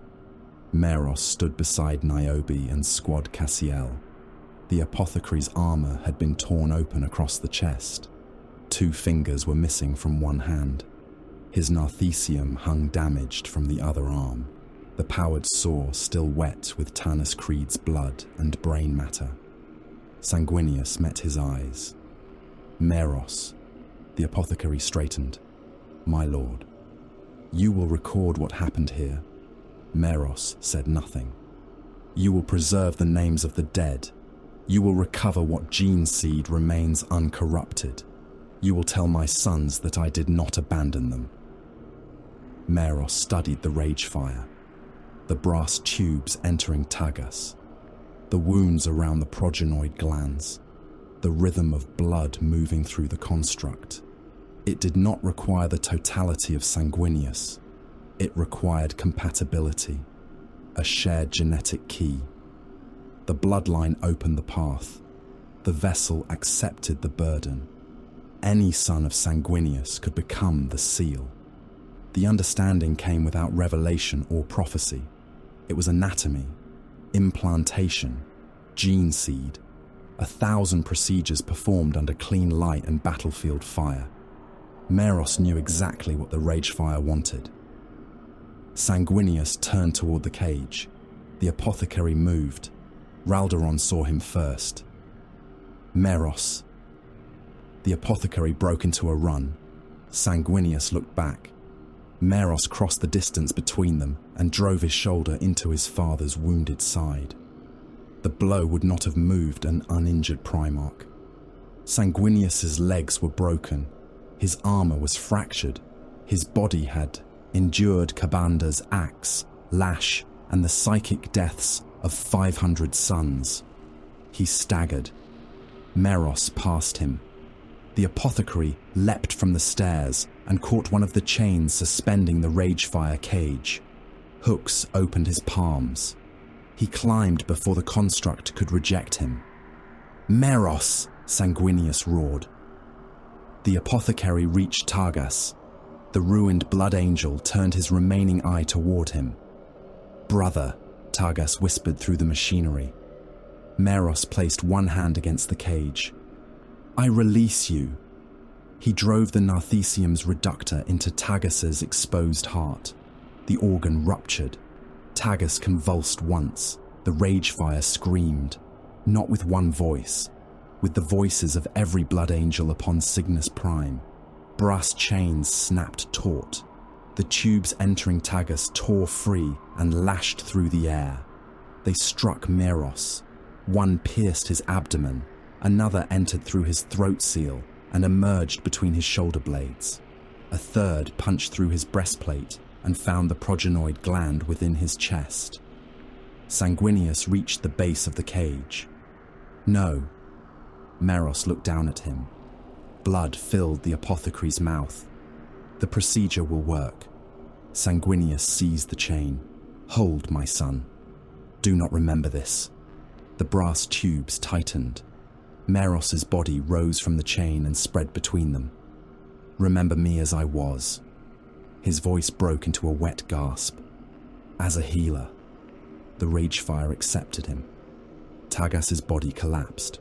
What remained of him fell into the abyss in pieces. Meros took his place. His armor fused to his flesh. Ceramite softened around the chest and flowed inward through the opened wounds.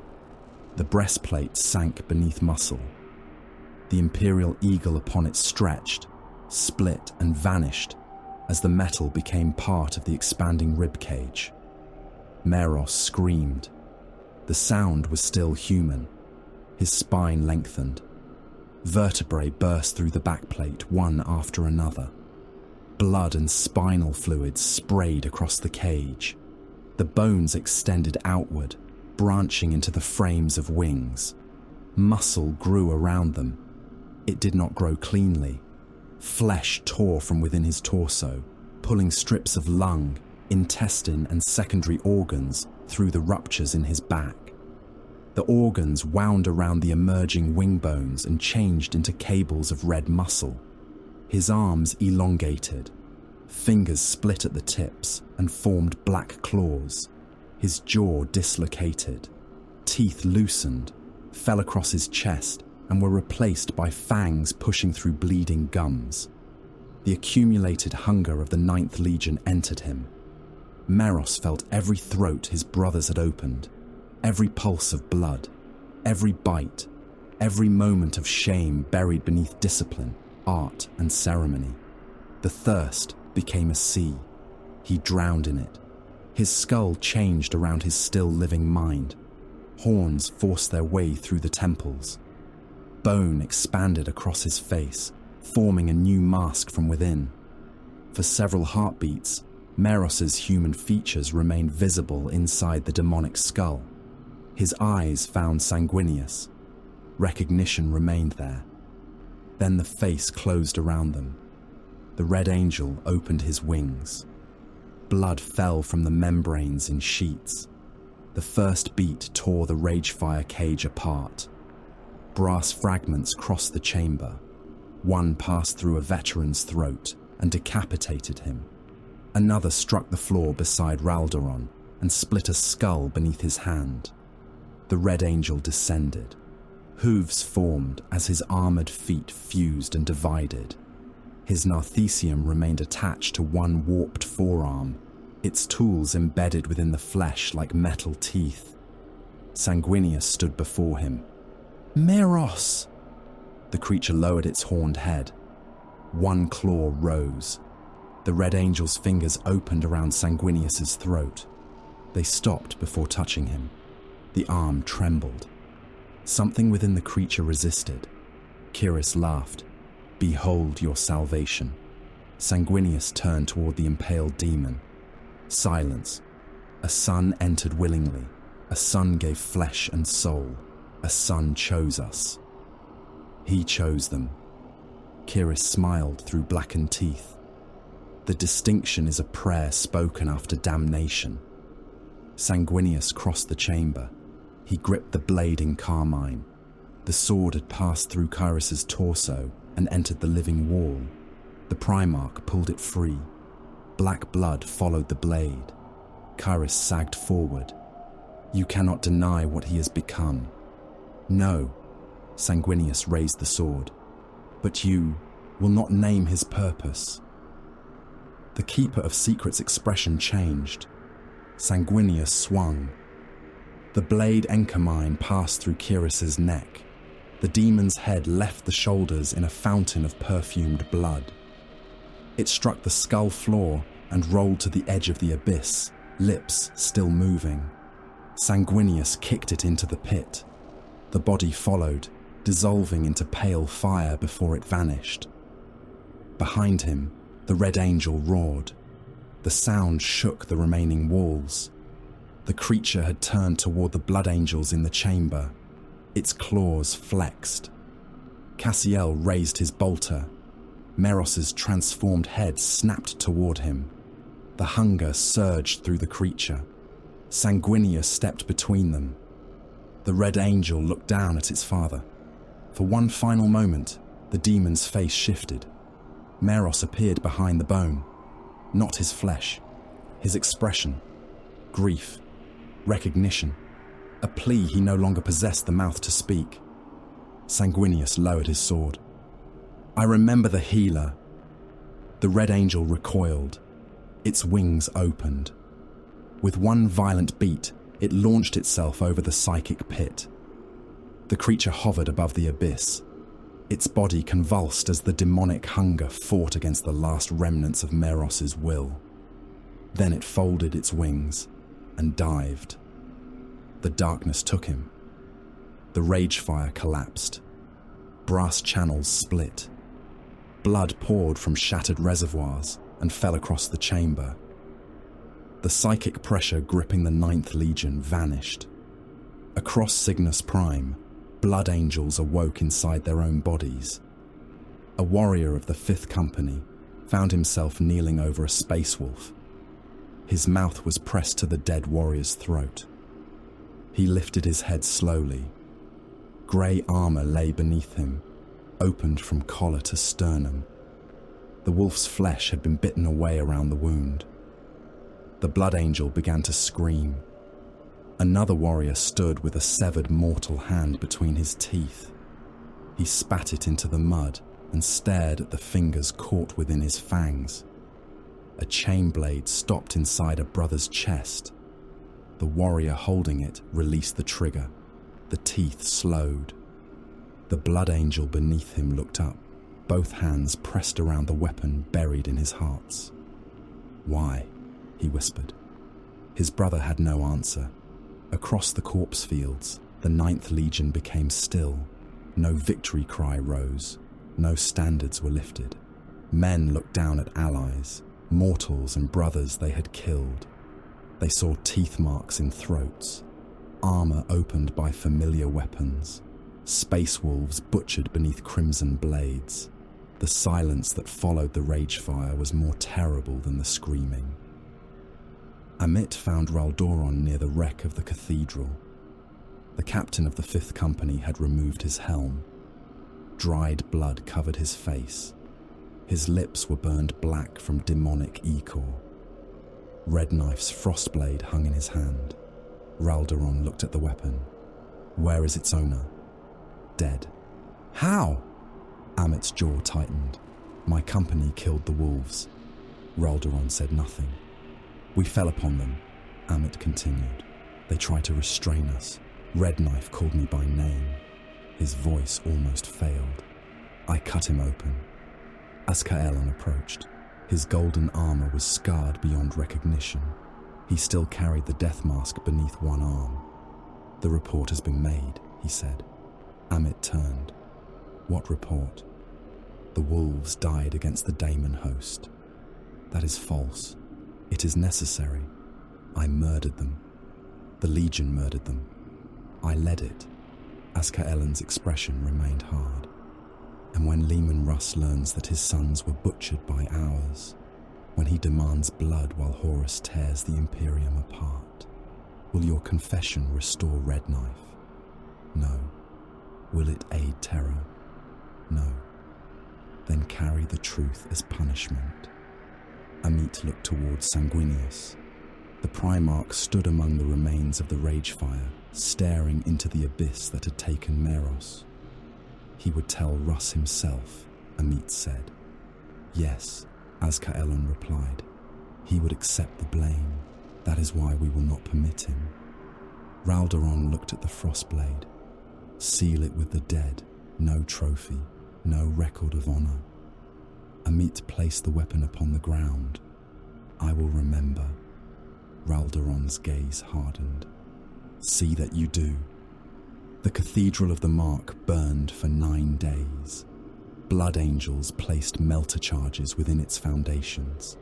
Surviving warships fired upon the structure from orbit once the distortion weakened. Lance beams struck the towers and reduced trapped souls, bone pillars and brazen altars to white ash. Gene Seed recovery teams crossed the battlefield. They opened the armor of the fallen and removed what remained uncorrupted. Apothecaries burned glands touched by the rage fire. Bodies that could not be carried were cremated beneath Legion standards. The dead of Cygnus could not be counted. Human cities had become graveyards. Army regiments existed only as names upon damaged rolls. The 9th Legion gathered its surviving sons and abandoned the cluster. Once the fleet cleared the temporal wound around Cygnus, the truth of the wider galaxy reached them. Time had passed beyond the dead system. Horus had rebelled openly. Legions had been massacred. The Imperium was burning. Sanguinius ordered a course for terror. The warp denied him. A storm of impossible magnitude rose between the Blood Angels and the Throne World. Navigators saw only walls of darkness. Astropaths heard the screams of worlds drowning beneath it. The ruin storm drove the fleet away from Terra, toward Ultramar. Within the warp, Kabanda crawled. He had no wings. His body remained a memory of mutilation held together by hatred. The sockets in his back opened with every movement. Sanguinius's hands tore the wings from him again and again across the layers of his essence. He crawled before the brass throne. Khorne offered no comfort, no praise, only contempt.